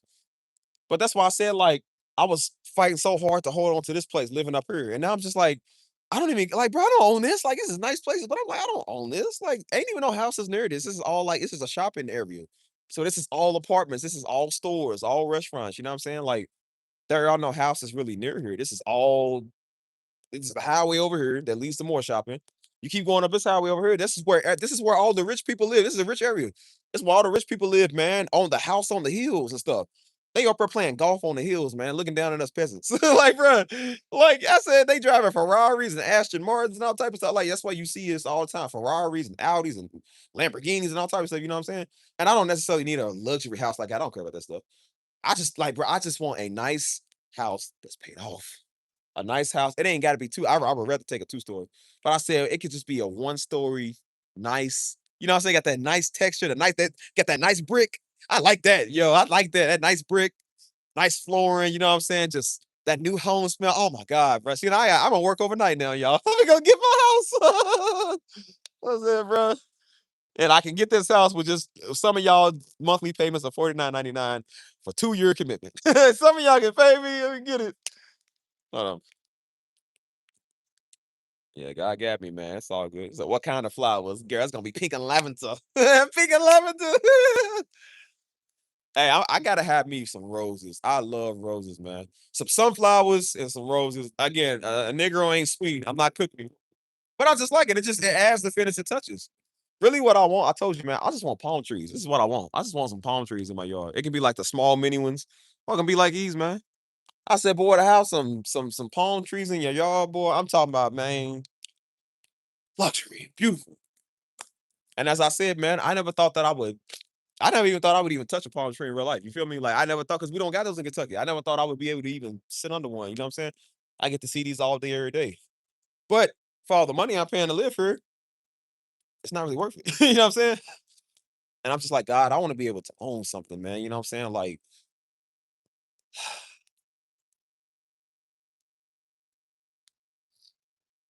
just been deep thought about it now, man. You know what I'm saying? I know why I came out here. And I was like, God, I just want to own my own home. You know what I'm saying? Like, I want to start a family, man. I'm in that stage now where I'm just like, again, I don't do the planning around no more. I don't like doing the talking around no more. The party phase. I know how to have fun and how to have a good time, but I said, boy, I'm 31. You feel me? And I said, again, that ain't old. I ain't got a certain time limit. But I'm just like, but there's stuff I'm just like, I want to start doing more of like, I want to be a family man now. I don't want to be a party animal. I'm still popular. Everybody knows Steve. Everybody knows Steve. Get down with the get down. Everybody know, hey. Everybody know the get down. Oh, everybody know the saucy Santana. Oh, not saucy Santana. Not saucy Santana. I'm gonna say the saucy Steve, not the saucy Santana, nigga. Not the saucy Santana. You don't know who that is? Go look it up. Anyways, everybody knows Stevie still got the rhythm, but I'm like, I just want to be a family man now. You feel me? Like, I want to get some little mini me's running around here. You know what I mean? Like, I want to have a wife, man, that I can be home with every day, man. I want one woman to be on for life. I don't know multiple women and what stuff is stupid. I don't like that stuff. I got goals, man. You know what I'm saying? That I wanna do. You know what I mean? And so that's why I said I just been thinking big and heavily about stuff. That's why I said know what your motivation is. Know your motivation is God first. But also know what your other motivation is, man. You working hard to get a house. You working hard to, you know, have a better income. You know what I'm saying? And that's why I said get literal pictures of it and look at it. Be like, I want that. I proclaim that in the name of Jesus. You know what I'm saying? Don't think that's crazy. Like, bro, don't do it with nobody's spouse. Please don't do that. You know what I'm saying? But I'm like, go look at something and be like, hey man, like I want a nice house like that. You know what I'm saying? I would have my lock screen on my phone it's very powerful, like affirmation type stuff. So I'd be like, "Hey, I'm conquerors." Or not conquerors, but I'm a conqueror. Or, I am rich. I'm a millionaire. You know what I'm saying? Like stuff that gets you bold. So every time you click on your phone, you see that. You know what I'm saying? And so that's why I said, like, I know why I'm working hard, man. Why I'm doing this. But I'm kind of like, as much as nice as these San Antonio homes, 'cause San Antonio got some beautiful, beautiful homes. You know what I'm saying? But I said, but I'd rather kind of have a home overseas, bro. You know what I'm saying? If I'm gonna have a mortgage, like I'd rather have a mortgage overseas. I mean, I would love to get paid to do what I love doing and living in Italy. Like, bro, that's really where I want to live at. I don't really care for living over here like that much. But I can have both. I'm like, I want to kind of have a nice little house in San Antonio, you know what I'm saying? And you know what I'm saying? I don't know, just to be able to go somewhere and call home. Like, hey, I own this. This is mine. You know what I'm saying? Like, and that'd be nice, man. And like I said, right now it's just me and my dog, you know what I'm saying? So people be making that come true, man. You know what I'm saying? They doing their gift, the thing that God told them to do. They start their own business, making $20,000 a month, man, $100,000 years, if not more than that. You feel me? So of course you can obviously get home. You feel me? And I'm just like, man, I want something to be nice, like the first nice thing I've ever owned in my life, dude. That's why I said this is the nicest place I've ever lived at in my life. But again, I don't own it. And it was nice to live here for a little bit, but I said, but I kind of want something. I'm so serious, man. Like, I've really been thinking about this. I'm like, I want something better. You know what I mean? I don't know what he said. Wait, who said what? I didn't even see that.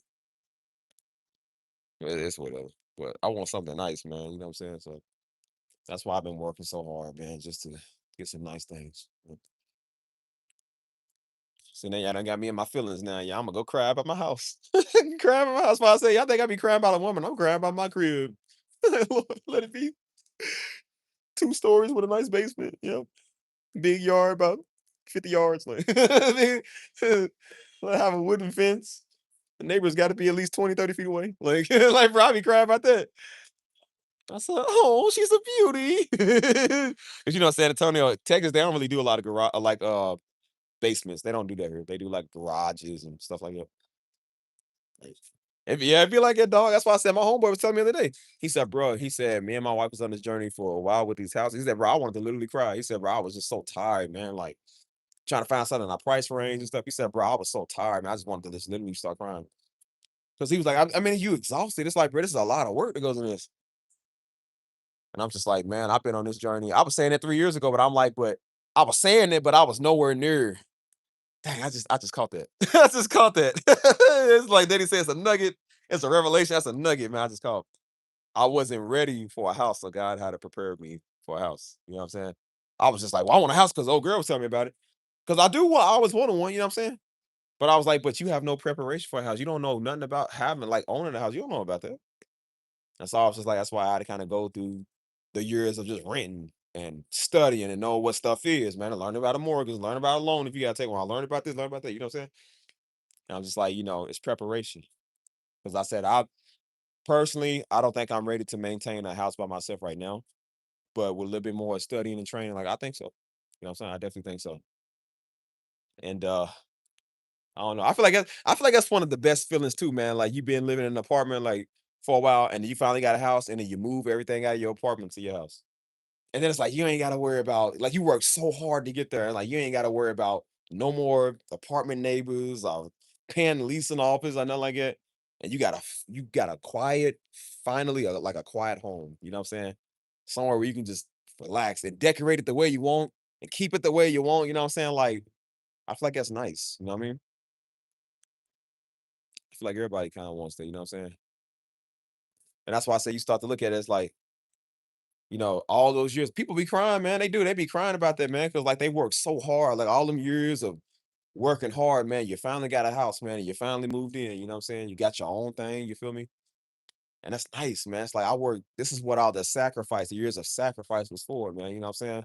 This is why I was working some of these dead end jobs, or working 2, 3 jobs. You know what I'm saying? Just to make ends meet and save up a little bit. You know what I'm saying? That's what it was for. And you start to look at it like, man, I was doing all of this for a reason. You know what I'm saying? And I hope this is making sense to a lot of people. This is making sense to me. So that's why I say I'm giving myself a nugget and didn't realize it. Like, bro, I think I'm talking to y'all. I'm over here. I'm about to be chosen to make myself cry. Like, this is touching. It's so touching. So I said, God bless me with a nice house, man, with some palm trees in the front like that. Boy, you think I won't be crying? I'm gonna get on camera crying in front of y'all. I don't care. I ain't too manly to cry. You have any idea what I've been through, man, to get this house? You have any idea the niggas I had to fight to get this? That's why I said, boy, you don't know how hard I've come to do this. You have no idea how, like, bro, I came a mighty long way to do this, bro. I said to go into believing that I couldn't own nothing, that I couldn't do nothing on my own. You feel me? And then thinking like, now I'm able to do this, bro. I got a house in my name, bro. I got a nice stable income. And that's why I said I see God working. Like we have our times, man, where we mad and stuff ain't working the way we want. We feel like that we just wasting our time. And so we do kind of be mad, but God shows us like slowly that we all working, man. We all getting better. And I said, man, again, I don't know nothing about really owning a home, you know what I'm saying? But I'm learning, you know. And when the time is right, like I said, I don't do no without prayer, man. You know what I'm saying? It ain't got again, it don't have to be no 3-story, 4-story mansion. I never really cared about that. I don't care about like the bougie living. I don't really care about that. As long as it's newer, it's nicer, it's not a ridiculous amount of money. Cause I'm like, I wanna be able to do that. That's why I used to love like Home Depot and Lowe's and stuff.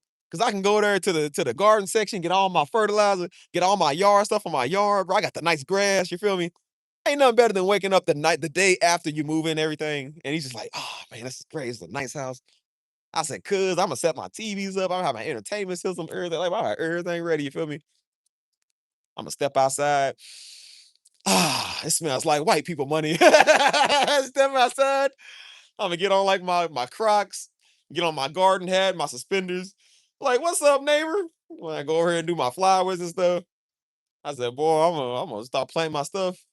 Be over la da dee, la da doo, la da da. The Negro went from the hood to singing with his flowers. La da dee, la da doo, la da da. That's how I mean my flowers like, ah, the rich scent of lavender. It's like, bro, you used to bang, like you used to be in the streets. It's like, he changed for the Lord, but he loves his flowers. Well, that one right there is a tulip. And that one right there is an African wildfire. Like, nigga, bro, what? Like, what? I was like, is he on the other side? It's like, no, he likes women. He's just happy, man. He bought a house. Like, he's just like I said, we don't care about that small stuff now because we don't own a house. I said, but when you do, you start thinking about all the stuff that you need. And I'm serious, bro. I always look at people's lawn. I really do. Listen, one thing white people take pride in is their lawn. They love their lawn. They be like, well, your line is 2 inches above. Like, how do you know that? Like, bro, how do you know that? And I was even thinking that too. I said, bro, I want that dark green grass. You know that like that real foresty like type green grass. I even know the type of grass I want. I said, bro, I want that nice grass. I want a nice lawn to. Oh man, that's gonna be fun. I'm gonna have barbecues and all. It's gonna be fun, dog. Like, that's the stuff I think about, man. This is just the stuff I want. You know what I'm saying? So I was thinking about that, man. Like I said, after me and old girl had broke up. And I was in Detroit. That was when I was in Detroit with mama. The day I told you, the day I went to Detroit, I blocked her. I told old girl because she was acting funny. And I told the girl that owned the house. I told her she was acting kind of funny. And I don't play that. I said, I don't play this stuff. And I told her, I said, hey, girl. Because I was telling her, I said, look, I'm about to catch this plane in a little bit.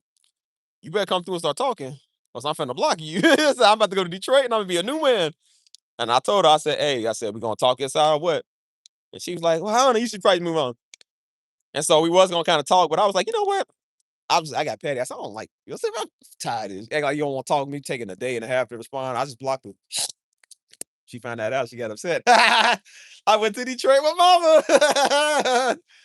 And the whole time I couldn't get her off my mind. The whole time I was thinking about it. I was like, that's a nice house. That's like the one she used to have. Oh, yeah, that's good. Yeah, it's kind of like what she used to make. Oh man, this is great. This is a great time, kind of like the ones I used to have with her. I just kept thinking about everything. I said, man, this moment is great. I said, but it would have been better if she were here. I said, nah, you don't know what I really did, bro, to get off my mind. I was looking at all the Negroes there. I said, nah, I'm gonna be a man like these Negroes, bro. I said, I ain't gonna think about that. I ain't soft, I ain't in love. And I seen the Negroes pull up in the scat pack. I said, yeah, man. I said, yeah, man, I'm gangster like that. I said, yeah, man, I'm a man. I don't care about that. I said, these Negroes don't care about no girl. I don't care about no girl like that. I went back to the hotel, man. I was just like, I was in my feels. And so I went out to the car. Mama went to the hotel to go lay down and stuff. I went to the car. I was just like,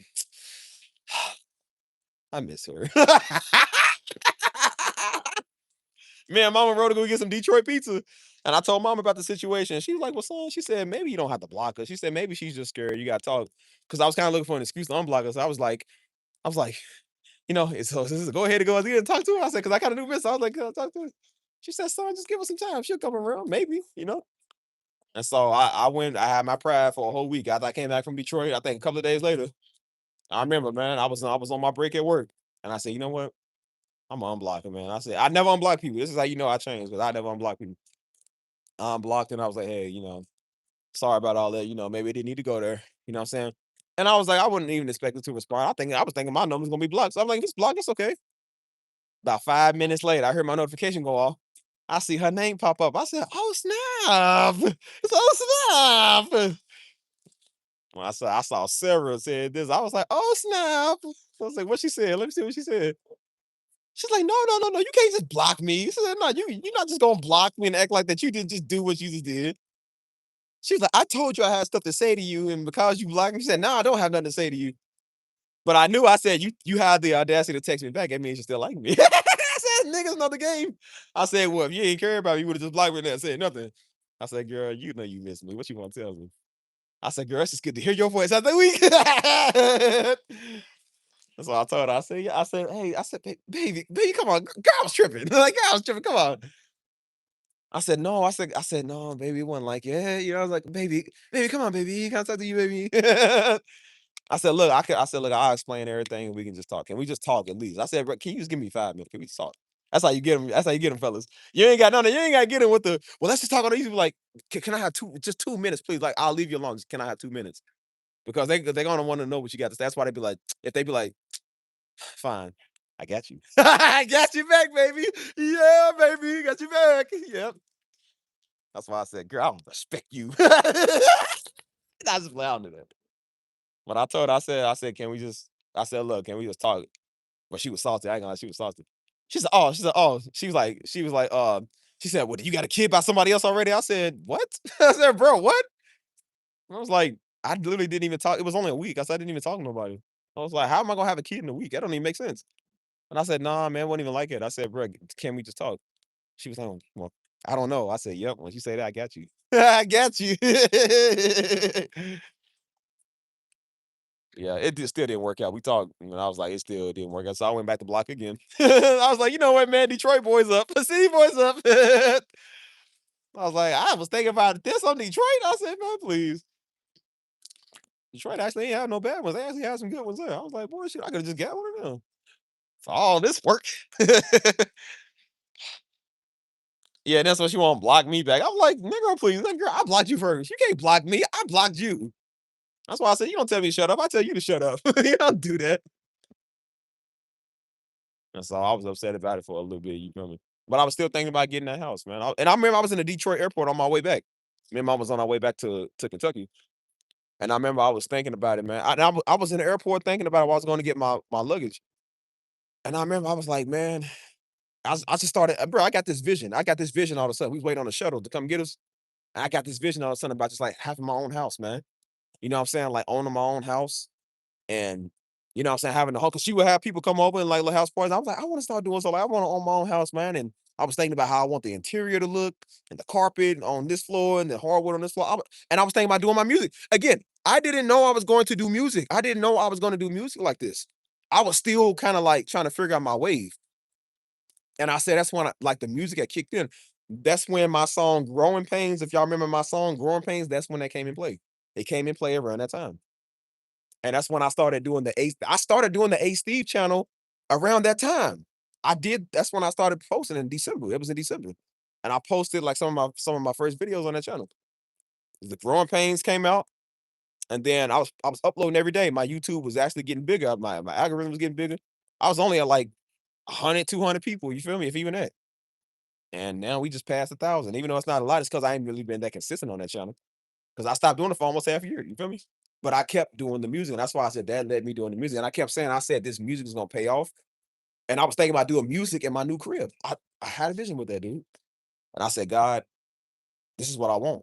I said, I really want to be able to do that. And that's when I knew I wanted to follow the music journey. You know what I'm saying? And that's when I realized, again, he used that relationship failure to kind of show me that because I didn't know. I wasn't thinking about that at the time. I didn't care about that. I would do music for fun, but I didn't care. But I was like, nah, man, I knew I wanted to do this full time. You know what I mean? And that's going on almost 3 years ago and probably like 6 months. You feel me? And I'm just like, I believe it. God works in threes, man. And within this third year, I believe something good, man, is really gonna happen. Could be that. I don't know. But I'm just like, God, I really, really, man, just want a house.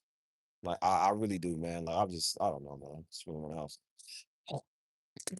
I heard the pastor say that here, man.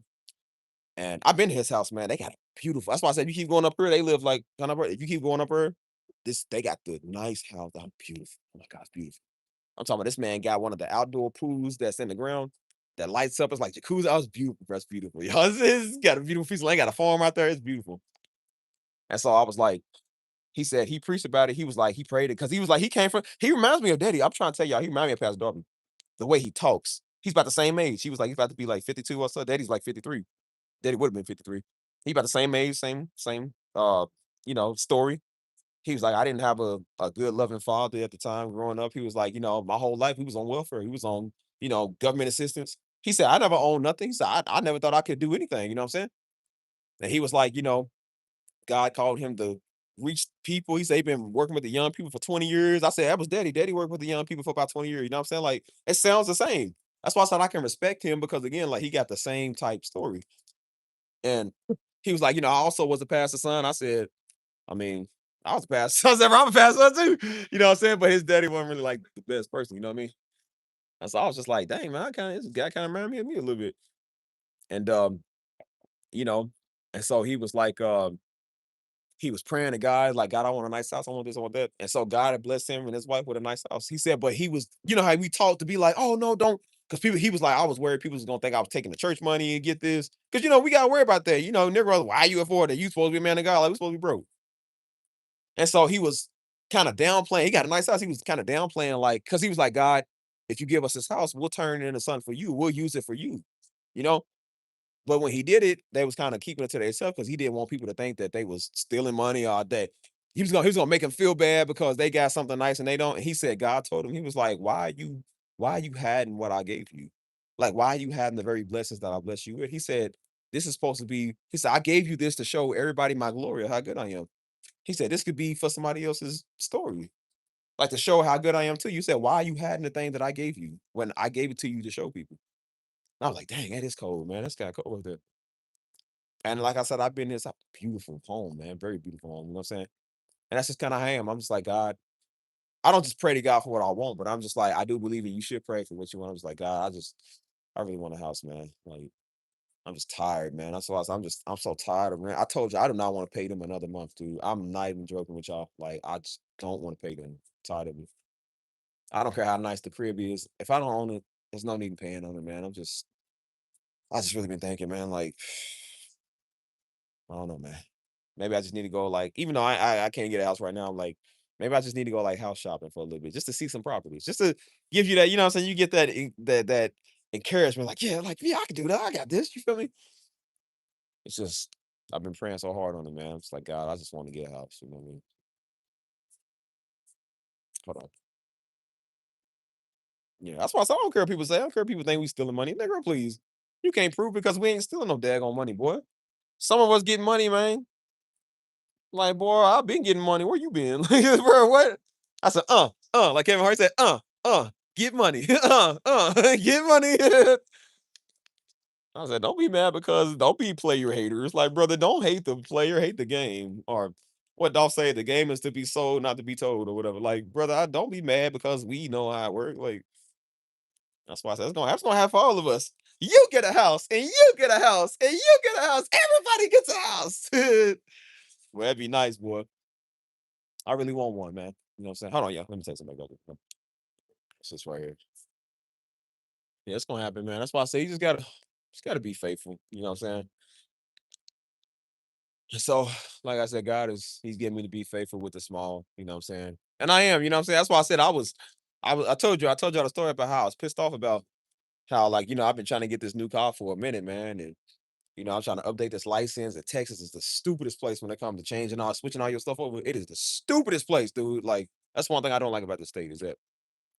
And I was mad. I'm like, no, man, I want my Dodge Charger because, like I said, I was a Negro too. I like my Dodge Chargers. Like I like my Dodge Chargers go 250 miles an hour now.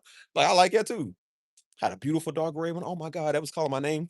I really believe God stopped me from getting that car, bro. It had to be him because everything just wasn't working. It wasn't working. Yo, oh my God, bro. I felt something say you don't need this car, but I heard something else say I want this car. And boy, when I tell you, I had it shipped from I think Killeen, Texas. It was like $99 for shipping. I didn't even get to step foot in that car, dog. I was about to walk off the lot with the money and everything, but I had to update the license. That was taking too long. I had to spend about $1,000 of my money to get you got to update your vehicle here in order to get a license. It's so stupid because you got to pass inspection. I had to get new tires, everything. You can't have no check engine lights on. You can't have nothing like, bro. You got to have everybody. Uh, uh, uh, uh, uh, uh. Like it's just it's the stupidest thing. And I had to do all that. By the time I did it, they sold my car. I found an orange one I liked. They sold that one too. They sold it. I said, "No, baby, my baby is gone." I was like, maybe God was saying you don't need that, but I heard that that's why I said I want to put God on. I said, no, I see the Lord is calm. I said, no, I see that. I said the car's just right. I said it's the perfect price. The Lord is like, yeah, don't use the Lord on this. He didn't tell you do that. He didn't tell you do that. And then like I said, man, you know what I mean? Um, I was kind of mad about that for a minute. I was heated. That's right when I started doing YouTube. You know, I started doing this channel. And then, like I said, a couple of months ago, man, I was still mad about it. I was still mad about that. I was like, bro, I'm trying to get this new car and this license thing taking forever. I'm just pissed off. And then, like I said, I was having car trouble. Something was going on with my vehicle. And I was calling for a while, you know what I'm saying? Because again, I was like, I'm tired of this, bro. I'm like, I just got tired of spending money. I'm like, bro, I'm spending money on just to live here. I got to spend money on a car, man. I got to spend money on groceries. I got to spend money to keep the lights on, like pay the phone bill, just paying everything. Like, bro, I'm so tired of just paying stuff. So I said, you know what, man? I said, I thought it would just been easier because I drive all the time. I was like, I'm tired of driving there. I said, it'll be easy to Uber. And I was Ubering everywhere until I started realizing like that stuff adds up, bro. I was paying about $60 every trip. Plus the tips and stuff. I was like, oh yeah, that does add up. You know what I'm saying?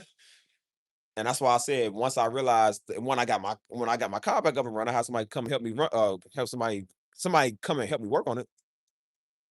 And I got it back and I was like, I was grateful. I said, because I'm like, once you realize when you paying $40, $50, $60, $70 a trip, you be grateful when you get your car back, man. You know what I'm saying? So I was grateful for what I got. I'm like, you know what? It might not be a Dodge Charger, but I'm still happy I got one. Good night, Chris. I catch you. So that's why I said, it was nice, man. So I just been learning gratitude. So I'm just like, God, I was like, I just want to find the things in life, man. I'm just trying to do better in my life. So I don't care about a yacht. I don't care about $1 million. I never cared about stuff like that. You know what I'm saying?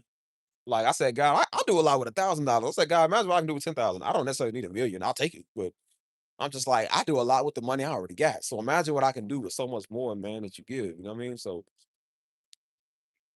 I don't know, man. I don't know. Something I've been thinking about.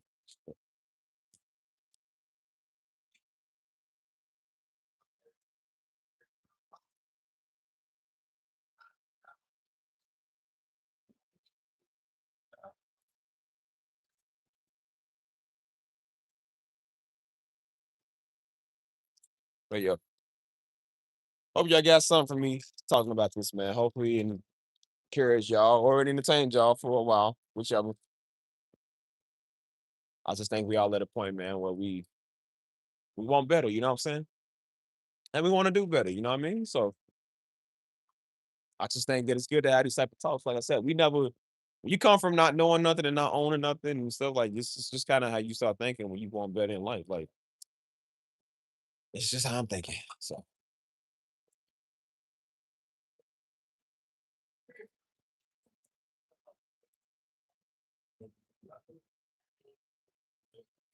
hold on a second.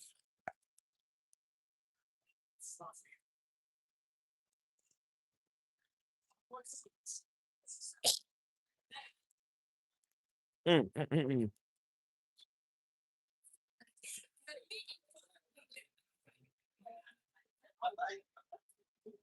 Oh man. So yeah, I'm finna get off here in a little bit, y'all. I'm getting kind of tired, you know what I'm saying? That's why I say like, bro, this is all luxury stuff. But I'm like, I'm just I'm tired of seeing the same stuff over and over again. This is the same thing. Like, bro, I told you, I'm up here every day, all day. I live up here, so it's like this is what you see every day. Most of these restaurants, I ain't even ate at. I ain't never went here. Like, I don't know. I feel like it's just the same stuff. I'm just tired of it, man. Like, I just really been thinking about that in my life now. I'm just like, I don't want to feel like I'm repeating a cycle. You know what I'm saying? Like we working to get all this money and we can never enjoy it because we paying it all in bills. You know what I'm saying? Then we doing everything else and then we spend too much of our time working, so we wouldn't even be able to enjoy it. Because we always working, we always doing stuff. I'm just like, I just don't want to live that type of lifestyle anymore. I can't take it, y'all. I feel like I've had a righteous anger for a while. Like I'm tired of it. You know what I mean? So I'm like, nah, man, we gotta believe God, man. He gonna make something work. You know what I'm saying? So that's just how I've been feeling. So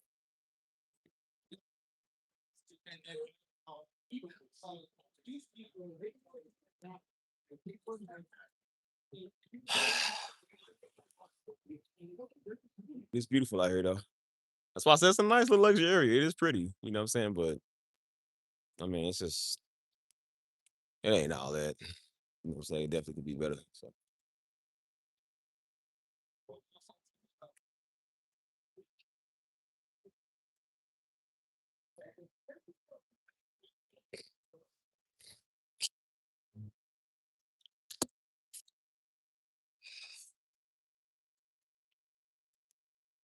yeah, I don't know. That's just how I've been.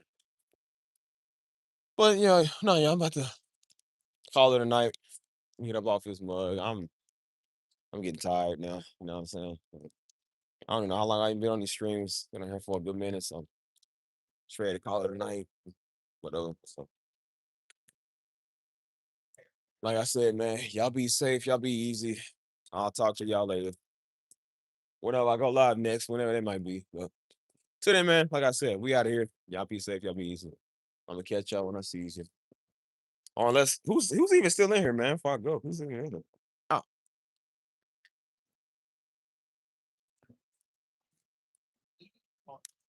y'all sure be quiet. But what's the matter? Y'all can't call on nobody. You can't call nobody.